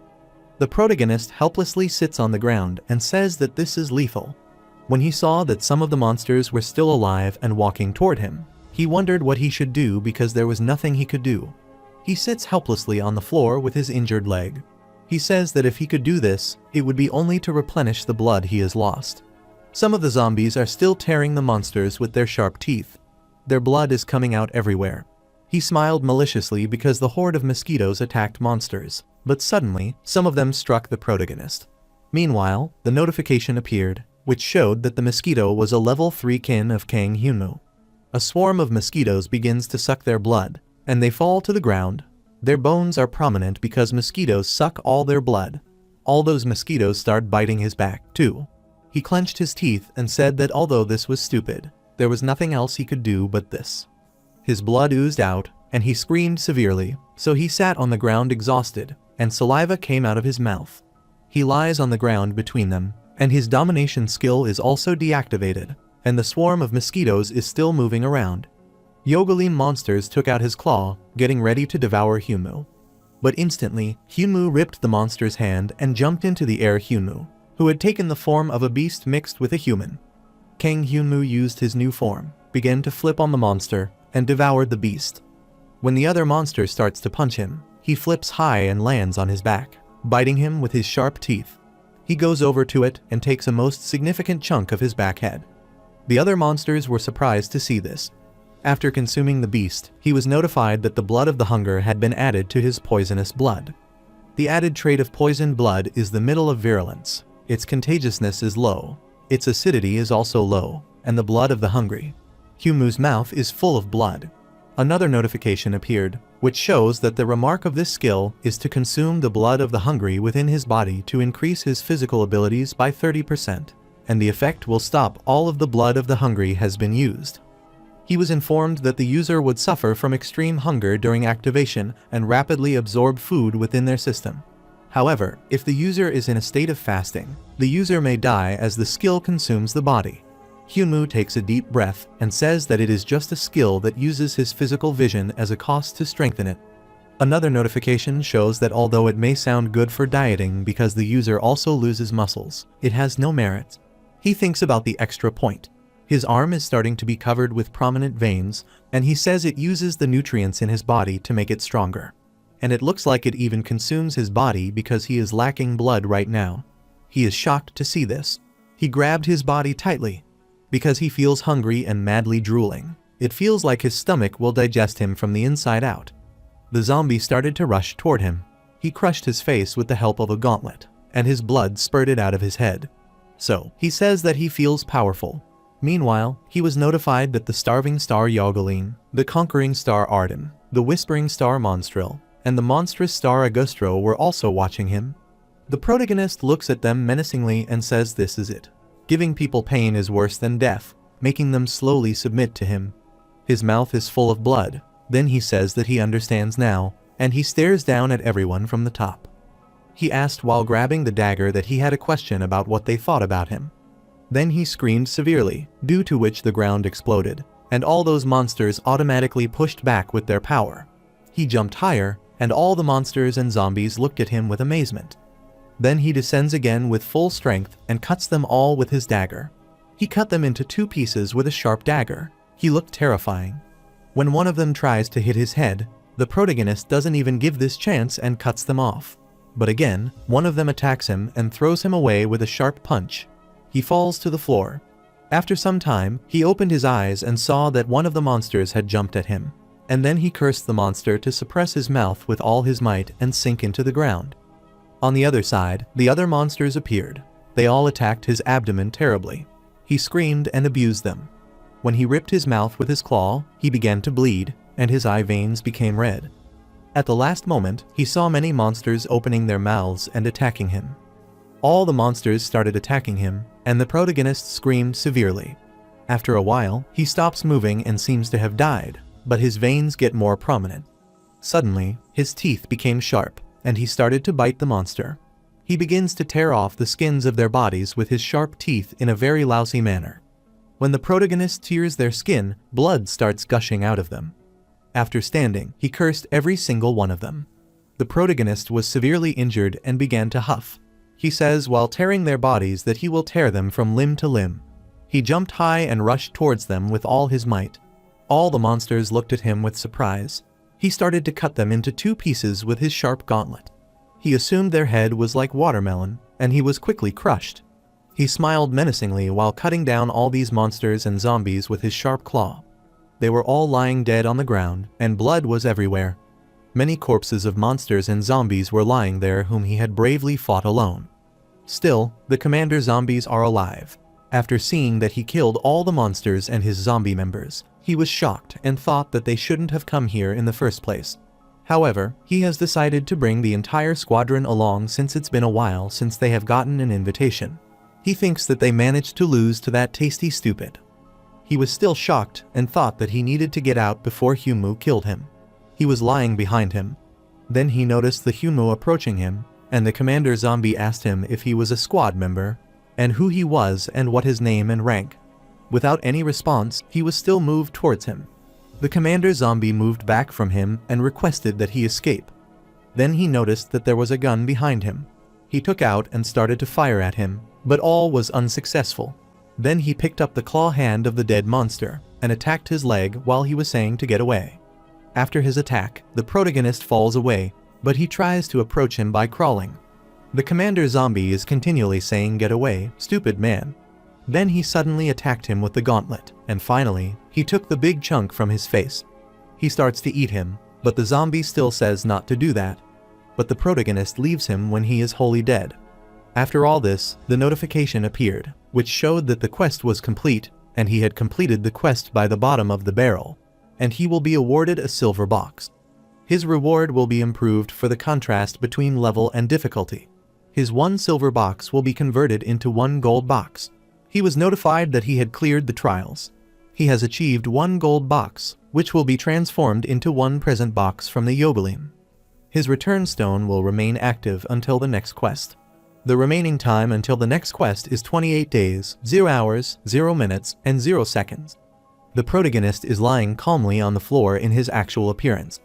Meanwhile, he is notified that the curse of hunger has been deactivated.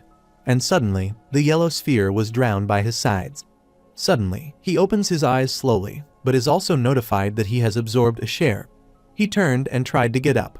He takes a deep breath and lays straight on the floor. It might be shown that he is exhausted, and he is hungry. When he saw the notification, he said he still had time. He looks at the dead monsters and grinds his teeth. He thinks that he is even starving, so what did he do? He still suffers from hunger, and he is lying on the ground and starts biting his lips. He says that he is hungry and thinks that he might be going to die. At the same time, he heard the sound of a strange thing, which made him very aware. He looked at it shockingly. He got up and thought it was over.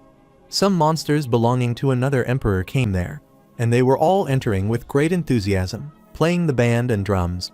They all looked different. Some people wore caps and hanging drums, some were veiled, some were putting tools in their mouths, and their leader was sitting on a shark carriage and coming there.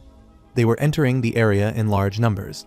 When the protagonist heard their voices coming, he was shocked, clenched his teeth, and thought that every single one of them was a more extraordinary being, more potent than the Ghast and those zombies. But he asked why they protected the carriage and what was there. The ride stopped. He came out and moved toward him. The protagonist was shocked after seeing him. He was terrible, with lengthy hairs, and he says that he seems to have enjoyed a meal without being fully prepared. It is the Kawaro of satiety and sloth of level 118. He looked terrifying, his eyes glowing pink, his fangs were sharp, and he wore various ornaments. He was trembling when he saw it. Kawaro gets close to him and tells him that he guesses from the looks of his expression there is no need for an introduction. But the protagonist clenched his teeth and cursed at him, which is why this stupid person is trying to test him. Kawaro laughs after hearing his words, sits before him, and asks how he survived at such a low level. And he doesn't need to wonder that the starving stars are interested in him. However, he thought that humans would become extinct. While pointing his finger, he asked if the other survivors were. When he tries to scratch his cheeks with his sharp nails, the protagonist clenches his teeth because of pain. After scratching, his nail is entire of blood, and he starts sucking that bleeding finger. He stood and said he liked that he had fallen from the sky. He sits on the floor with an injured leg, but the Kawaro stands before him and says it's nice to meet him. He thought humanity was snuffed out like a candle after John and Maria Keller. He felt that he never would have thought there was a fresh human like him out here. He bends and denies it, saying he can't have a precious child like him who is cold and out in the open like this. The protagonist thinks about why he is picking up those corpses, which were filled with blood. When he picked it up, he started spitting blood on it. After seeing this, the protagonist clenches his teeth and tries to stop him from doing this.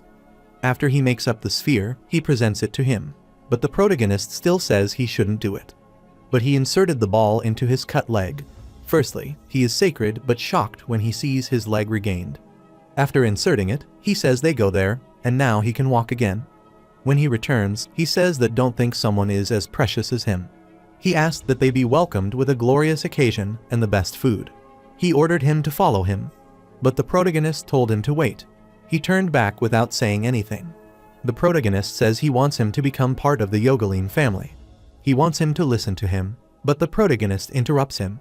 He says that he has no intention of consuming the part of mere delicacy for him. He turned back, looked at him, and laughed while putting his hand on his head. His eyes are filled with tears while he laughs. He wipes it and tells him it is a mere delicacy. He says he is funny and informs him that he was misunderstood.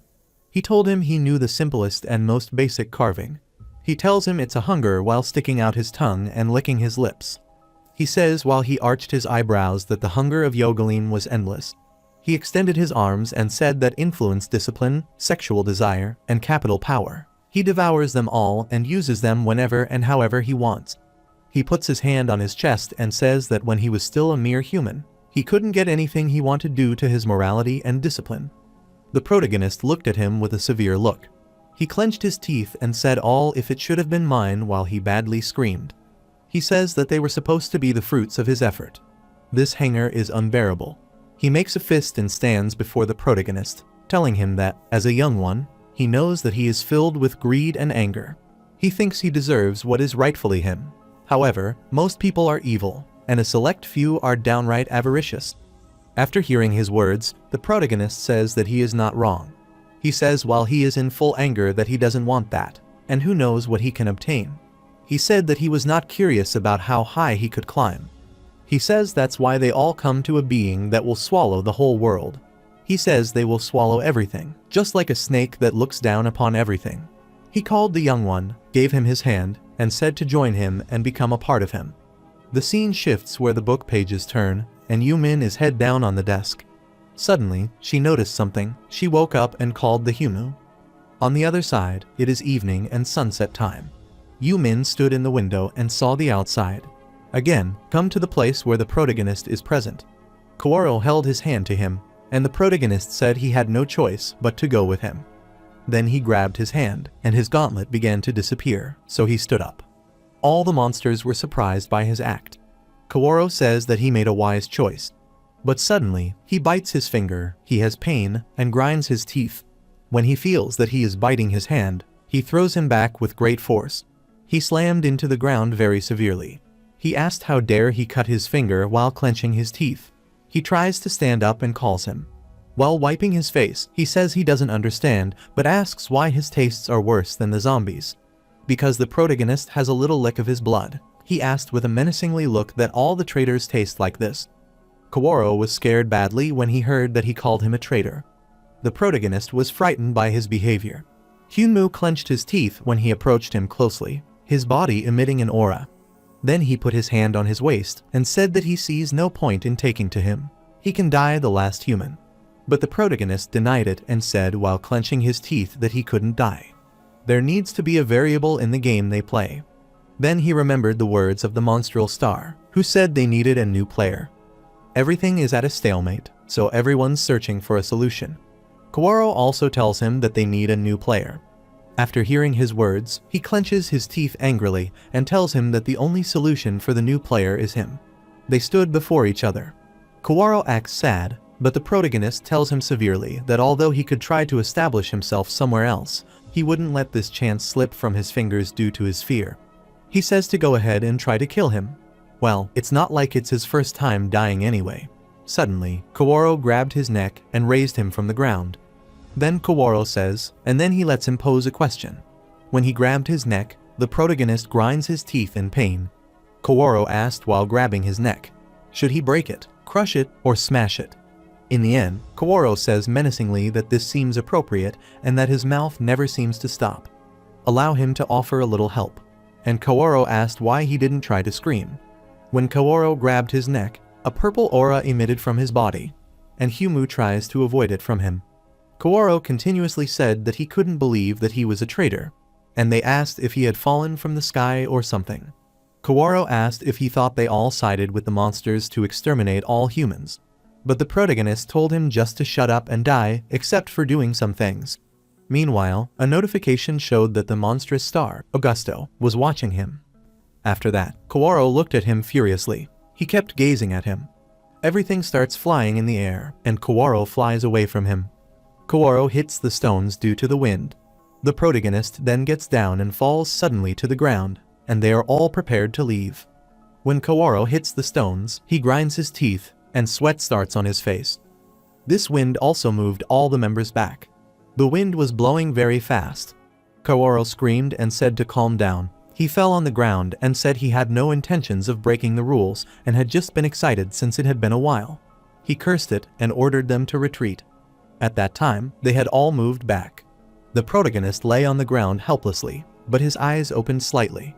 The protagonist lies helplessly on the ground. After some time, thunder is flashing loudly.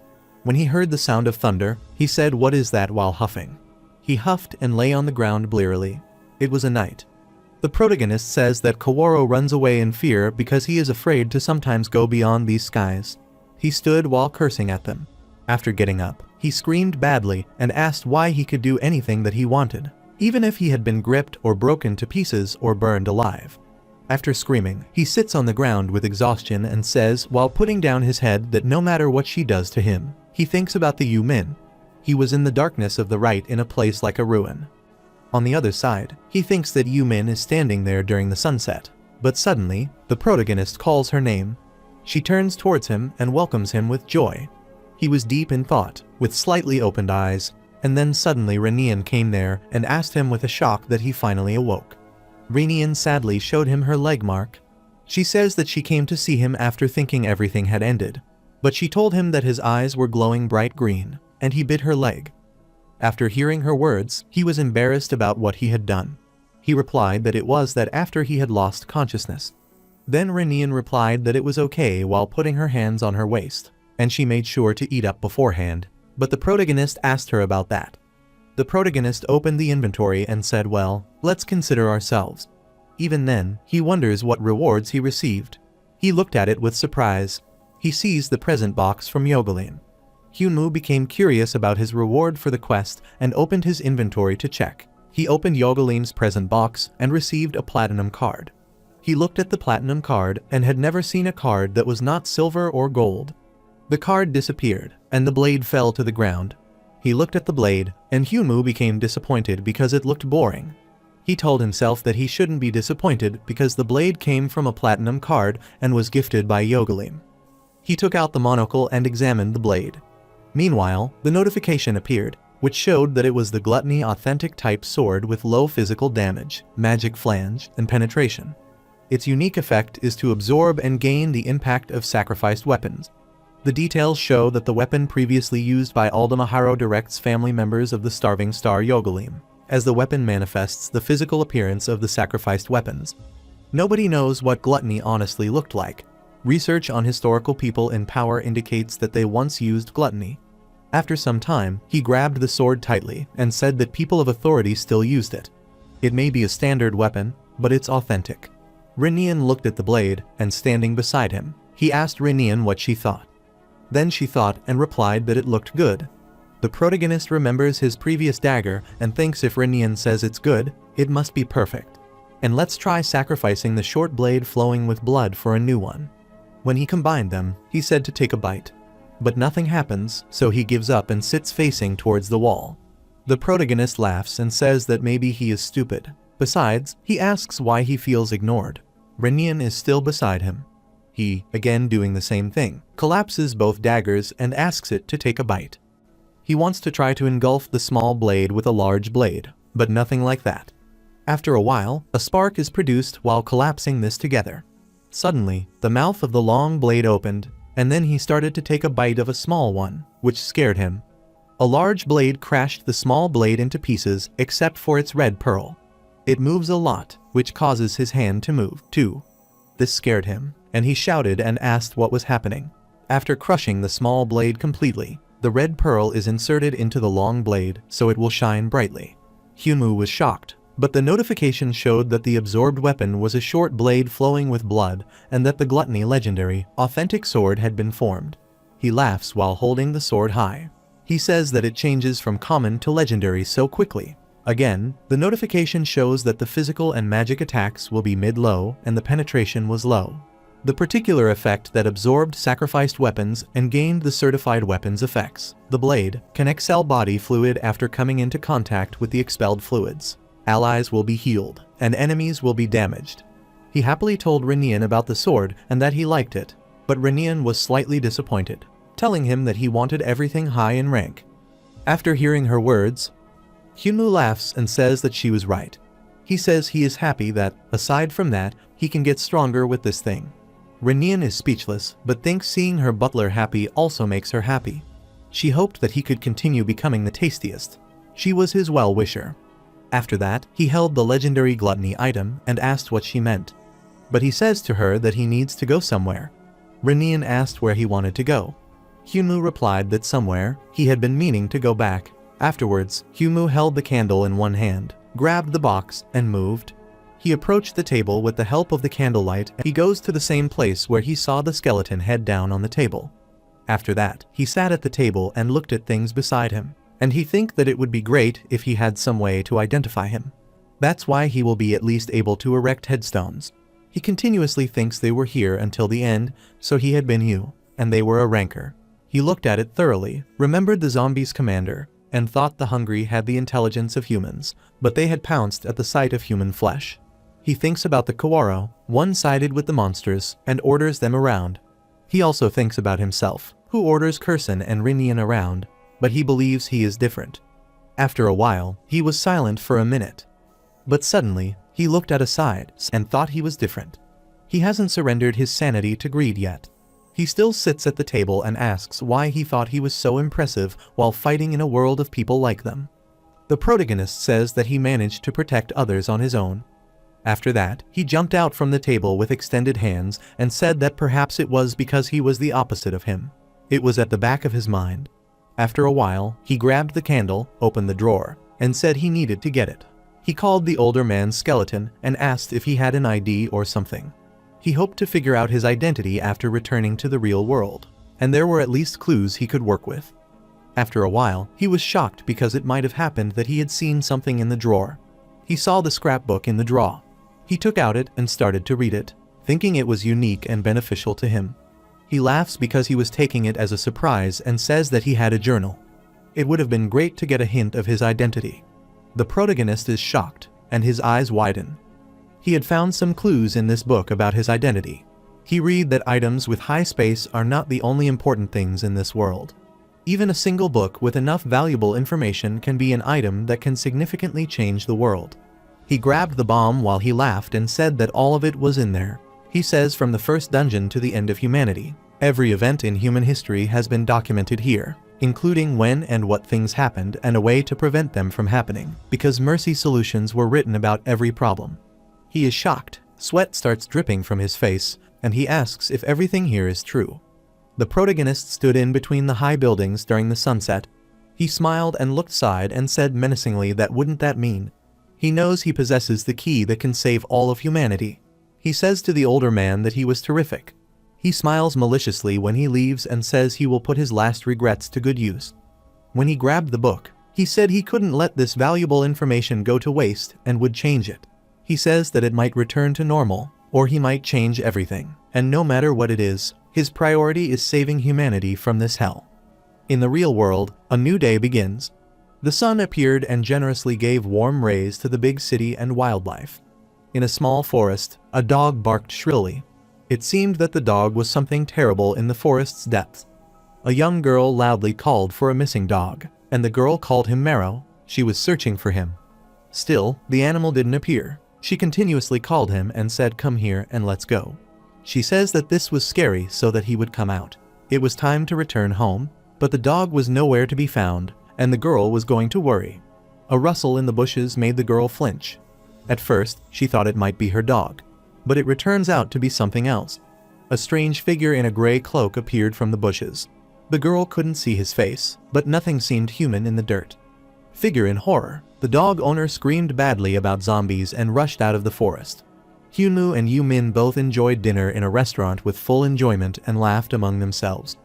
Yoo-min laughs badly, and tears come out from her eyes. And she apologized while wiping her tears because she was laughing so much. And she asked just what shape he was in to be called a zombie.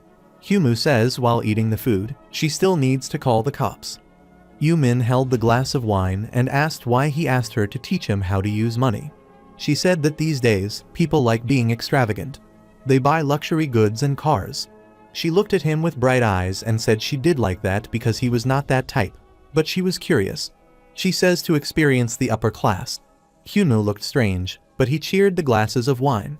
He says he has rolled like a dog to make money and wants to live like a minister. Yoo-min says while cheering her glass that he had considered those things superficial.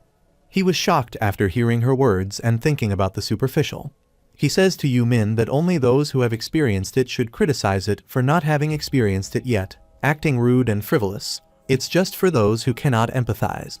Then she started looking at him. She put her hand on her chin, continually looking at him with loving eyes, and said she wondered if he yearned for the life of conglomerate. Hyunwoo replied while eating, in good conscience, he couldn't say he didn't since he had a rude side. But he won't use not having parents as an excuse, and he is like that. She kept looking at him with loving eyes and listening to his words. He says he wouldn't have been different even with his parents. While looking at him, she says he is genuinely the best person she has met among all the men he has dated. He was slightly confused about her words because she might have dated many men. He thought that she was a grad student. What kind of great student made so many people that he thought about it? It was strange. He wondered what kind of grad student has so much time like this, and he asked what type of grade student has the time to come to reference like this. She does need to be at school until she is closer to her body.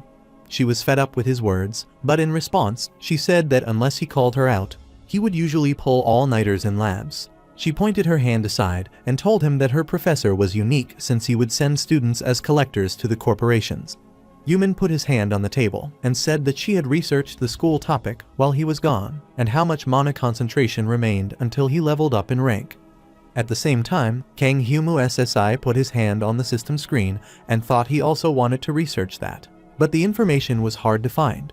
He looked so shocked that he might have noticed something strange. The system notifications show that the player, Kang Hyunwoo, is on level 26. He thinks he is shocked that it stopped at level 20 for a while, and now it's suddenly 26. This makes no sense. She told him about the results. The protagonist was thinking about that. She tells him about his ability, and user rank is non-existent. The protagonist was shocked after hearing her words and asked if it didn't exist. He wondered if that was good or bad and what she thought. She replied while laughing that it was not like that. Then she said he doesn't think they should talk about that here. After some time, a new blue star sparkles in hell. Although it was not exactly a star, it was just Kurson running around hell and chopping up monsters left and right. When he chopped the monsters, suddenly, other changes began to occur to the Kurson. His muscles increased, his bone thickened, and his skull and foot size increased. Kurson did not understand what was happening. He changed and stopped being like himself. He remains the same green monster with pointed ears, but his appearance has changed dramatically. Before, Kurson looked like the old man monster, but now he is more like a boss monster. He screamed severely, but when he saw the new appearance, he laughed. Simultaneously, a notification showed that Kurson was a hobgoblin Kurson of level 27. After seeing his appearance, he huffed and screamed severely. Piles of textbooks and scientific papers were on the table. The Humu SSI sat on the chair, read the books, and tried to observe something. Yumin came out after taking a shower. While drying her hair with a towel, she called out to him and said that she looked like German because it was hard to read. Then Humu thought and thanked their language skills. Then he happily replied to her that he could read it, although he couldn't understand it. Yumin tied her hair to the towel, and they both tried to understand the book's language. She says she knew that, so she prepared a summary copy. While pointing her finger, she asked her what he thought. He thinks that it might be a virus and bacteria, but Yumin told him that they were red blood cells. Humu was shocked. She tells him that what he sees down here is the blood and crystal that accumulated in his danshin. While holding the paper, she told him that mana usually accumulates in the danshin when taking blood from the danshin crystals, which also come out, and those crystals are used to estimate his rank. She says that 1 star is in the shape of a needle. 3 stars are triangular. She also tells him about the crystal shape. She was just about to complete her speech suddenly. The protagonist said it would be circular. She affirmed and noted that it's neither the shape of a needle nor a triangle shape but a circle. It's a form that has never been discovered. She is telling him except for one case. The protagonist asked her about that case. She tells him that in the monster's case, surprisingly. The protagonist looked at her very surprisingly, and his face was sweaty. She put her hand on his head. When she saw him in distress, she said she didn't mean he was a monster. She is just saying that there were similarities.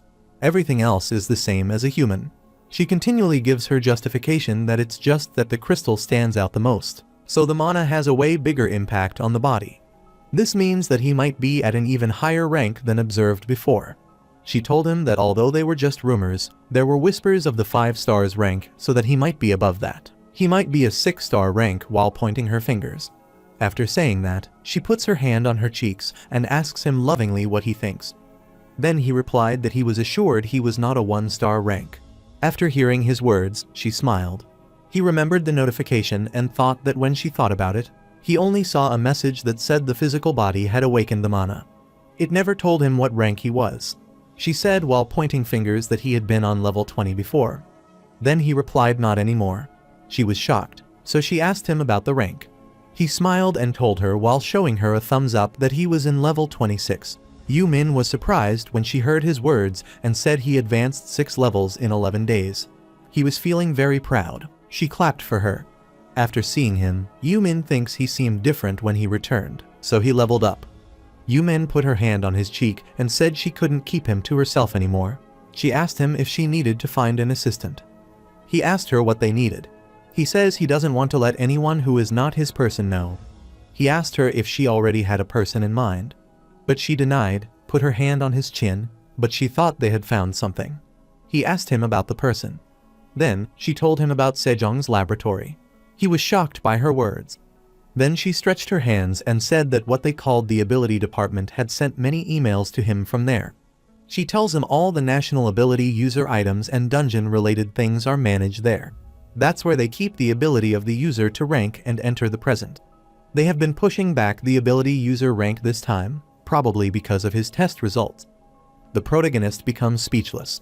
But she remembered the chief Du Wonk Young, turning her face arrogantly and saying there had been many scouts looking for him lately.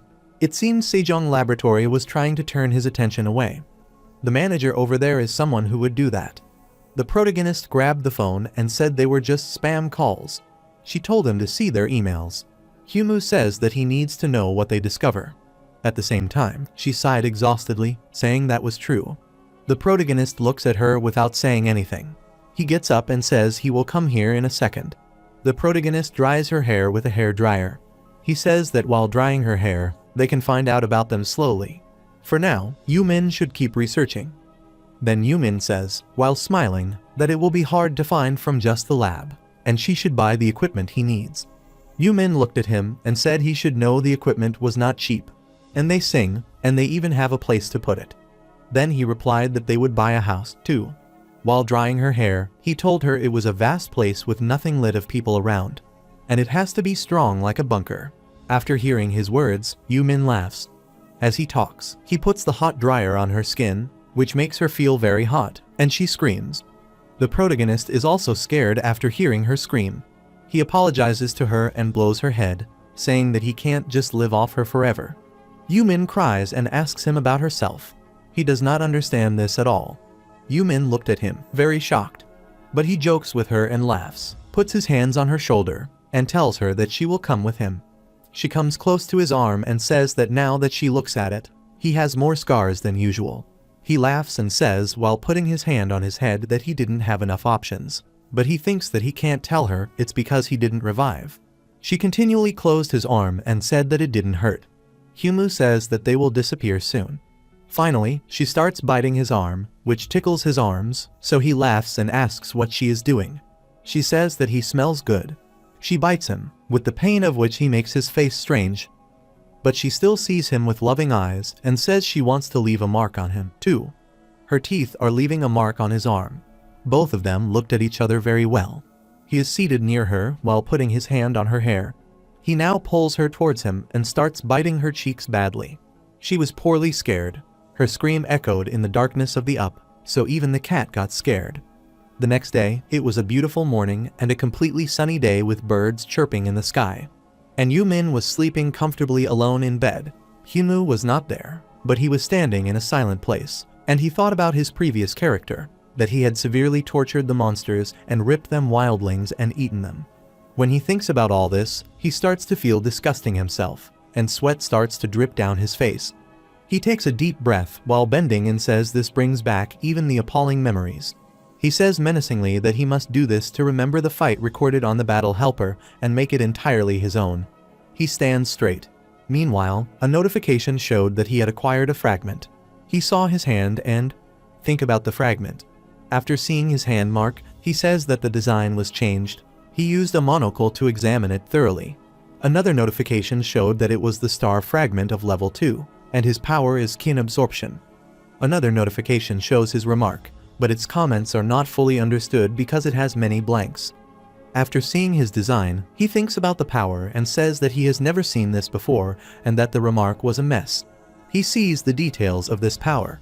System notification shows that it's kin legendary of the absorption trait.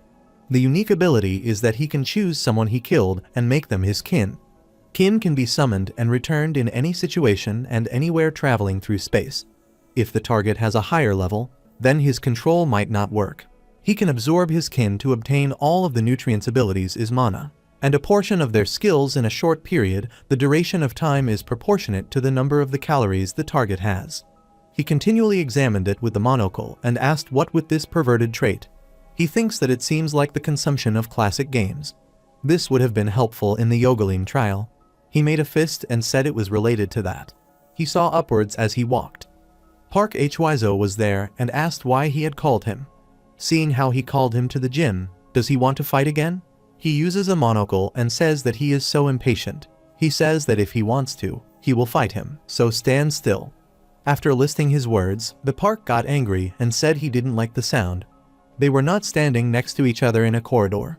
Park Hwizo asked him what he was up to now. Meanwhile, a notification appeared, which shows that the Park Hwizo is on level 40, and skills have double cut, stealth with no breathing. Park Hwizo called his name with a severe look and asked if he thought that he had a lot of time. Humu throws the monocular and says that, as expected, he is pretty impressive in his simple skills. Park Hwizo catches it angrily, closing his fist loudly and asking about that. Humu smiled and said he thought he must show him this much so that he would trust him in what he would say today. Others have much to discuss, but he believes he must correct his rank first. Park Hwiso used the legendary monocular to examine the document he held in his hand and thought he was on level 26. He says this while pointing his finger toward him at that item and the shape of the crystal. Even though the evidence is right here, it's still hard to believe. Humu replied while sitting before him that he couldn't help but believe it. Park Hwiso says that now he knows why Sejong Laboratory is staying quiet. They have only postponed announcing the rankings once before, but this is unheard of. Humu sits in front of him, and he says that Yumin told him that there were a lot of complaints from the clan and the inter crew. Park Hwiso affirmed his words. The level of ability of users is money, which is not a light issue. He says that while a monocle returns, someone will probably approach him soon. Humu took it from him. Park Hwiso says while calling his name that he understands he is not a tiny person. After taking the monocle item, the protagonist smiled and said he should switch loyalties to the older man. Park took out something from his jacket and said that he was thankful to Jim that he wanted an older man like him. He looked at him and said that the ties his old body has aren't a simple issue. Humu laughed while turning his face aside. Park looked at him surprisingly. Humu says that he is saying this for him. However, he can only say his loyalty through words alone for now. He says arrogantly that he might have to get on his knees and leak his feet next time. He says menacingly after he gets Lee Jitty. After hearing his words, the Park Hwiso looked very angry. He says that he doesn't hate this cocky version of him. After that, he thought about that and called "Hey, old man, Lee Jitty," just a stare that he will one day have to step on and climb over. He pointed his finger and said he could do him a favor. Park Hwiso asked him about his favor.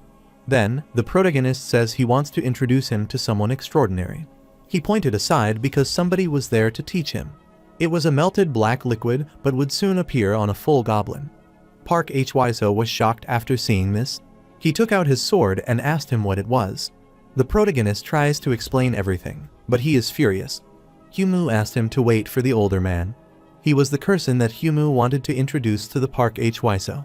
Kurson called his boss. He didn't contact him for a while, so he thought that he died. When Kurson called him boss, Park was shocked. Humu moved towards him and said, while extending his arms, that was enough of the jokes. He asked what happened to his form because he looked like the boss monster. After hearing his words, Kurson looked at his weapon and said that it was thanks to the side that he gave him. He liked the feeling of it, so he sliced up a lot of Yagulin pigs. Then he asked if he was Pokemon. Kurson laughs loudly, and then Park says that to think he has a monster, as he is subordinate and can even consume it, is surprising it was. He says, but if he wants to ask a favor for him, it must be important, so why would he call? He called him a low-intellect goblin. Park was in a full-on angry mood. After hearing his words, Kurson again smiled and called the older man.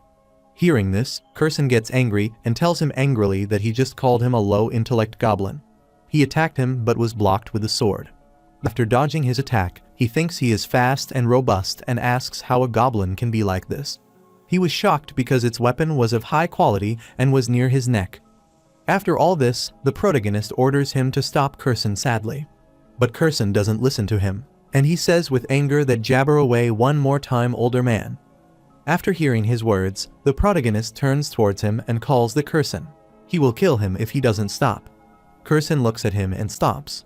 The protagonist asks the Park what he thinks differs from an average goblin. Park Hwiso also returned and said he would put his sword away. Meanwhile, the Park says he recently heard of a particular goblin in a one-star dungeon which was scaring newbies away. Then, the protagonist replies about how Hall is doing. Park is full of anger mood and says that suffering quite a bit, apparently. Humu says, while putting his hand on Kurson's shoulder, that the favor is related to this guy. He asked him if he could keep him somewhere. After hearing his words, the Park was shocked and asked what he meant that he was holding the monster. Then Humu explained that he thought he didn't like it, saying that he must send him somewhere, like a specific dungeon, to be exact. He is telling him it is a scrapbook he got from hell. He found inside it writing about the future when bid incidents will happen, who the central figures will be, who will die when, and how the earth will meet its end. The incidents that will happen soon. He says that the flood will occur in the Jeoldu dungeon at Jeoldu Mountain within 10 minutes. The wall will be broken, and they will block it somehow. However, after the weapon company's corruption and close relationship with the hunters are revealed, the confusion will continue. and they will be unable to prepare for the following calamities. He informed him that it hadn't happened yet, so he must be ready to block it in advance with the help of his ways. Park Hwiso tells him he doesn't know what monster he has gotten involved with. Humu replied to him while taking out the tile from his pocket and showing him that the beast had given him such a sweet present. He thanked him for his constant effort. Of course, he is sure that he has his plan in mind. He smiled and said that he wondered if his earnings were reasonable. Park Hwiso says raising it by 150% will be difficult like before. Humu says that he is not trying to say something so thievish like that. They were stood in front of them. Humu smiles, points his finger with sign 2, and says to pay him twice more. Park Hwiso was in total anger, and sweat started dripping down his face. He thought that this stupid person was not a thief. This is a robbery, and the park's body emits angry smoke. He calls Kang Humu and says he couldn't walk out with all 4 limbs if he weren't the only supplier. Humu gestures and says to him let him finish. He again pointed his finger at a sign of 2 and said that he would increase the amount of supply by 2 times as well. After hearing his words, the Park Hwiso thought about the amount of supply by 2 times. He believes that when he asked him to increase it before, he didn't have a budget, so he didn't have enough. Humu continually tells him that the ultra-high rank hunters probably have everything they want, so there is only one reason why they wish for crystal moss when they are overwhelmed with money. They both look at each other arrogantly. The protagonist makes a fist and says menacingly that it is to make them grow stronger. The scene shifts, and it is a bright morning. Yumin and Humu walk into the forest. They followed the man with glasses who was before them. He told them they were there. He guides the way to them. The guy with glasses says they usually don't show this part, but they want it to be unique, so they have no choice but to show them. After hearing his words, they were both shocked. After a while, they were reached somewhere. They were standing before the house. Humu was impressed by the beauty of the house. They entered the house, and the guy with glasses said this place was more like a shelter than a house. During the military dictatorship, the nouveau riche, who was full of paranoia, began to build these, and the son, who believed the North would bomb them, continued building them. He continually tells them some interesting things about that, but Yumin is shocked to see the beauty of the house and her mouth still open. The protagonist is also exploring this house. The man with glasses says that as the dungeon began to open up, the grandson, who believed that monsters might crawl out of the dungeon and bring about the destruction of humanity, completed it. When the Humu heard his words, he thought that the destruction of humanity was like a delusion, but at this time, it became reality. The man with glasses turned toward them while they were exploring the house and said that, as a result, this shelter is prepared to handle military attacks, bombings, and attacks from the monsters. Humu thinks that while putting his hand on his chin, the more he listens, the more advantages there are. Then he turned against him and asked why he was only showing this to them now. After some time, he removes his glasses, wipes them with his shirt, and says the problem occurred with the grandson. He informed him that he was murdered outside of the bunker a few years ago. He says to them that he was so afraid of the outside that he only lived inside and got killed while escaping the bunker. When they heard his words, they were both shocked and scared. Then he again takes his glasses and says the culprit was not found. He says there is only one path up, and while CCTV is installed and there is only one entrance to the bunker, they couldn't find anything. In the end, the case remains unsolved. The guy with glasses says while holding the book that, not to mention that because the dead grandson made crazy illegal alterations, it's challenging to assure him of the stabilities of this place. Now he knows why he didn't introduce this place to him until now. Yumin called Humu, but he thought that Yumin didn't like an illegal building that had been cursed. Yumin comes closer to him and says while holding his hand that if they decide to move here, let's set up a spectrum camera and recording equipment. She says that maybe there will be ghosts. Humu was shocked and speechless after listening to her words. He agrees this time to feel relief. Hearing yes from his mouth, she starts walking happily and says it will be fun. But the protagonist turns his face aside and says she likes it. Apparently, he is happy and good, but internally, he is shocked. Humu says that since there was a lot of history behind it and a lot of trouble surrounding this house, he can't pay the market price. The man with glasses was shocked after hearing his words. Humu says that he will pay in cash. Yumin looked happy but prayed that the owner would offer a conscientious proposal. This thought confused him, so he said that this was awkward and that he would make one call. He was thinking while making a call. He was standing far away from them and talking to someone on the phone, but both were thinking about something. The protagonist tells Yumin she does not need sacred, but Yumin replies that he doesn't know how much girls like murder and horror stories. They are both talking to each other when suddenly he comes there with his phone, and he interrupts them. He says while giving his phone that he can take the call. Hyunmoo took his phone and started to talk with the person on the call. It's a girl who called Kang Hyunmoo SSI. After listening to his name, he was slightly confused and thought he had never told the intermediary his name. He asked who is this to know his name. She told him that she was Chief Do Wonk Young of Sejong Laboratory. He says while sitting inside the car that she is happy that he is interested in the property of the ability department. She arches her eyebrows and says she has business with him, so let's meet and talk. She informed him that she would arrive soon. When her car arrived, Yumin recognized her within the blink of her eyes and surprisingly said she was Chief Do Wonk Young. Hyunmoo was shocked at how soon she arrived. She comes out of the car arrogantly. She is wearing a long red coat and has short yellow hair. She suddenly approached the Hyunmoo, grabbed his hand, and said it's nice to meet him. Hyunmoo was shocked, but they both smiled. She says that he is different from the photos. Hyunmoo affirmed but said it was nice to meet her, too. She deviated her attention toward Yumin. She greets her while not turning her face toward Chief Do Wonk Young. Both of them were talking to each other very well, but in their heart, they were angry with each other. There was a burning fire everywhere. Chief Do Wonk Young asked if she was still working in that lab. She told her that Stupid was exploiting her. Don't abandon her talent on the ground and step on it. Yumin replied that every day is like heaven compared to when she is with her professor. They were talking to each other intimately, which the main character thinks can be scary. Their bodies emit some scary waves. Chief Do Wonk Young moved toward him, and Yumin again turned her face aside. Then Chief Do Wonk Young says, meeting him while smiling, so why don't they skip the trifling matters and get to the point? The protagonist replied yes, sure. Then she said that, according to her knowledge, he is not affiliated with any clan. Hyunmoo affirmed after listening to her words. She said she wouldn't sell him this shelter, and Hyunmoo was shocked. She adjusted her glasses and said she would give them to him for free. She will even be given an annual income of 8,000, a public official pension, and a preferential insurance card on the level of a vice minister, instead of thinking about working at their laboratory. She finds him such opportunities and hostilities, which makes him so shocked. He replies while extending his hand, laughing, and talking about work. There is nothing he can do for the laboratory. She responded that it's not tricky. It involves a few tests, questions, and answers. She says that they will occasionally draw blood and do simple physical examinations. That should be enough. He thinks that she is hiring him as a model.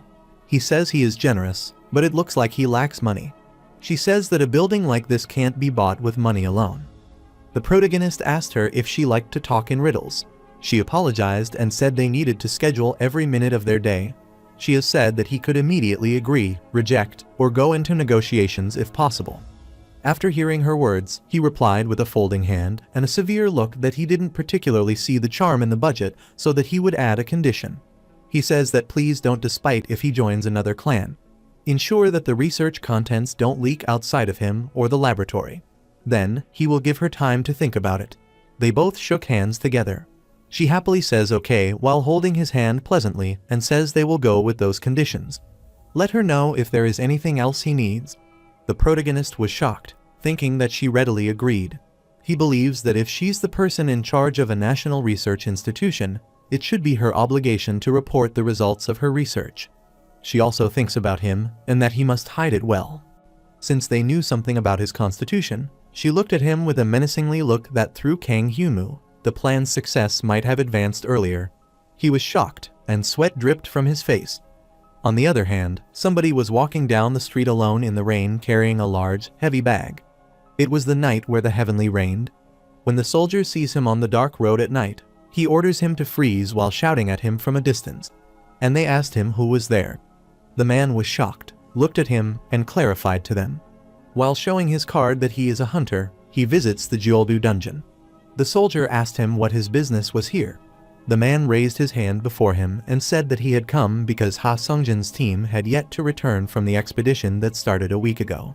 He says he will give them more supplies if the expedition team doesn't return in 6 days. He justified himself while showing his card and documents that he would give them the supplies and escape back using this return scroll. The soldiers take his documents and examine them, and one of them asks about them. Another says that over here, today's their 7th day. They both talk to each other. One says that then lets them check his bag first, and another says it's fine, so let him through. It's about time their supplies ran out, so let him go quickly.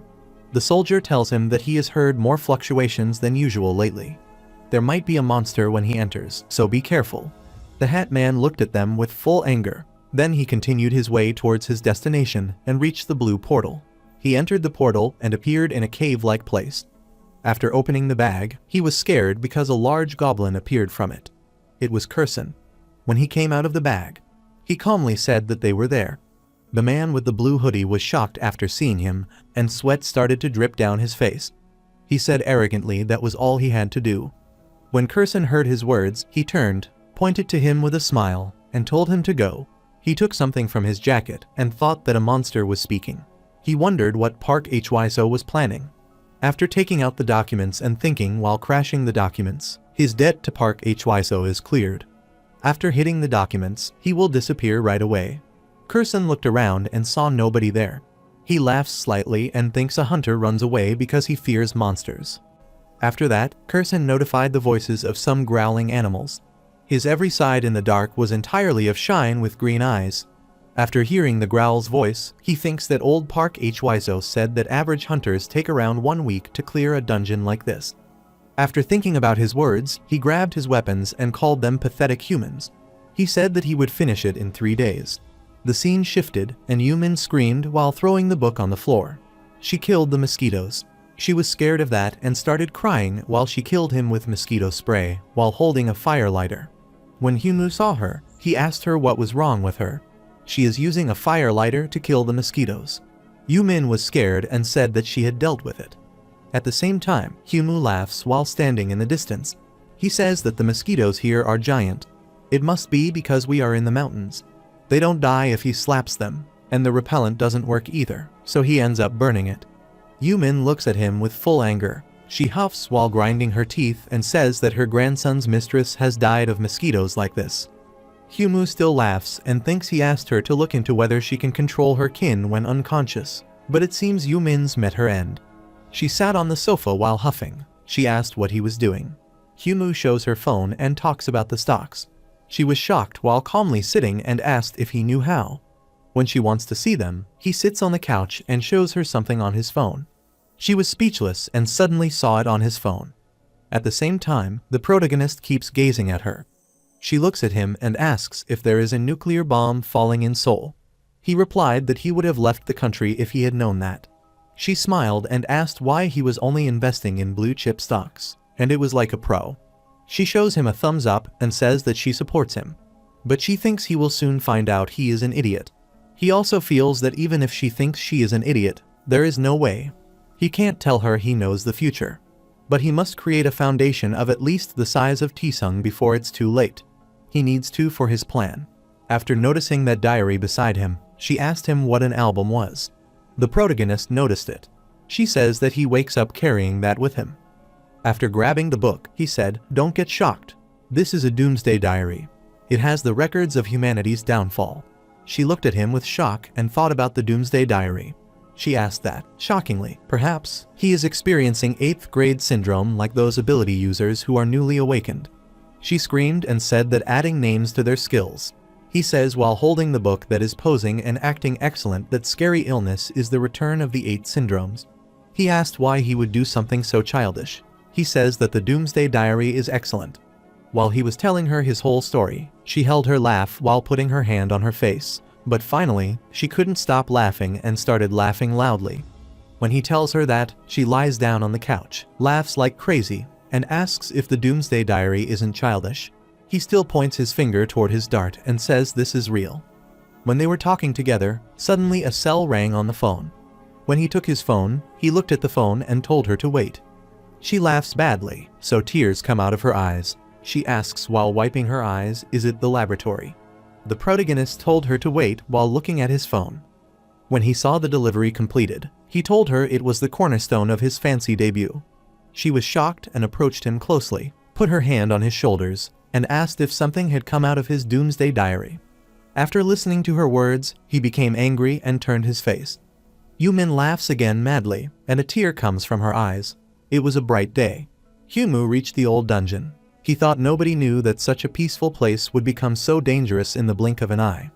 Everyone enjoying there and taking pictures as well. But the Humu thinks with a severe look that the downfall of humanity will soon begin at the Gel dungeon here. He stood on the edge of the building and thought that the flood phenomenon at Yoldu dungeon would become the downfall ignition point. And he used to live a poverty-stricken life, stretching through the polluted water to find crystal moss, will be reborn.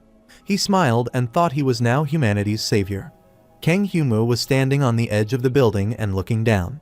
Kang Humu looked around and thought he was wearing a civil servant uniform somewhere around here. He searched for him when he saw the other side. He was busy taking pictures and examining the dungeon. He was Kang Hichul, the first person to realize that the Jeoldu dungeon had a flood. The protagonist walks towards him and calls him. Humu asks him what he is doing there. Then he looked at him and asked him who he was. He smiled, showed him his card, and said, "Don't worry, he is not suspicious." He says that he is a hunter interested in the Jeoldu dungeon. Kang Hichul looked at him and said he didn't think he was a resident hunter. So why was he interested in the Jeoldu dungeon compared to the countless other dungeons? It was pretty suspicious. After hearing his words, he replied that he was still a newbie and was curious about many things. If it is not a bother, he can ask what he is taking a picture of. Kang Hichul says he is a newbie and won't understand even if he explains. Then Humu thinks he will try his best. Kang Hichul says that while looking down, he is currently investigating whether it's possible to guess beforehand the likelihood of the appearance of monsters through the flow-type dungeon entrance. To do that, he has been observing the state of the dungeon every day and through pictures. Kang Humu says while pointing his index finger that he had heard of that before he heard that the inside of the dungeon often changes them. Kang Hichul replied it's not that simple. He says that flow-type dungeons change their formation and shape during each investigation. So it's like they become new dungeons that are impossible to predict, and there is a bigger problem. Since the dungeon entrance is unstable, unlike fixed-type dungeons, monsters can come out, which means monsters could come out as they speak. Humu said while putting his hand on his chin that it would be an incredible disaster if monsters appeared in the middle of Seoul. After that, Kang Hichul smiled, pointing his hand and saying that he didn't need to worry that much. That's why hunters and soldiers are residing here. Kang Hichul extends his arms and says that he worries excessively. This is embarrassing, but no one is interested in his research. He looked aside and said that even if monsters were to appear, it's unlikely that they would get through, unlike the incident at Baekdu dungeon 8 years ago, when the number of monsters suddenly increased at a flow-type dungeon. He looks at him and says that causing their population to become uncontrollable leads many to escape 10 dungeons. He says there were diaries and a giant mushroom cloud in North Korea, where Baekdu dungeon is in a flood at the time. They were a pretty closed-off country, so the front didn't even know why, and they were fighting the monsters and continuously escaping. He put his hand on his head and said he only talked about serious things. He often heard that he worried excessively. Kang Hichul was busy taking pictures, but Kang Hyunwoo thought that he hadn't yet known that the research he would be doing by himself for several years would greatly help humanity. He was incredible. Hyunwoo smiled and asked what about today. Kang Hichul replied while taking the pictures that the patterns do appear strange. Kang Hyunwoo pointed his finger towards the Hichul phone and asked if he could see it. After a while, he says while giving his phone to him that he just took the pictures in a hurry, so it's embarrassing. There is no meaningful comparison yet. Kang Hyunwoo takes his phone and looks at it. But he didn't say anything. Hyunwoo called him while giving back his phone, saying that if he said so himself, he thought his research would one day become a big hope for humanity so that he would have some pride. He was shocked after hearing his words. After giving him a phone, he says goodbye to him with a waving hand while leaving. When the Hyunwoo went away, Kang Hichul was shocked and speechless. He looked at his phone screen and thought that at first, someone who didn't mock him. He was stunned, but after a while, he looked again and didn't see him. He thinks he did tell him his name. On the other side, Kang Hyunwoo stood there holding the book, but he felt it was the same as the picture he had seen earlier. Then, he looked at the soldiers. According to the records, he thinks that the wall will fall within 10 minutes of the flood, and the Hapjeongdong area will become like hell. He looked at them, then put his thumb between his teeth and thought, honestly, what would happen in 2 months? He dragged forward while he laughed.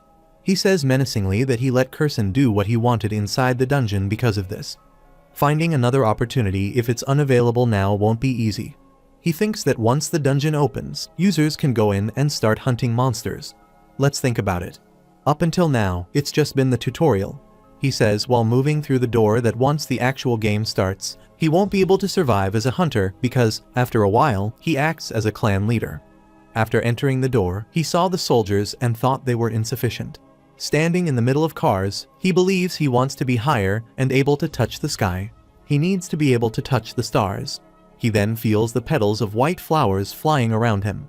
He kept gazing at it. It was the park where some people were walking, and some were cycling in this park. Everything is going very smoothly without any dangerous alarm. Many people come there with their pets. The protagonist looked at them all and thought it was so peaceful, even if no one knew what would happen, to the point where it felt inharmonious. He felt the floor shake. While the floor was shaking, Hyunwoo said that it was there. That big mountain also started to shake violently, and soldiers' attention was drawn to it. When Hyunwoo sees all of these, he smiles, looks upward, and says it is finally the flood. He grinds his teeth and says excellent job, Kurson, because he was pleased with Kurson's work. After some time, the chopper was coming to handle the situation. Many news anchors were also present, and they informed that they were currently in Jeoldu Dungeon, where monsters had emerged. Across the wall are relentless gunshots. Although the defenses seem successful, the number of the monsters emerging seems unusual, so they are continuously on guard. Although there are voices of concern stating that they need to hurry and declare this a flood situation, the government and clans are blaming each other for negligent dungeon management. At the same time, many soldiers take their positions, but the branch leader shouts and says to report the situation to him. The soldier cursed them all, and says that just how did something like this happen? He says that the intervention of the hunters, a distinctive flow type of dungeon, he hoped it was the latter. Another one says he will explain that the first line of defense was broken, and now the second line is defending. However, as the number of monsters increases readily, they don't think the second line will last long. He shouts to the branch leaders that they must announce the flood phenomenon. The branch leader shouted and said that the population of Hapjeongdong alone is 20 lakh. What would happen if everyone panicked due to the rash announcement? He thinks that if he declares it's a flooding phenomenon, he will have to take responsibility. Then the soldier asks another commander, Od Sung, who is still at the Jiri Mountain dungeon. Then, another soldier affirmed and said they couldn't contact him after he went in to save the isolated hunters. The soldier screamed with tension, cursed them, and then asked about the Gangneom branch and his clans. The other soldier replied that CEO Lee Jiri was in Switzerland for the Chrome launching ceremony. He told him that the commander Park, Do-young, was always unable to be contacted.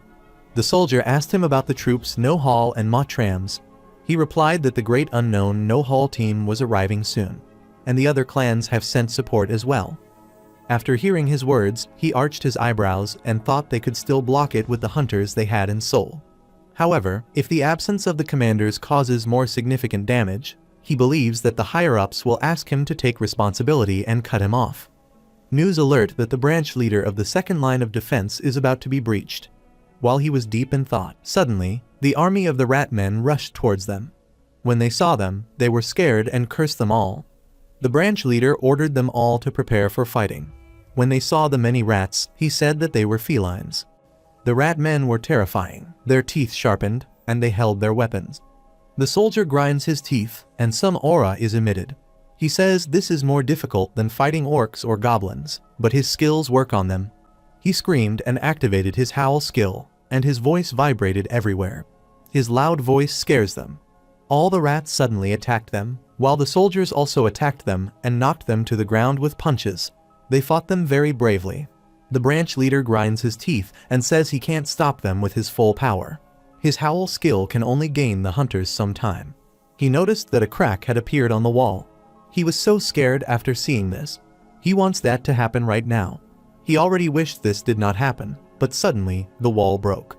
The wall rock falls on their faces, so they fall badly on the ground. The commander soldier gets badly injured, and blood starts oozing out of his head. He grinds with pain. One of the soldiers stands near him and asks the branch leader if he is okay.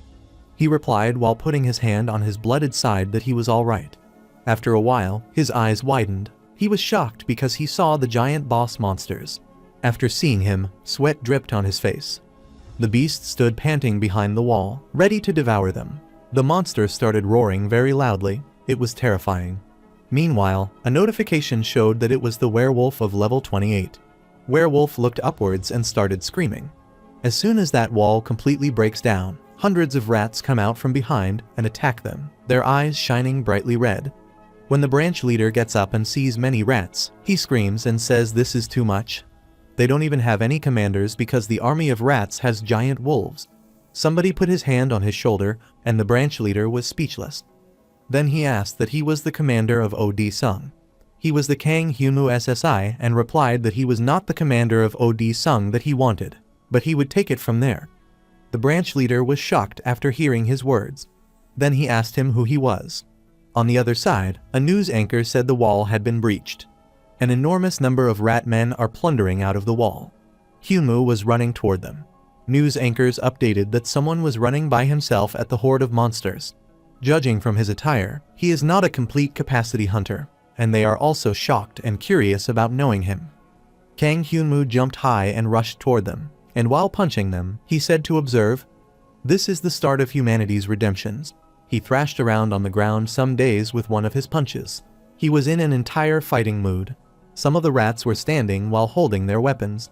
Meanwhile, the notification appeared, showing that they were the rat men of level 17. After seeing them, he laughs and says they don't even all have a title. He moved his shoulder while attacking them and said that even rats that usually eat trash in hell are level 15. He asked if he should stretch his body a bit. At the same time, 2 rat men rushed towards him. Hyunwoo attacked them and kicked them with full force. He was compellingly fighting them and was beating them. As soon as the rat men move, they thrust him for the attack, and Humor knocks it away with his powerful punch. The protagonist hits him with such force that his sword slips from his hand, and he falls away. He thinks while punching him badly, that crunching crackle, the sound of bones breaking. He trounces them all, and he fights them very bravely. They are dead on the ground with their tongues hanging out of their mouth, and they are covered in blood. The branch leaders are shocked by seeing this because they think and ask how he killed those rat men that quickly. He was curious about who he was. Kang Hyunwoo continually fought with them, but he wondered why they died in one blow. He smiled and thought that the rat men in reality compared to the ones in hell at this level. Hyunwoo looked at the giant wolf and asked what about those stupids with titles. The light fell on that werewolf. He looked like he was in full anger. He activated his domination skill while stretching his arm and said, "Let's complete their plan first." The blood was spitting out of their mouths when he used his skills. Hyunwoo was scared of that and said it had died again. It was only domination, though. All the soldiers were shocked after seeing him. He looked so angry that he arched his eyebrows angrily when the werewolf came to him for the attack. The branch leader grinds after seeing him. He says that this time, it will be hazardous. They were wild, roaring wildly. When the branch leader sees him angrily, he orders everyone that the boss is moving so everyone gets it together. Hyunwoo is shocked that he is the boss and says it is excellent timing to fight. Werewolf moved towards him with all his might, and saliva dripped from his mouth. The protagonist says while in a fighting stance if it's him, he will be able to know the results of hell. After a while, the werewolf suddenly rushed towards him. When the branch leader saw this, he said he would not look down on them. He might die, so he advised him to dodge his attack. He was shocked when he saw that the protagonist didn't give him any time to attack. Instead, he attacks him badly, and the werewolf lies dead on the ground because of some skill activation.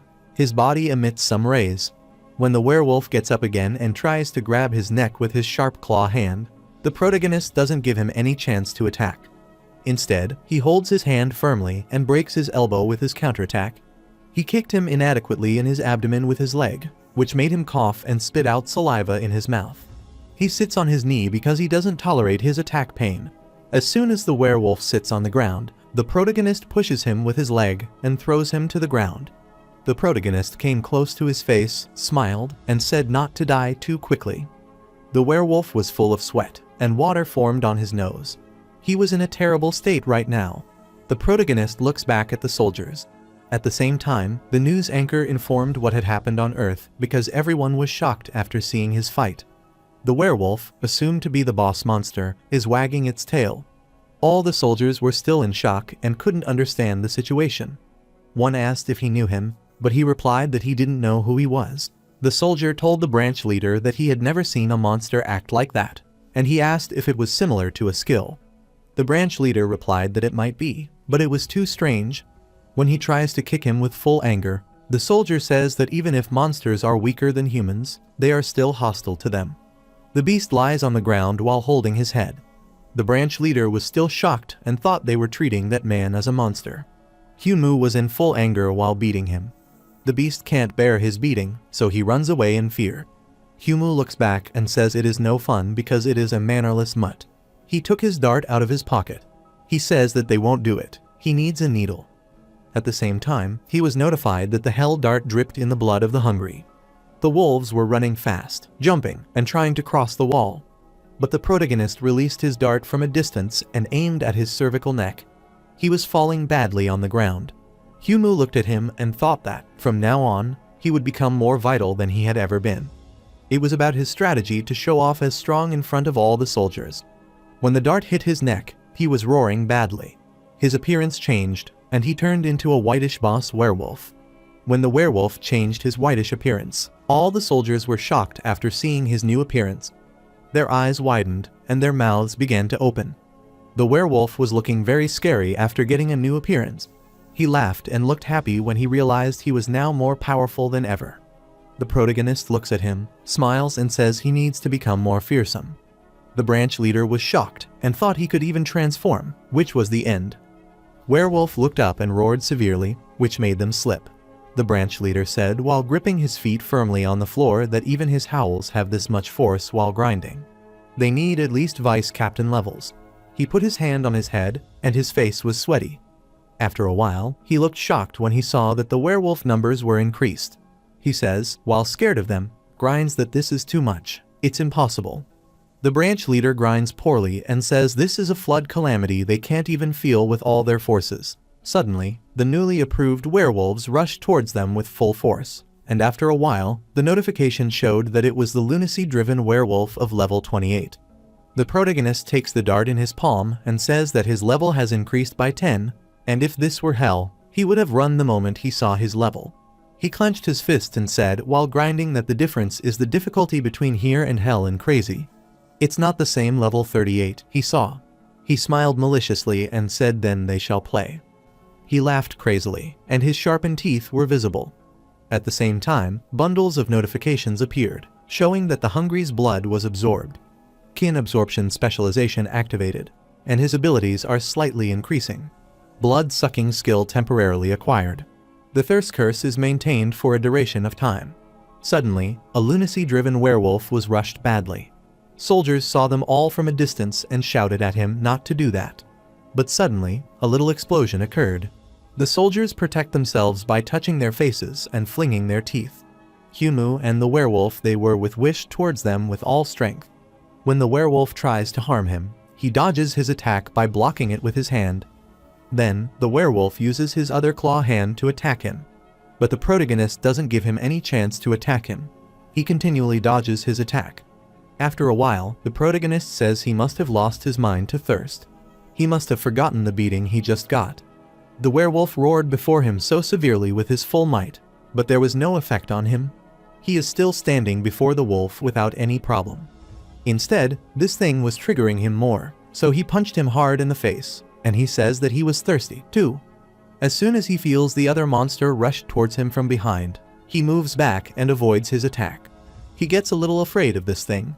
This monster's blow was wasted, and he stands alone in the middle of the three monsters. While in their middle, he says that this camaraderie is excellent to see they were better than those guys lying over there. All those monsters were furious, and a great fight occurred between them. All the soldiers were moved away and put their hands to avoid it. The branch leader looked at them, and he looked so scared and thought that engaging in this battle was an act of suicide. He believes that they need to get out of there quickly. The branch leader looked so angry. He says while grinding that it is so pathetic and that man is putting his life on the line to do their job for them. And they can't move their muscle because of their fear, which is humiliating for a hunter. All the monsters attacked him with clawing hands, but he avoided them. Finally, he says while looking aside that even though there is a difference in difficulty, this is disappointing. And he thought it was more complicated when all those monsters attacked him. He moves back while saying that they are trying harder. He smiled and said that he meant for his splendid debut match. He was about to punch him, but suddenly, a soldier came from behind and knocked him back with a strong kick. The monster goes away and falls to the ground. Everyone is shocked. Then, the soldier approaches the protagonist and asks him if he is all right after kicking the monster. The soldier looked at him with astonished eyes. The protagonist also looked so scary because his eyes shone brightly red. The protagonist doesn't back down and is ready to kill them. But the soldier gets in the middle and tells him he should have just stayed down and how dare he interfere. At this moment, the protagonist ignores his words and punches the monster standing behind the soldier. The protagonist leaps over him, goes towards them, and grasps the tongue of this monster with his strong force. The branch leader was so shocked after telling him. He grabbed his tongue in his hand when he kicked him powerfully, which caused his head to separate from his body, and blood oozed out from his body to fall away, but his head remained on his hand. Saying this, all the soldiers were surprised. Even the other two monsters were scared of the action. But they don't give up either. He moves towards him to attack, but he is still standing before him while holding the head of the monster. When the other monster rushed towards him, he punched him while he thought that it was his family or something. As he attacks him, he punches him hard, causing a hole to form in his face and all his teeth to break. He notices that a third monster is standing behind him. After seeing him, he says while smiling that he should pay him, too. But he gets injured all over because the soldiers stick him with two weapons, and his entire backside is whole of weapon attacks. As soon as he fell to the ground, his backside was full of injuries, and weapons were worn on his back. They constantly load up their weapons to attack him, and they drag a weapon on his back and attack him a lot and crash his back. They would beat him and huffed. The monster is dead on the ground with his tongue sticking out of his mouth. When the third monster dies, they all cheer up while raising their swords in celebration. They see the dead monster with shocking eyes and sigh deeply, and sweat drips down his face. The protagonist stood before them while they were all looking at him. He turned and asked what they were doing because the floods were not over. The rat men are still coming out, so fix the front line. After hearing his words, the branch leader was shocked. He affirmed and said they would do it. The branch leader tells them they have defeated the boss. So let's eliminate the rat men and arrange the front line again. The protagonist looks at him severely, and he looks up at the sky. Many stars were shining, while two were shining brightly. While looking up, he thought it had been around an hour and a half. It was his debut match, but the impact would have been weak. The soldier called him, and the protagonist turned toward him. He says while removing his hat and extending his hand to shake hands that he was Seo Taekyung, the Almighty Lotus Gangbuk branch leader. Hyunwoo was thinking about the branch leader. He heard that the average level of Almighty Lotus hunters is low. Then, he must be in the nation's top 10%. He smiled at him and said that he was pretty dangerous, but thanks to him, he survived. The branch leader affirmed. But he says he doesn't understand. He gets rid of the transformed werewolf in one go, but he is thanking them. He asked if he was testing them for some reason. After some time, the branch leader looked aside and noticed something strange. The news anchor informed the nets that the situation had been resolved. The one not in charge of the scene, branch leader Seo Taesung, is shaking hands with the hunter who did the most distinguished work. The news reporters asked the Hyunwoo what clan he belonged to. They also asked him if he knew the werewolf's ability to transform. They were filming him, taking pictures, and asking questions. They said that he had run into a herd of monsters by himself. They asked what he was thinking about doing that. At the same time, he put his hand on his chin and closed his eyes. They were all requested to speak to the citizens, trembling in fear from the flood phenomenon. They were asking questions, and he was not able to answer. After a while, he starts talking. First, he introduces himself and says he is Kang Hyunwoo. Although he is a brand new hunter, he will be a world herder for the people. They were still naked pictures filmed of him. He remembered his childhood and thought that this wasn't bad. He said his past in which he wandered the orphanage and his life where he would search through sewage water to find crystal moss were gone. His face is covered with hair. He says this is just the start. He smiled and put his hand on his head. On the other hand, Kim Young-soo was the chief researcher of Hunter's abilities analysis. They examine his abilities. However, news alerts show that skills like Howl are likely highly ranked and cause ailments to stay just like feline monsters. All the websites and pages cheered him on his victory. They were all him, and it showed the comments. Many news anchors sat there talking about him and his abilities. They said that, but it didn't appear as if Hunter Kang Hyunmoo made any movements to use skills, and in the video, the rat men suddenly vomited blood and collapsed. One of the news anchors says she thinks the likelihood of it behind a new type of mental skill is higher. However, Professor Han Sung-soo denied her words and said he believed there was more than one skill. He saw that body strengthening, increased speed, and coercion were at least the 3 skills used. He asked if he could have that many skills. Many news anchors are shown talking about his abilities. One of the anchors asked what he thought the terms double caster and multi-caster existed. The anchor with glasses says that although skills are widely known to be endear, there is a low chance of winning them as a reward in dungeons, and there are rumors that, in life and death, they can earn skills or specialization. He says that regardless of the skill, it's a high-ranked skill. It's probably something that coerces others for a fixed period. Another one says that he thinks it might even be the genuine case of hunters who have reached a level to obtain the ultimate after getting control of them. Using that at the beginning, he tried to end things quickly. Then they decide that, as of the moment, only Oh-jiri and Oh-D-sung are officially confirmed to have the ultimate nation. To think there is a third person feels like their national status is rising. On the other side, Chief Wonk-young says he is the wrong idiot after seeing his discussion. She was in full anger right now when she saw her computer screen and thought that the problem was right there. This meant that his presence alone coerced the rat men.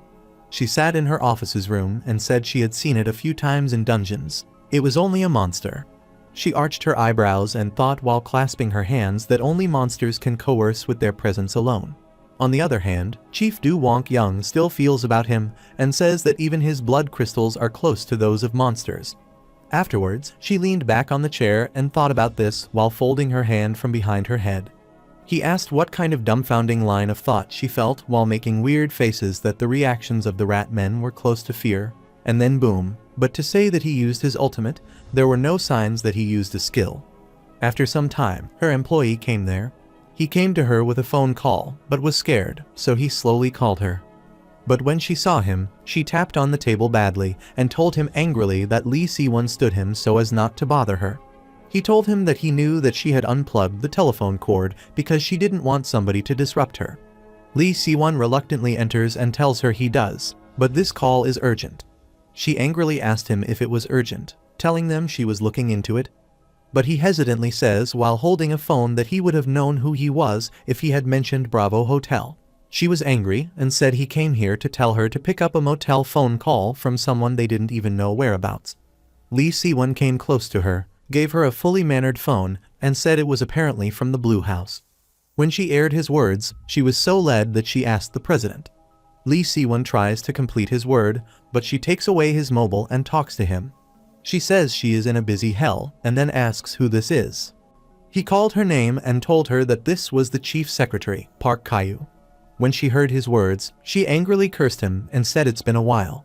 And then she thought that they were moving quicker than usual. He says to her while smiling that he always says this, but he is careful of his pronunciation. She replies that it doesn't matter as long as she remembers that he is the chief secretary. But she asked him what he needed because she was busy then. Then she told him the president was suddenly interested in the ability department. Then he replied that it was about the newly emerging rookie. She laughs and says that it's how dumbfounding. She says to him that someone with no interest in ability users. Then she asks why suddenly he shows his interest. She told him that since a brave hunter blocked the flood. She asked while flipping his hand towards his colleague if he wanted to take pictures and give him an award. If so, that is not something for him. But now, the low-ranking, pitiful heads of the house should be working hard to do so. Then he replied while holding the glass of wine, as expected of her. She asked him what with that kind of response. He replied that he would get to the point at Tisung. Since he wasn't picking up the phone, they contacted him. She thinks while leaning back that it makes sense. It's not like this is real estate. There is no way the president would be interested. At the same time, she replied, but how is unfortunate.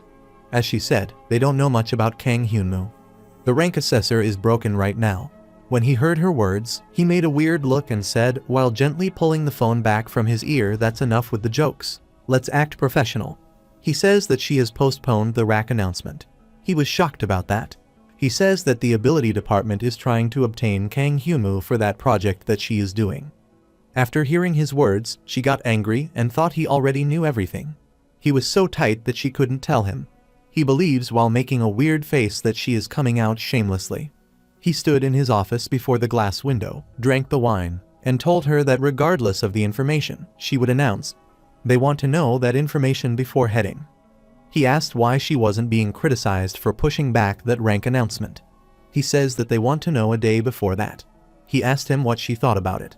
She wants him to ask her something else. While hearing the words, he thought, let's throw her some bait. Then he tells her that Taesung said they would donate 10 billion to the Hunters' retirement funds that the ability department operates. Although they were initially going to pay, it was 2 times the original amount of 10 billion. He says that the Great Unknown was giving 100 million. After Taesung joined T, it jumped 100 times over weeks. She arched her eyebrows and thought it would get dangerous if she didn't accept this offer. She might lose Kang Hyunmoo to the government and Taesung.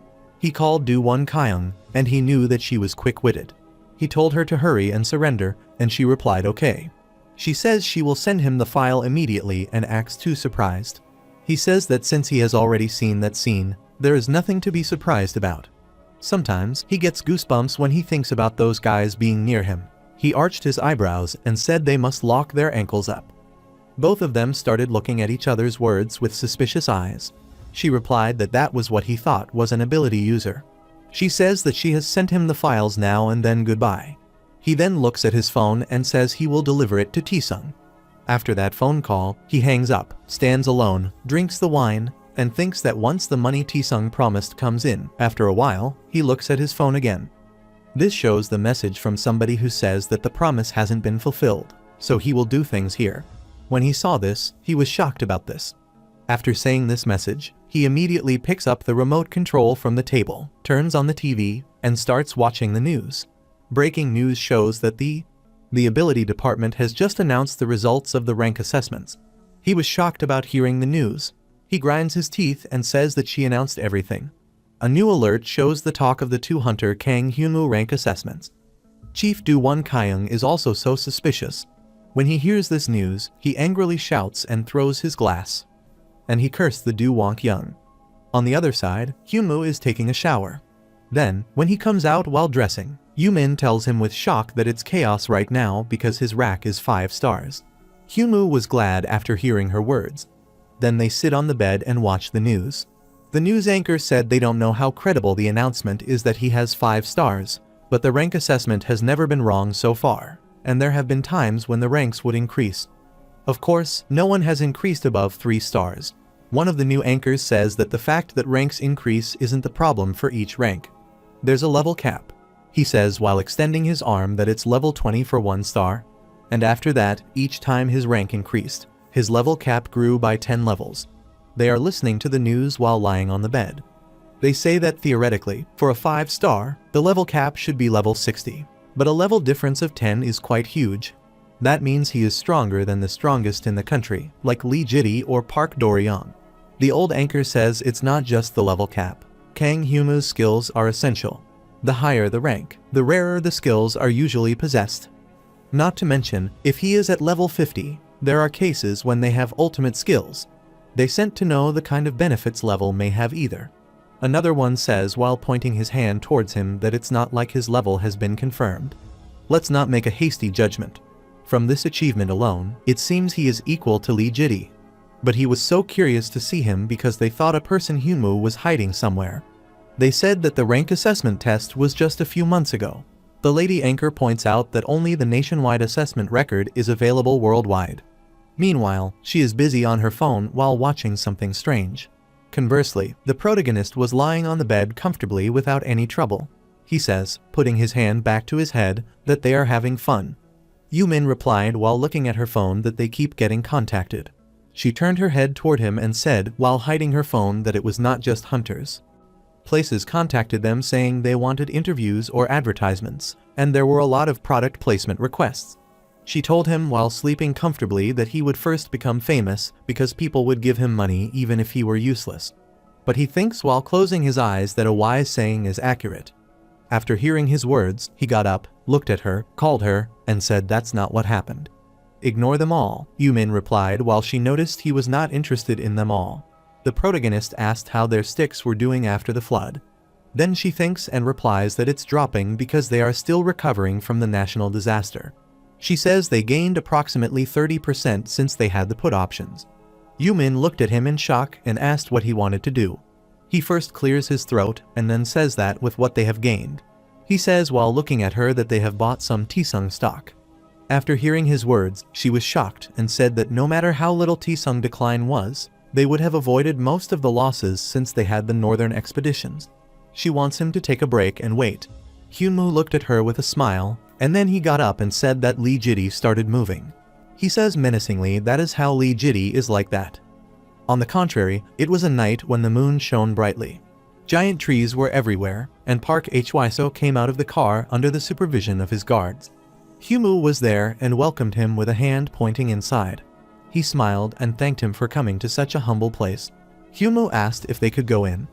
Then Park Hwiso replied that he didn't want to go inside, but to walk for a bit. The protagonist points his hand and says, "Let's go this way." They start walking. Meanwhile, Park Hwiso tells him that a businessman who created welfare work for hunters using resources collected independently after gaining lots of experience abroad came to Korea, started from the bottom, and saw the conditions of the dungeons-related industry. He asked while looking at him what he thought of his appraisal. Hyunmoo answers him while putting his arms behind his head, saying it is all thanks to him for creating such a tremendous fake identity. They walked and talked to each other. Park Hwiso says that it is a relief. The protagonist was shocked after hearing his words. Park Hwiso suddenly attacks him with his stick, but the protagonist feels something like that. He looks back and uses his hands to avoid the attack. Meanwhile, the notification shows that his stats, contrasting with his level, have increased due to the effect of the Hell's Strongest title. He was angry about how the park was doing this. He was notified that the human was at level 40. And he asked that he did the flood, what he wanted to do. After dodging his attack and hearing his words, he laughs and thinks he already knows the answer. Park Hwiso was angry. He asked what he would do if something terrible happened. He attacks him continually with his stick, but the protagonists dodge his attacks repeatedly. The protagonist uses his weapons, saying he doesn't cause things he can't handle. He didn't even use all of his power. He stopped everything with no casualties. Park Hwiso says that while he rushed towards him badly, he called monsters and even caused a flood. He asked just what his goal was. He asked him if he was trying to raise his value or honor fame. After all this, the protagonist grabbed his blade and used his gauntlet.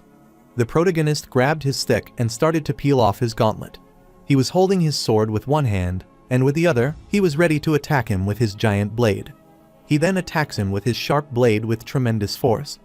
Park Hwiso dodges it and jumps back. His value is collapsed with the ground. Then, the protagonist kept gazing at him angrily and said they were all pretty good. After listening to his words, Park Hwiso gets angry and calls him to shut up. Meanwhile, he suddenly attacks him with his stick. However, the protagonist also dodges his attack with his weapons. Both stood blocking each other's attack, but Park Hwiso says he has gained quite a good sword since he last saw him. The protagonist glares at him while blocking his attack and thinks he heard that cane swords break easily, but seeing how it's fine even after going against avarice, it must be an item of sorts. When the Park Hwiso rushed towards him with his sticks in anger, he said that, however, what is more important than the sword is the one who's holding it. Park Hwiso keeps attacking him with his stick, but he dodges the attack with his sharp weapons. There comes a time when both go forward attacking each other. Park Hwiso turned his head towards him and said he had improved since he last saw him. He stood facing him and said that although it was surpassed, he needed to subjugate him here more than anything. After that, the protagonist also looks at him and asks what he wants to do. The floor in that Jeoldu dungeon was supposed to happen eventually. Rather than leave it alone, he adjusted the time so that he could use it at the right time. Park Hwiso grabbed his sword before his face. He asked what he said. He was only staying to stop the sacrifices that would happen due to the flood. The protagonist stood before him while holding the caned blade and said he was sure that no sacrifices would be made. He smiled while looking at his cane blade and said blocking it simultaneously was good. This made Park angry, and he said that he should be allowed to change his question while holding her sword. He asked if he would not have blocked it if it wasn't a stage for him to receive attention. Then, the protagonist angrily thinks the older man is too conscientious. He says he was more stubborn than he felt while holding the giant sword. He doesn't think that they can resolve this with words. He believes that's not his role right now. After a while, the protagonist says he tried to suppress him while jumping high to attack him. When Park Hwiso saw him, he said to let him apologize first. Park Hwiso looks so angry. He says while pointing his hand toward him that he didn't want to use the equipment that he gave him like this. Meanwhile, a notification appears, which shows the sense of the possessor and the trust of the Urhost legendary are raised twice. When the protagonist tries to attack him, the Park counterattack throws him back. The protagonist grinds his teeth and says this is beyond his imagination. Then suddenly, Park Hwiso jumped behind him while he was in the air and was about to fall back. But Park Hwiso kicked him with full force, so he fell. When he falls, he is angry and grinds. He is now on the floor, and sweat starts to drip on his face, but Park Hwiso doesn't miss a single opportunity to attack him. He was still on the floor, but Park Hwiso attacked him from behind with all his might. He dodges his attack with his blade, and when he slips, he balances himself, staring at him angrily. When the protagonist tries to rush towards him, Park Hwiso puts his blade on his neck. He grinds his teeth with shock and thinks about how fast he is. Then, the protagonist quickly changes his direction and comes to his backside. Park Hwiso was slightly shocked. He said getting his back was simple. He looked back, and the protagonist used his mosquito skill on him. When he felt pain, he screamed and became sweaty. But with the help of a blade, he balanced and protected himself from falling. 2 enormous blisters are shown on his back neck because of the mosquito bites. Then, the protagonist says that if he saw that he got better, he should guess how much better he had been in a fight. He slanted a lot due to mosquitoes biting and kept panting while sitting on the ground.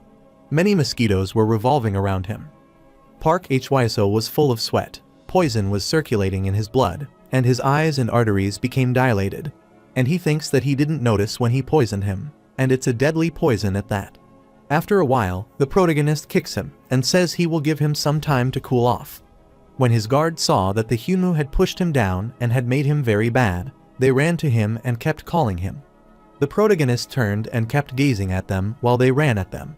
Suddenly, the protagonist called the Kurson, and the Kurson appeared from the bushes with his companions, and on his call, they ruined his guards. The protagonist looks at his gauntlet and thinks they have built trust between one another. The gauntlet disappeared. Then he says what a shame has come to this. When the gauntlet disappeared, the ring appeared on his middle finger. Meanwhile, the notification appeared, which shows that he could track and temporarily lower the abilities of the one who possesses the Trust of Haste of the Obedience Clear Yukil Heart Legendary by 50%. After a while, Park Hwiso was on the ground and thought while huffing that he was right. He underestimated him. Hyunwoo grabbed his sword high and apologized, but he had made a decision. The Park Hwiso says that it was his miscalculation. Park Hwiso pleads with him for his stupidity, but he doesn't listen to him, attacks him with his weapon, and stabs him in the back. Park Hwiso screamed with pain. Park shouted so loudly that his voice echoed throughout the forest, and the birds flew away from the scared. The blood in the blade begins to transfer to his body. Park Hwiso lies on the ground unconsciously. When the blood is transferred to the Park body, his hand trembles and stops. Kurson and his champions looked at him with shock. It seems that the protagonist was very depressed after hitting him with his blade. After a while, he closed his eyes. Then Kurson moved towards him and asked while pointing towards his guards what he should do with them or kill them. Then the protagonist replies quickly, says to forbid them, and asks them to return. Kurson obeys his order. Hyunwoo stood before the Park's dead body, looked at him with shock, and said that he had something to say to the older man. After Kurson is back, he stands alone with a dead body. Then he called the older man and said to stop acting and get up. After hearing his words, Park's hand begins to move. He was pretending to Kurson that he had killed him, but he hadn't killed him. He was still alive. The Park Hwiso gets up and sits leaning against the tree. Hyunwoo still stands before him. Then he says that he injected poison into him, and it is a particular trait. He tells him that he is harmful to enemies but beneficial to allies. Park huffed badly. After a while, the Hyunmoo body emits rays, and he asks if his decision is entirely his will. Then Park Hyo replies angrily that he is shocked, but asks why he saved him. Hyunmoo tells him he is sure he is not planning to kill him either. If he were, he wouldn't have come looking for him outright. Park takes deep breaths and replies that anyone would think he is a veteran. Then Hyunmoo reminds the places where he was. Park Hyo called him and said while he was in full anger that although he appeared arrogant and cruel, he knew he had a good heart. However, he might make faulty judgments alone, so he was concerned. The protagonist says he is not trying to judge him correctly, but as he says, he is not a monster, or at the very least, trying not to be. He stood before him and said he would have to stop the flood, even if it wouldn't have benefited him. If he had seen the signs, he would have tried to stop it since he didn't want others to perceive him as a monster. He stood in front of him very proudly, put his hand on his waist, and said that anyway, he was surprised that he was so righteous and thought of him as a heartless gangster boss. Park Hyo replied that he was not wrong, but had rules for love for humanity. He says that the rule is that if the world collapses, he will protect humanity and civilization. That's why the flood he caused made him very nervous. After hearing his words, he smiled and thought about his love for humanity. Then he pointed his fingers and said he only liked two types of people: helpful people on his side and stupid enemies. He says that he is honestly not interested in useless people on his side. Innovative enemies are annoying with their sense of rivalry, and it goes the same for the unknown random majority. Park says he should know he is on duty as someone with power.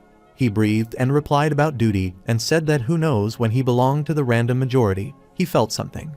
Hyunmoo says that those with power are uninterested in the unknown random majority. Park said he was trying to tell him he was different now. He told him with folded hands that he was still lacking at one moment. He wanted to gain a position and live a luxurious life. While extending his arm, he said that he thought he would be satisfied with that, and he would be happy with living as a mere famous person when he had this much power and ability. Hyunmoo says menacingly that he is not just reaching the stars, he can't become a star. After hearing his words, the Park got angered and thought that this man, just how far out is he looking?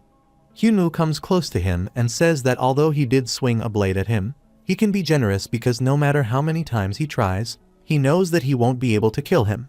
He pointed his finger downwards and looked so terrifying and says why he told him in the gym that if he pledged allegiance right now, his words will be enough.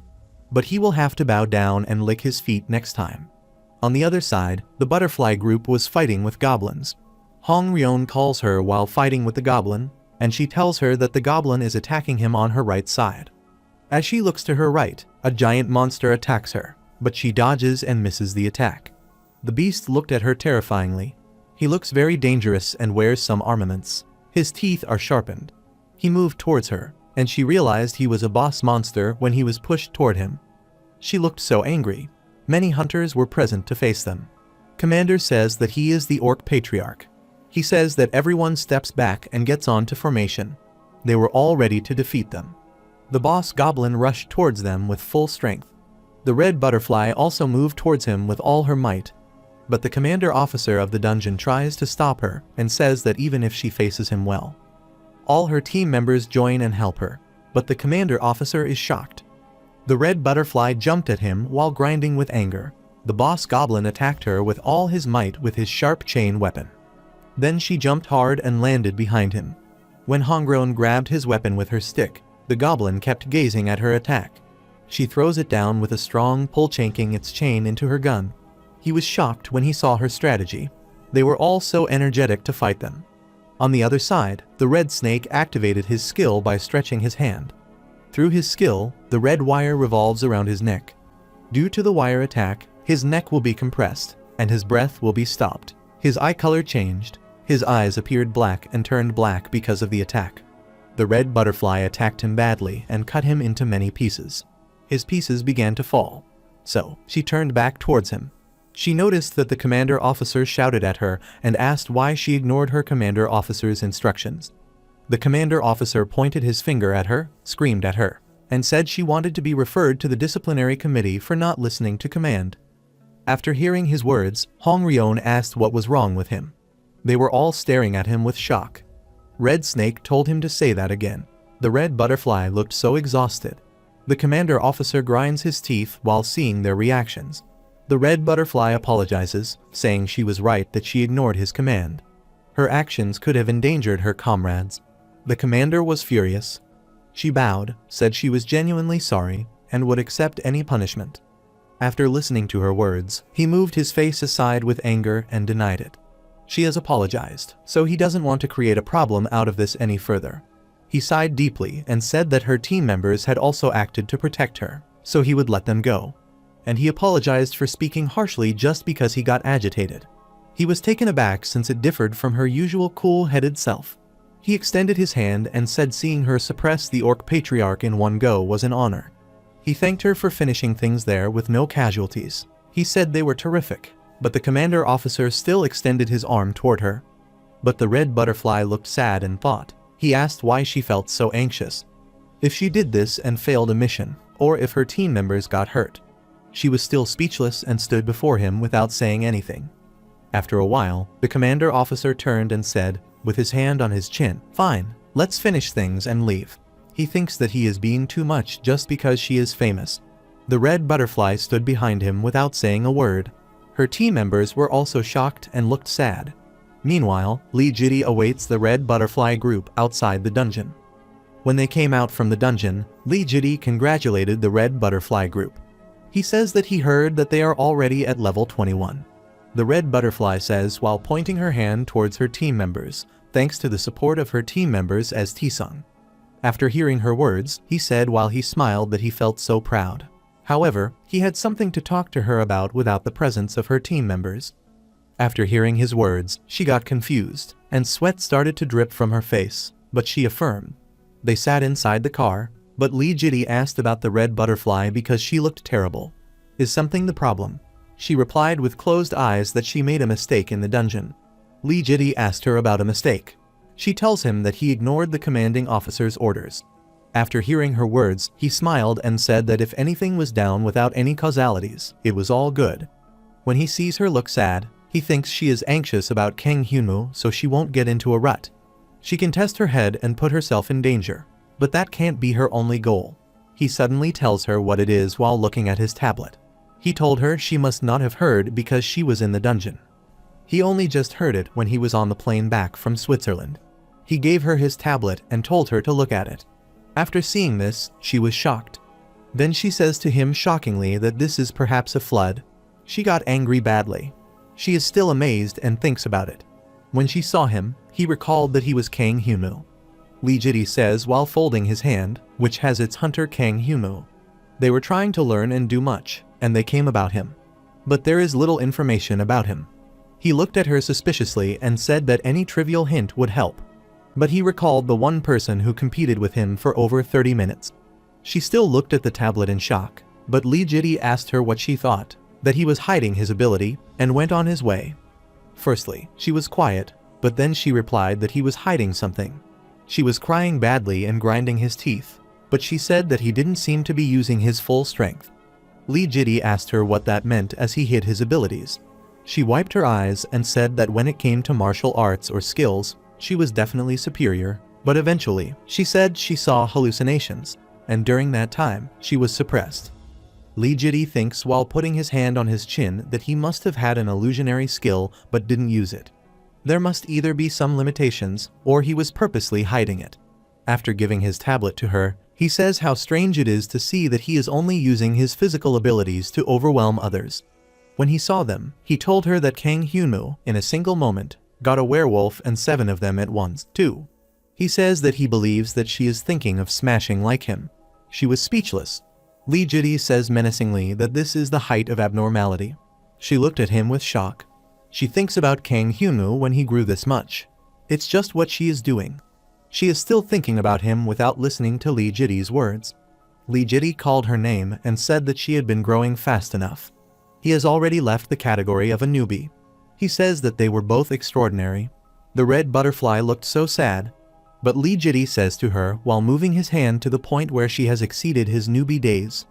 She says he just wanted advice on this unusual situation since it seems she is the only one who knows him well. He just wanted advice on this extraordinary situation. Since she appears to be the only one who knows him well, she is sad. She replies that she doesn't know either.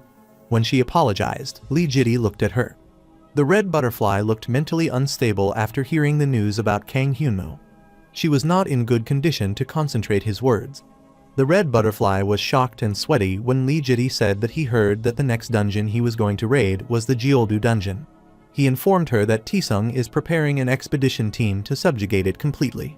He says they will have opportunities to focus on their capabilities and stabilize the fixed types of dungeons. They want to gather as much information as possible on the dungeon where a flood occurred.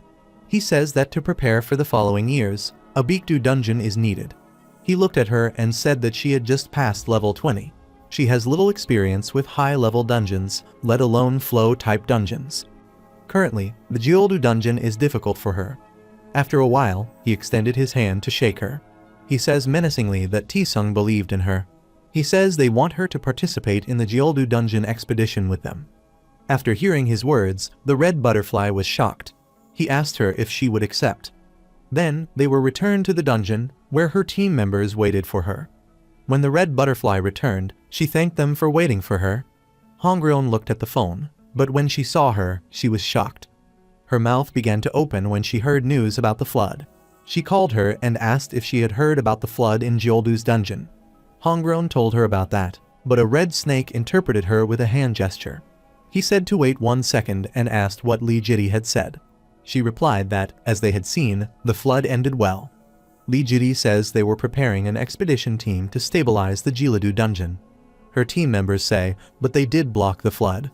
Hongreon got angry and shouted at her, saying, "This was stupid." The red butterfly agreed and said it was a person, Kang Hyunmoo. The red snake asked her how she did this. Hongreon said it was ridiculous, and there were just 1 or 2 strange things about him back then. The red snake asked her why Lee Jidi offered her a spot on the expedition team. The red butterfly was blank. But after a while, she affirmed and said that she escaped an offer to rejoin their expedition, and she agreed. They were all shocked after hearing her words because they were all happy with her decision. And say that it is nice and it will be fun. Then the red butterfly thanked them, but Hongreon replied with gestures that she didn't need to thank them. But still, she was thinking about Kang Hyunmoo. She feels sad that no matter how high his rise is, she won't rest and will keep rising. She says she will overcome him at all costs. She is jealous of his abilities. The black car on the road. It then indicates Lee Jidi holding the crystal moss and thinking while putting his hand on his chin about where they got such high-purity crystal moss. He asked how he knew Kang Hyunmoo was like an unknowable giant monster. He was still thinking about him while holding the crystal moss. Then, he rings a bell and receives the call, informing him that tomorrow's preparation is complete. After hearing their words, he smiled and said he understood good work. When the call ended, Lee Jidi again looked at the crystal moss he held. Then he says while he examines the crystal moss that he will be able to get it. He is going somewhere. He says he can't wait. After covering a long distance, he reaches where all the reporters are waiting. In a room, many people sit on chairs with their laptops and wait for someone. As soon as he enters the room, all the camerapersons turn their cameras towards him. The news anchor informed that the date of the Taesung clan's captain, Lee Jidi, will now begin the press conference. He stands in the middle of all of them, and all the camera lights are on him, and everyone is giving him importance. After that, they would like to be called on stage at the beginning of the conference. Lee Jidi comes on the stage in a manner while holding some paper. Firstly, he looks at them very politely to greet them all. After a while, he started the conference and said hello to everyone. He introduced himself as a ranked ability user. He says this beautiful present created opportunities for Captain Lee Jidi from the Taesung clan. He says that last week, a tragic event occurred in the Jeoldu mountain shrine. On the other hand, the protagonist practices on empty ground. He had to do some workout. At the same time, Yumin lay on the bed and used her laptop. She saw the conference of Lee Jidi, in which he says that as one of the hunters, he is protecting all of them against dungeons and monsters. This is an incident that awakens his attention once more. At the same time, the red butterfly is also seen working out and lifting the large tire to build upper strength. Then it shows that Lee Jidi was still busy in his conference. He says that as fate would have it, along with the trial, they also received that present of a 5-star ranked ability user. This wonderful present allowed the Taesung clan to rethink a hunter's responsibility again. If it Hyunmoo heroic actions, many things would have been sacrificed. Dungeons and 5-star ranks are things humanity does not know much about yet. However, they have been able to come this far despite everything. First, when the first dungeon opened, it was because this was a path they had to walk down together, not just individually, because humans are a species that can collaborate.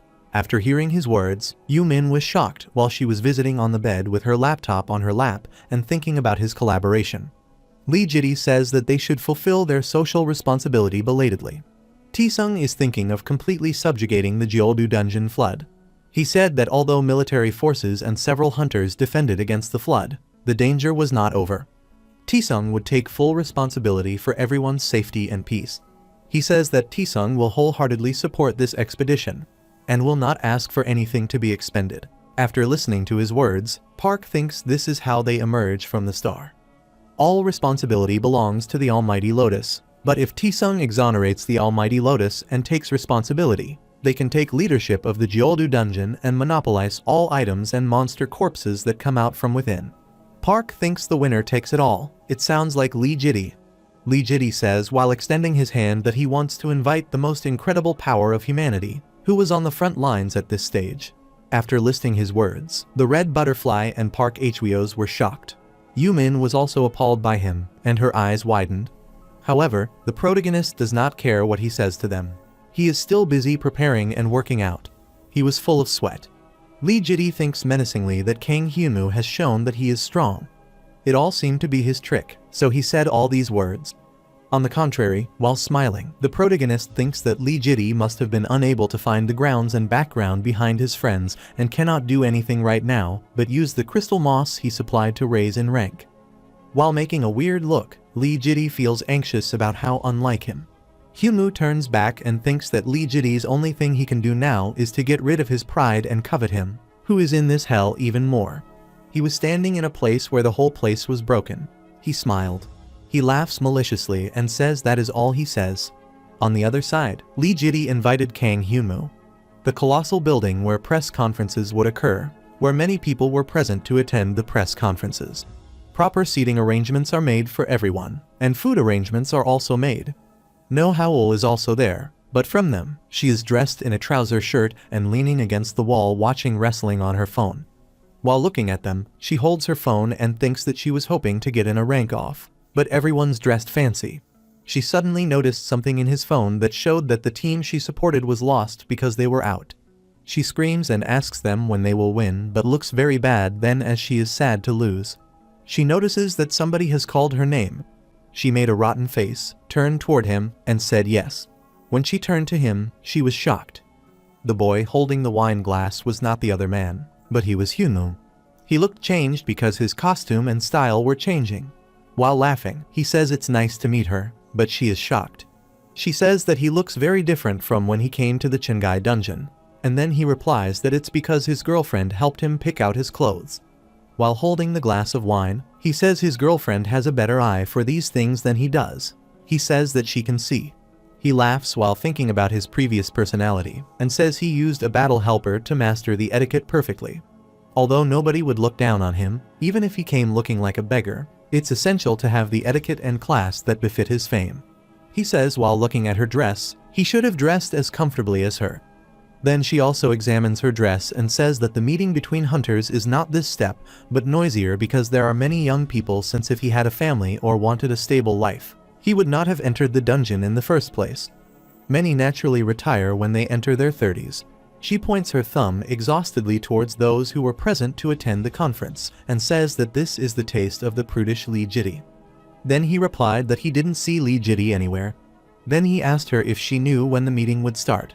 Then she replied while pointing her hand to the waiter that he was apparently in the middle of a meeting with a foreign hunters organization called Chrome. The waiter approached her. She took out the gals with a weird look and said that they would dispatch some hunters who have experienced targeting floods. So since the opinions were organized, it would begin. He stood with her and listened to her words. Then he replied that the great unknown would also participate in the expedition, seeing she was here. But then she refused while gesturing towards it. She says that the tremendous and none decided not to participate in any expedition led by Taesung, and she came to convey that. But when she tries to drink it, she spits it out of her mouth because it looks terrible and says he knows their reactions.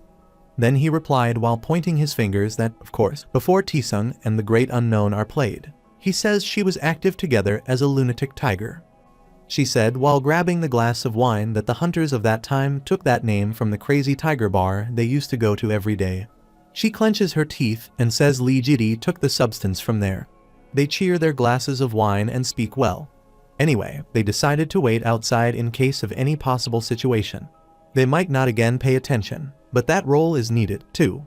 She says that Captain Park Doryunk dislikes seeing Lee Jidi, which is why she is here.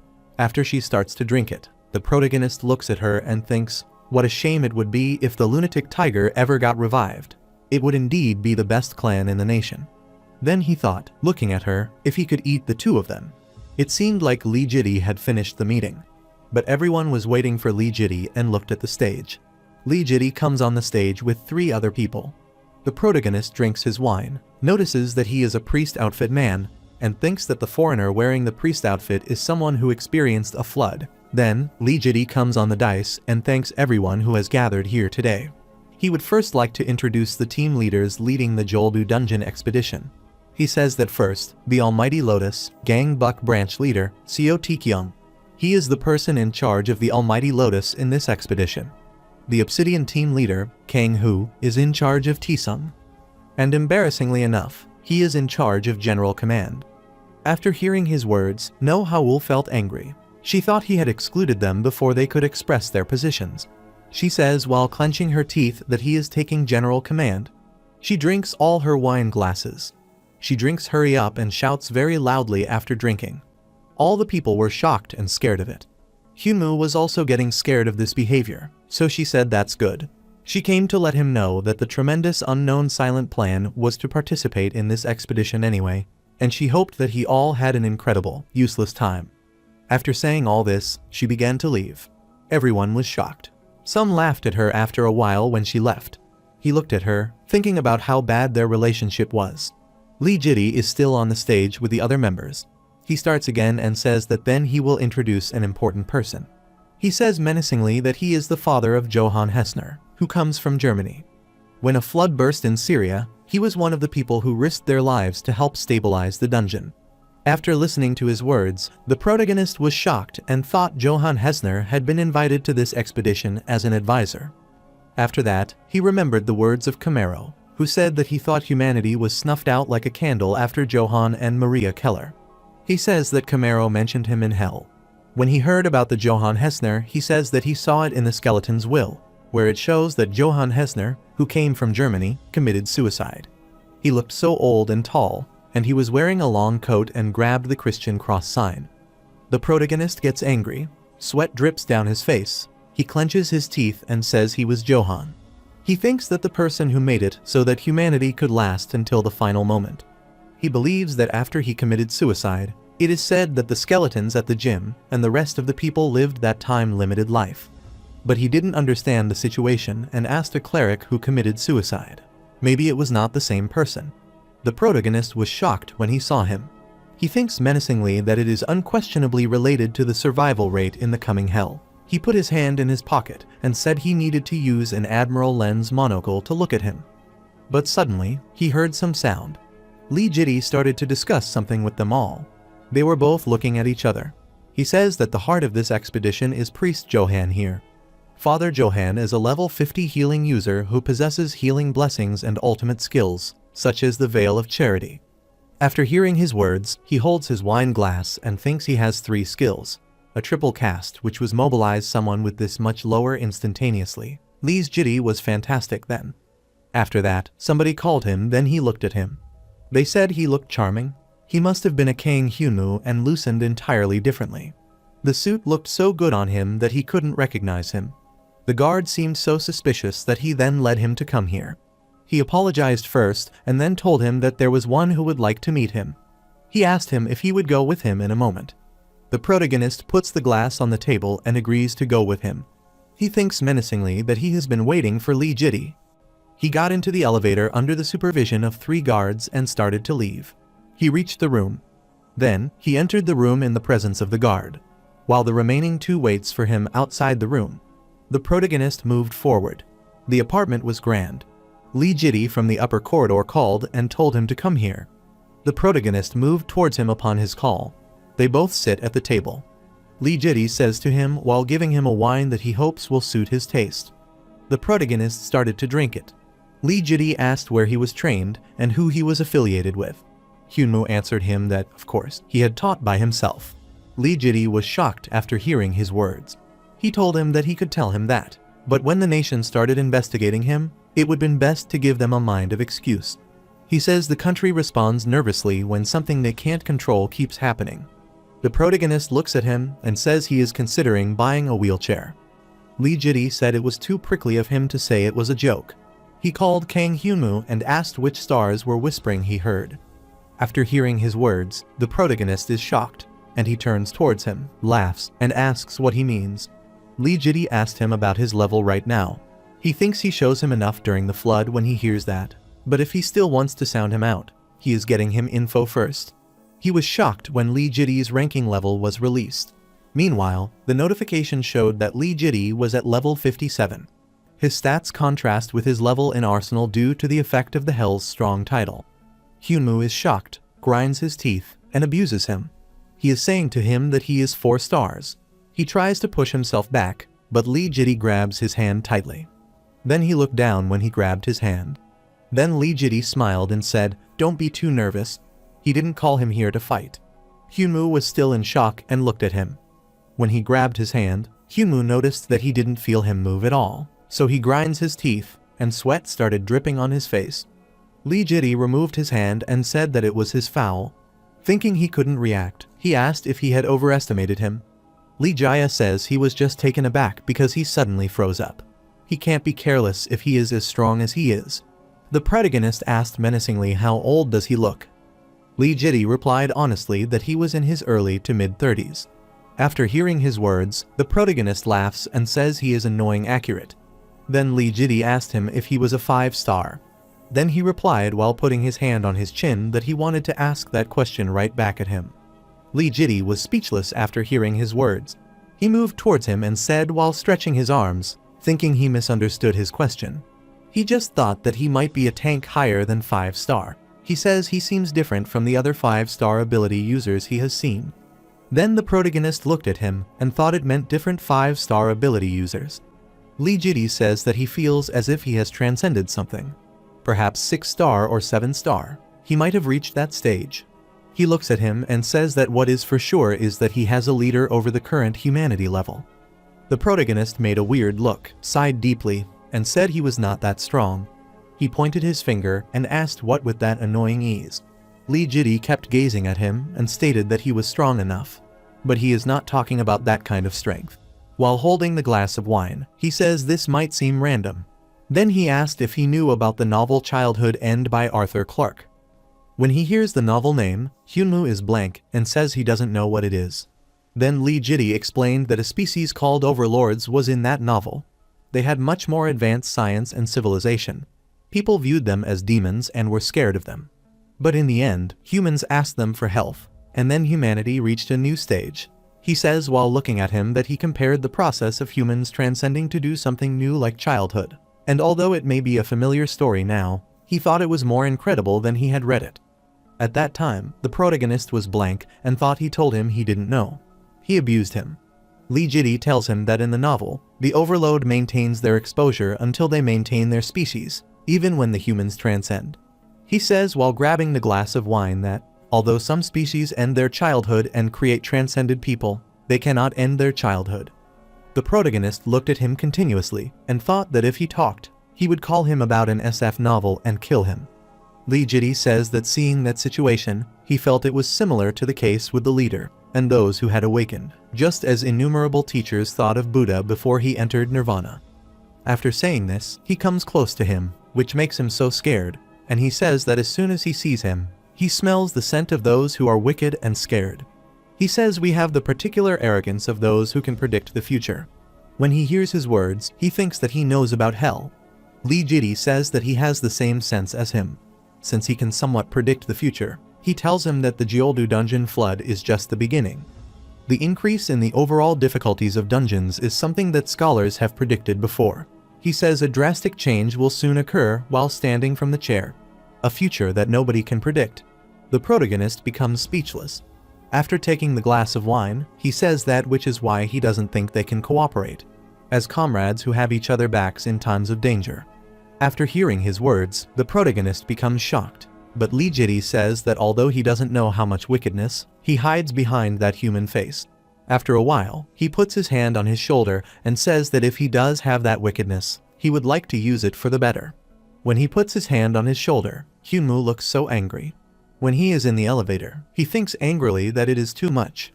He remembered the words he asked me while he smiled, and he perhaps shouted out spells or the names of skills when he used them.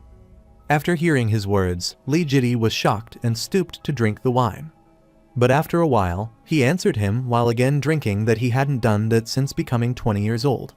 They were both sitting on the chairs without saying anything. When Lee Jitty got up from the chair, he said he understood what he meant. He said he enjoyed this conversation and must leave first as he had something to deal with in the banquet hall. He said while closing his button that the others would guide him down. Then he said goodbye. He comes to reality and says it was annoying. When he was in the elevator, he thought leaders and the awakened were funny. When he came out of the elevator, he reached the place where everything was broken. When he saw it, he thought of the words of Lee Jitty, who said that he doesn't believe they can cooperate as comrades with each other's backs in times of danger. He glared as he came to the parking area, smiled, and said that if he thought he could win, it would make him want to stop more. He pulls out his tie and says menacingly that, not to mention if Lee Jitty is one of the most talented people in the world. He moves forward and says that he thinks he will be able to catch up to him faster than expected. The giant spore rat at level 21 appeared. The giant rat was terrible. The protagonist looked at it and grits because its sound was so disgusting. He was ready to fight with that giant rat. A giant spore rat suddenly rushed towards him. Hyunmoo was ready while grabbing his large blade. When he saw that the giant sport moved towards him, he smiled maliciously and said that if he came at him in such a straight line but couldn't help but slice him up, he would crash him with his giant blade into two halves in the blink of an eye. Their body pieces fall on the ground, and the blood of this rat spreads everywhere. As soon as he split it into two halves with his sword, immediately after that, his spore opened, and a foul smell started emitting from it. He covered his mouth to avoid it, and at the same time, a notification appeared, which showed if he became covered in the spores that the spore rat pops, he would also become a parasite and have to search the sewers for his entire life. Meanwhile, the notification appeared, which showed that he used the Black Handle Dagger Legendary, which has medium physical attack and low magic and penetration ability. When he holds the small dagger, he looks at it and says that it is a good thing that he absorbed it with avarice. This is much more comfortable than that of the avarice at times like this. Bundles of notifications appeared, which showed the unique ability of the dagger to be perfectly concealed and suddenly taken out. When equipped, the holder's speed narrowly increased. The footnote about the dagger is a dagger for those without eyes or ears in the blackout, aka for religious fanatic assassins.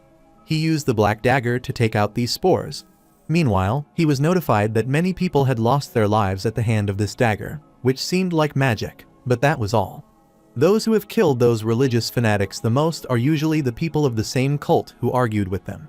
When he took out the giant rat spore, he said it could be used for a diversion.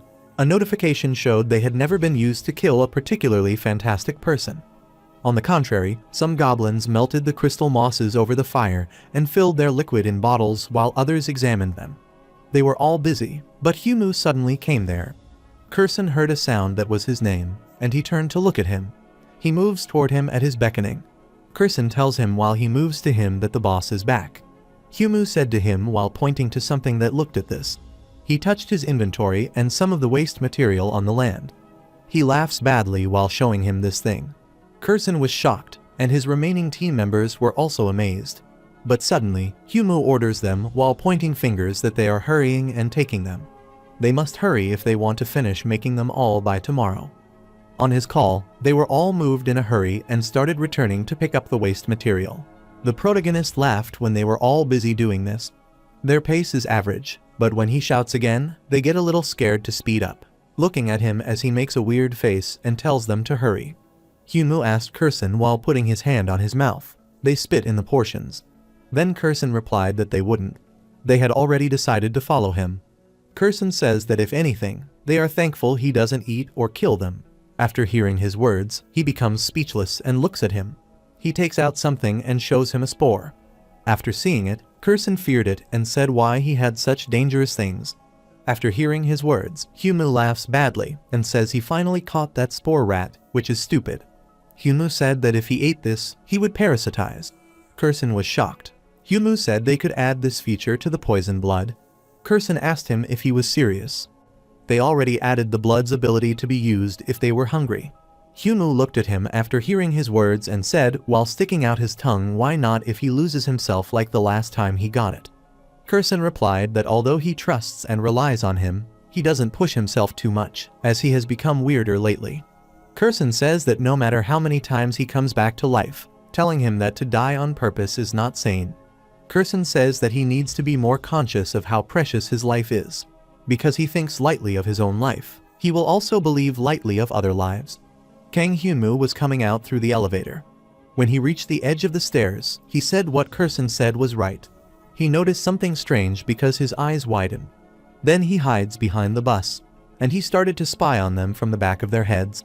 It shows that there was an army of rat men there. After seeing them, the protagonist says that it is perfect timing. Giant rats were blindfolded in one eye while others were holding the gun in their hand. Kang Hyunmoo jumps and lands on the vast building. After a while, he again jumped over them, but they didn't notice. He took out the dart and threw his hell dart toward them with full force. It sunk straight on the back facing Art. After that, a notification shows that this is the hell dart small. After throwing it on them, he dives on the floor. Then the man looked upwards when he felt that something had hit on his back, but nobody was there. After a while, he screamed, and his face color turned to change. His mouth started dripping, and they looked at each other. They suddenly pounced on it and started attacking it with his sharp teeth. He attacks it very ignorantly because it's all for the benefit of Hunger's skill. All rat men begin behaving the same way.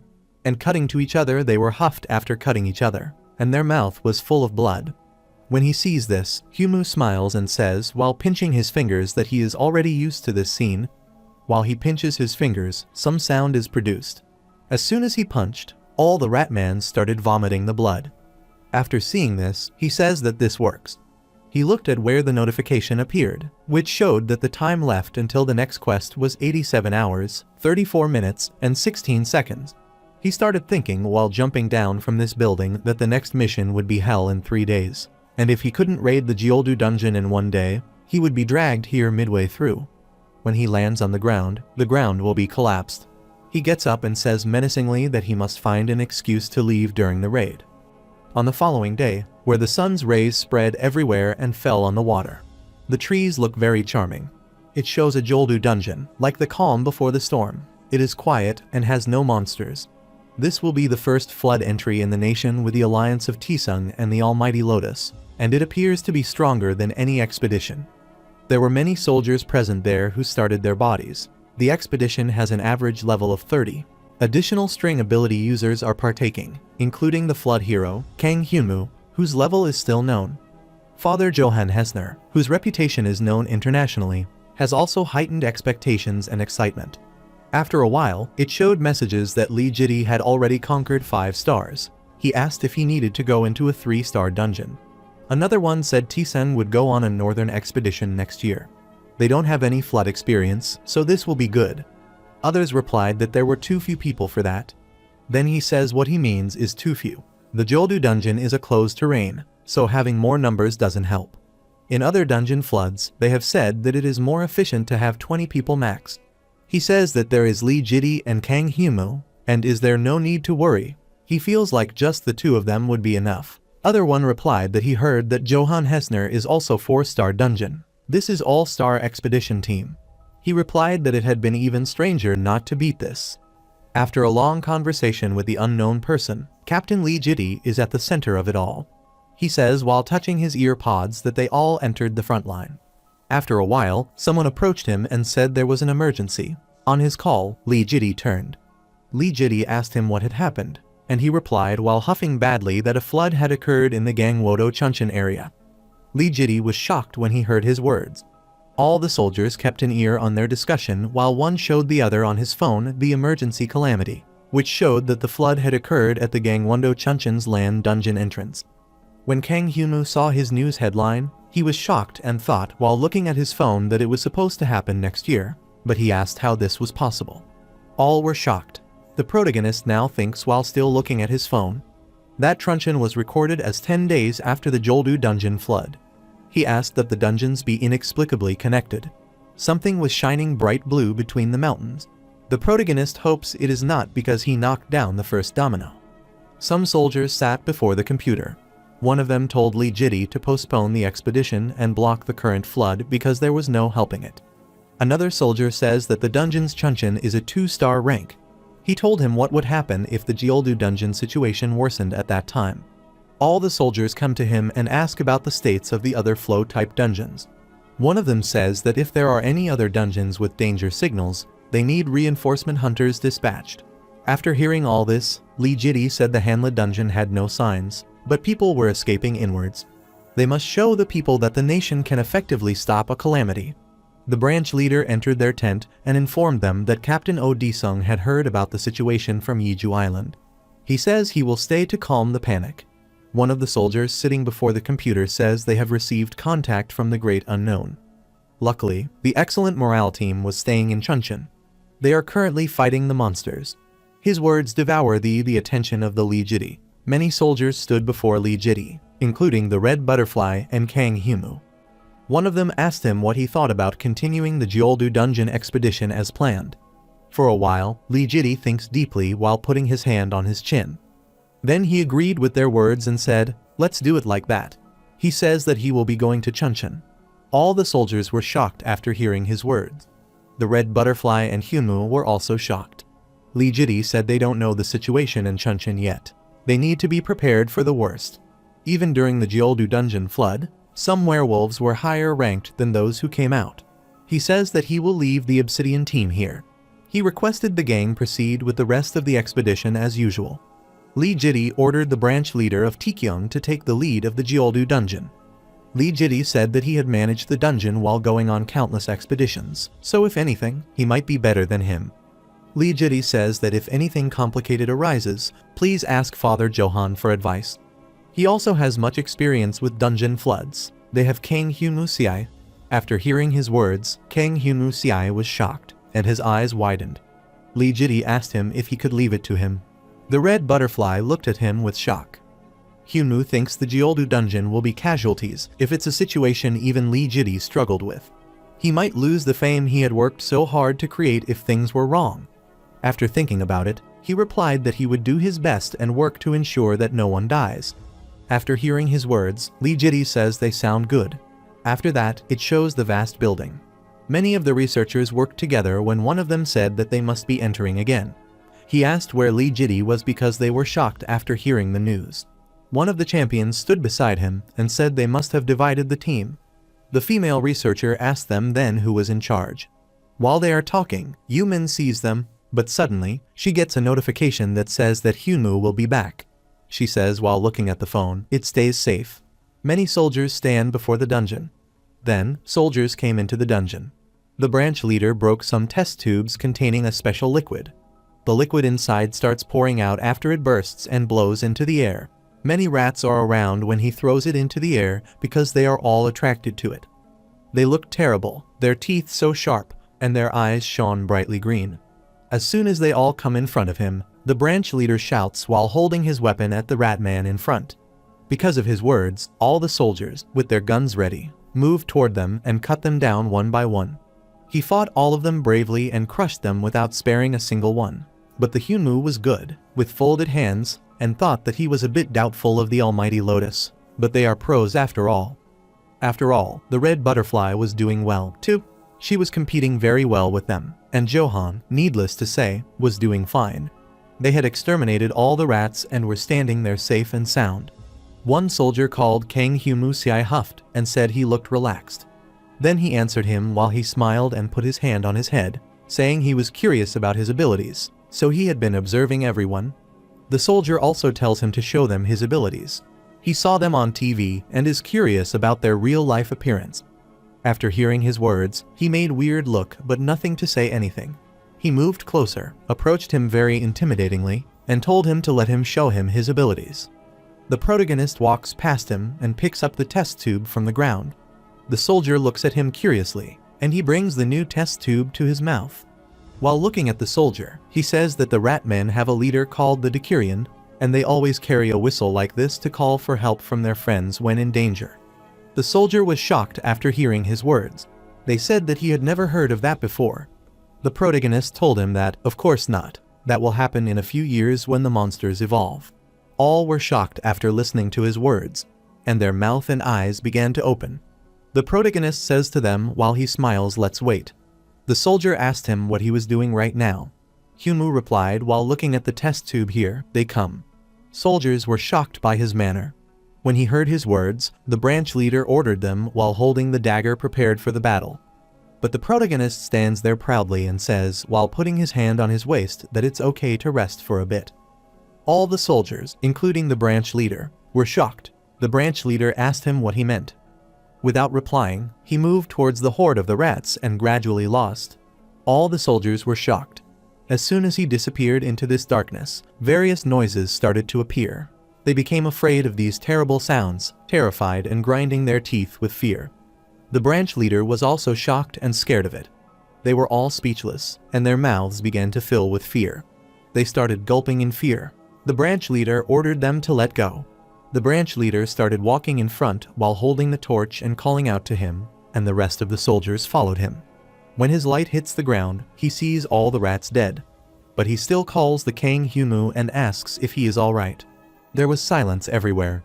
The branch leader was also scared and took out another test tube from his pocket, converted it into 2 parts, and threw it in the air. He was terrified that the rat men would attack them when he threw it in the air. As soon as light appeared, they saw the corpses of dead rats on the ground. They stood in front with their swords and were adequately prepared for the fight. He looked upward and noticed an object blanching towards him. They returned 1 step because of fear when it hit the ground. They were all shocked when they saw it. He is the server's head of a great monster, which they are shocked to see. When Humu appears, he asks if he still seems relaxed. He asked him menacingly what he thought. One of the soldiers noticed that his hand was full of blood, which made him very nervous. When Humu comes first to him, he says that this is enough. All the soldiers shockingly see him. One of them adjusts his hat and says yes. Then, he apologized for his manner. After a while, King Humu laughs, pointing to his bloodied hand, and says it's all right, let's go. All the soldiers were shocked. The protagonist thinks while smiling, and his cheeks have a blood spot, that the fact that Ojiri here might be even better. This much is enough to instill fear in him. Fear and respect aren't too different. After all this discussion, they moved forward with their weapons. Then the branch leader looked back and said that while he seemed tired, he had ordered them all to rest here briefly. His voice also deviates from his concentration. They were all resting and eating something. The branch leader and the protagonist are all sitting along the wall when the protagonist starts to drink the water. The branch leader interrupted him and said that he was preparing before the monsters even showed themselves, so if he felt something, he asked if he could let him know. After hearing his words, the protagonist smiles and says while looking at him, he is assuring that the firing around 150 meters from here is one werewolf and a group of rat men lying in ambush. He thinks they will attack when they turn the corner.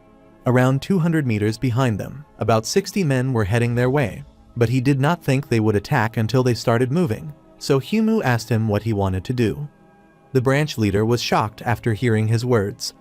After a while, Humu starts to drink water, while the branch leader says that if it looks like they are going to attack right now, it's all right. The protagonist asks while looking at him that he thinks they will be able to find their way anyway. The branch replied that the dungeon's structure had changed much more than expected. Before a pattern existed, they could find clues to take them to the boss's room. The branch leader and the protagonist sit together and talk. The branch leader says ending this quickly will be complicated while folding the hand because of the structure changes. Then, the protagonist asks him how severe those changes are. The branch leader replied that it was severely damaged compared to other dungeons. Flow types of dungeons are often like this, and the Gildo dungeon is the same. After a while, the branch leader knocked the dungeon's wall, telling him that these obsidian bricks collapsed and were reassembled repeatedly to change the structure. So although this place is not huge, it will be good to remember the routes. he comes close to the wall, and he starts to feel something. He was shocked, and sweat began to jump on his face. He says while he is afraid that he feels so strange right now. He says that it was an ambush. When the protagonist comes close to the wall, he says it is not like an ambush sound, saying it is extreme fear. The soldiers started to tremble because something strange happened in the dungeon. They were all shocked and frightened because the dungeon was transforming. The branch leader shouted and said everyone needed to gather in one place. The protagonist says severely that an incredible number is required. The soldier was shocked after hearing his words. He says while smiling maliciously that rats are advancing like a tsunami. The branch leader was huffed and afraid of his words. Then he shouted while pointing his hand and said he had secured a retreat route. The changes began quickly there, and the wall's moves changed to ups and downs. One of them says he was running forward. He keeps running further but suffers the way forward ends, and he is on the verge of falling. He is falling, and everyone is shocked to see him. As he falls, some soldiers strip guards and give him their hands to save him from falling. But some of them fall, and some save their lives and balance themselves. After seeing this, the branch leader looks sad and thinks there is no retreat route. The great leader, the almighty lotus, and the red butterfly were shocked after seeing them fall. The branch leader was shocked and scared about all these conditions because there was no retreat option. The protagonist and the branch leader heard the voices of the rat horde, which made them so scared. The branch leader looked back with fear and grind and became sweaty. The horde of the rat men rushed towards them with full force. At the same time, Johan activated his skill and expanded his front line defense. He ordered them while pointing his hand toward them, established a line of defense, and they were all affirmed.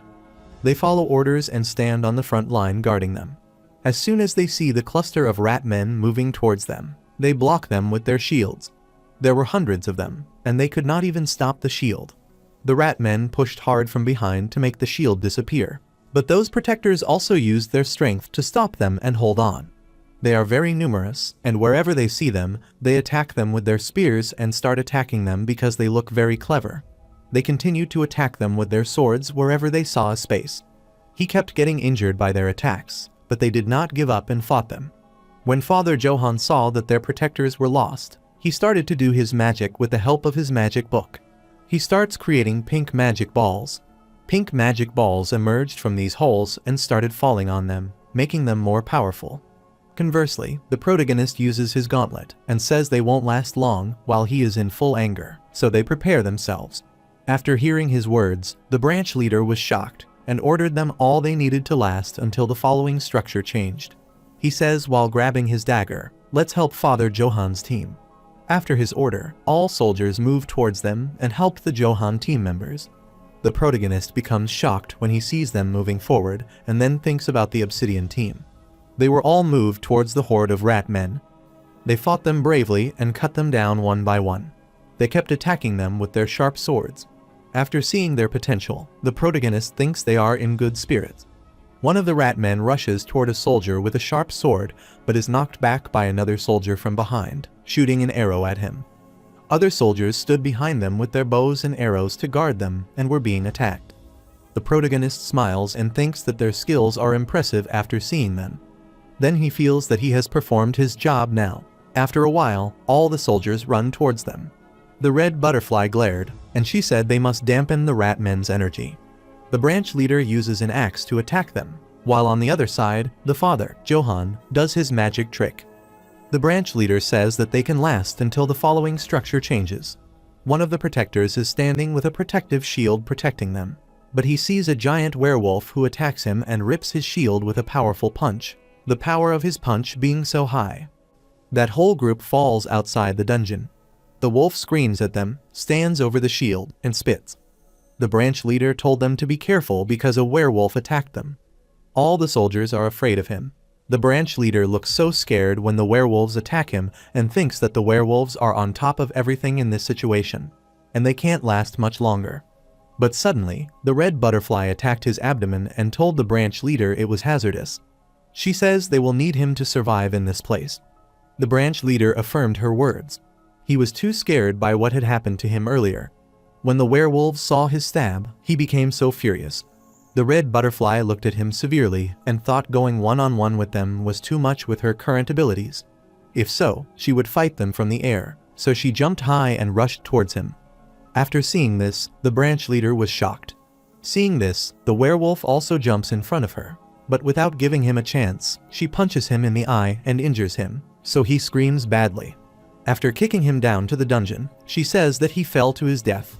As she pushes the werewolf from the dungeon, he falls while grabbing Father Johan's head with him. Father Johan screams at the move. When the red butterfly saw him, she shouted and called him. Then she sees the Hyunmoo running very fast toward him for help. He was about to fall from the dungeon but held out his hand for help. He jumped out of that window without caring for his life to help him. He reaches out to help him with his gauntlet hand, smiling as he approaches him. His face is full of blood. He says that coming close to him could have been trouble if he had just left. He then moves ahead of him, using his gauntlet hand to cut off the werewolf's hand. He uses his domination skill and says he needs to go up and save more people. He then uses his power to throw him up like a ball. She is standing above watching all this, and as she sees him coming up, she puts out her hand, pulls him up, and helps him. Father Johan huffs badly, but she asks him if he is okay. She then feels the wall of the dungeon close. She turns back, is shocked, and starts taping on it, saying it shouldn't have happened as the protagonist gets stuck behind the wall. The branch leader was also shocked after seeing it. He huffed and said that no matter how hard the floods were, he didn't think there were living rat men there after looking around. The branch leader felt that they had already lost half of their people on their second fight, and they didn't know if they were dead or alive. If any more casualties occur, the branch leader bites his lips and requests that everyone listen to him.